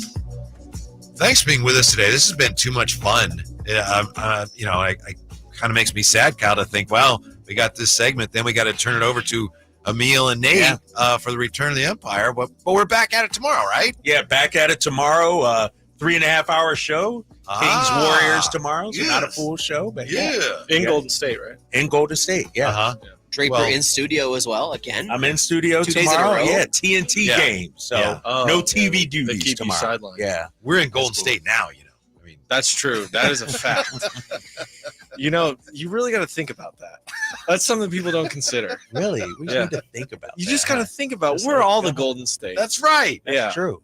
That drives Jerry Reynolds crazy. He's like, why are they Golden State? Yeah, right. We're the Golden State. Yeah. I mean, they should be the San Francisco Warriors now, right? I think they tried. That's what they intended, but the brand is so strong. Yeah. Golden State, they couldn't really change it. It's a great name. I mean, it's awesome. I always thought Florida was the Golden State for long, but Florida's Sunshine State. Close. Kids these days, man. Oh, it's going to be quite an episode I can see already here of Return of the Real information given right here. And we're just going off the rails already, but I spent a whole drive to Oregon this summer just studying the state flags, doing like an app on my phone. What's the Show Me State? The Show Me State? Missouri. You're right. I didn't know that. Come on, Nate, man, what are you doing? That has nothing to do with the flag. What's the Keystone State? Wyoming. Come on, bro. Why would he be so upset? I don't know. Why is he so? Pennsylvania, big dog. I really disrespecting my home state. I really thought it was Wyoming. Emil, if you say I thought Emil was right.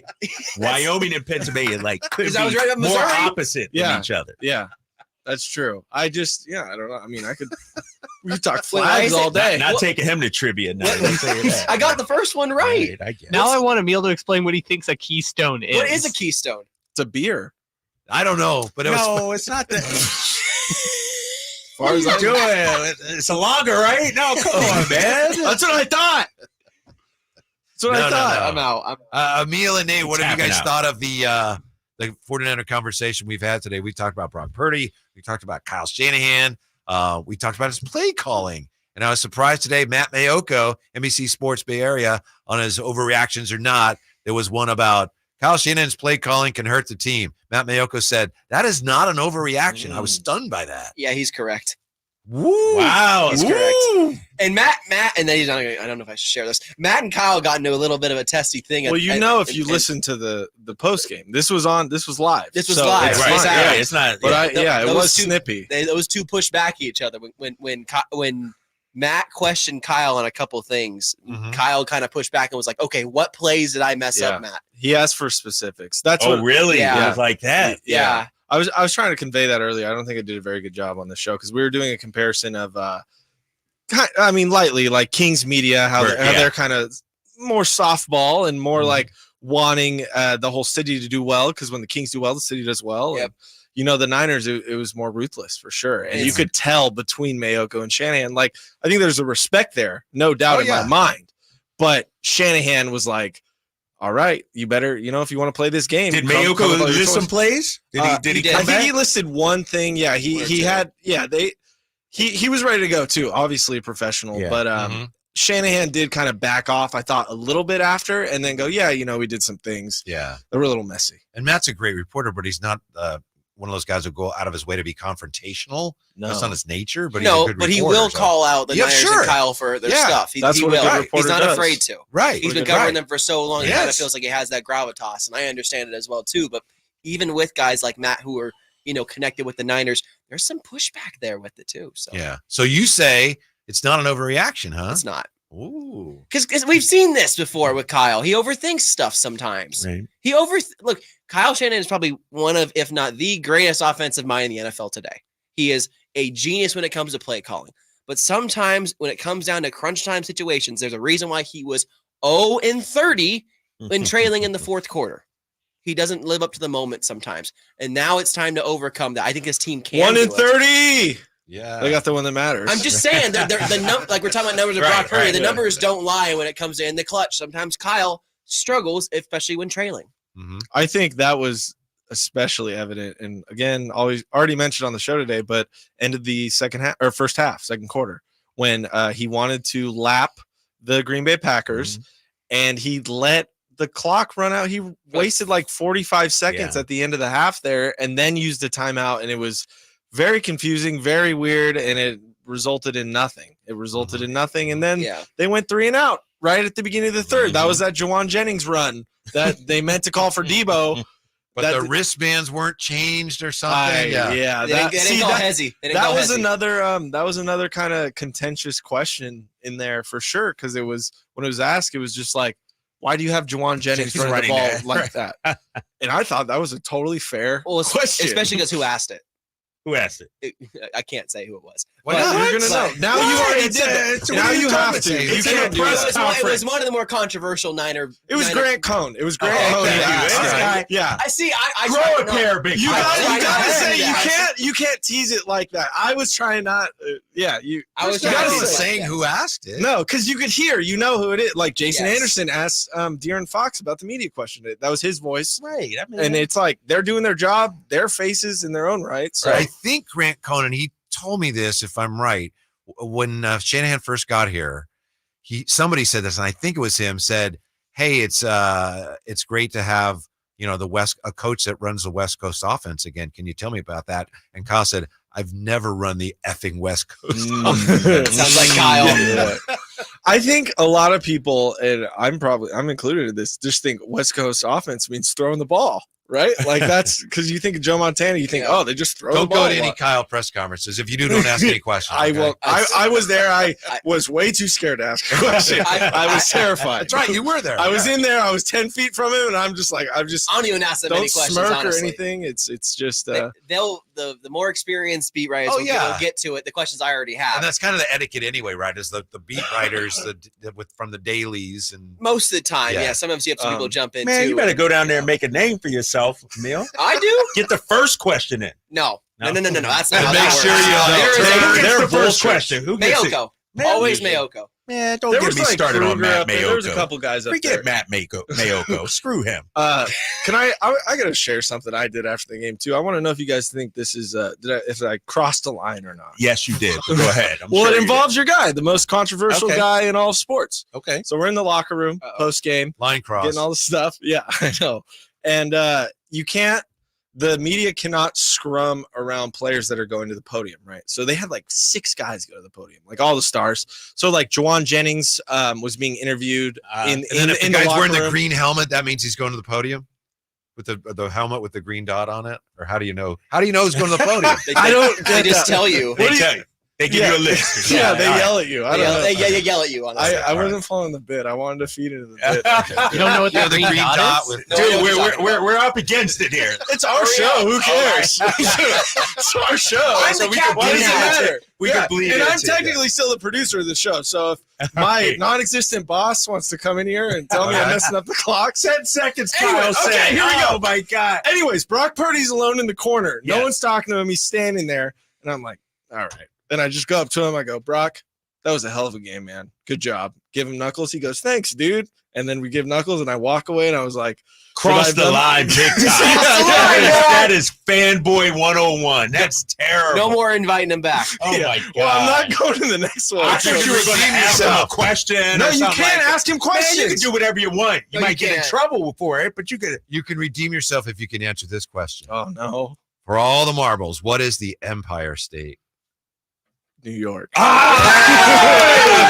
was about to say, if you don't know that, Come on. and your show is Return of the Empire is next. I didn't name the show. I did. Emil, I didn't name NFC Championship game featuring the Detroit Lions and the San Francisco 49ers. Sunday at 3:30 on Sactown Sports and the Sactown Sports app. Like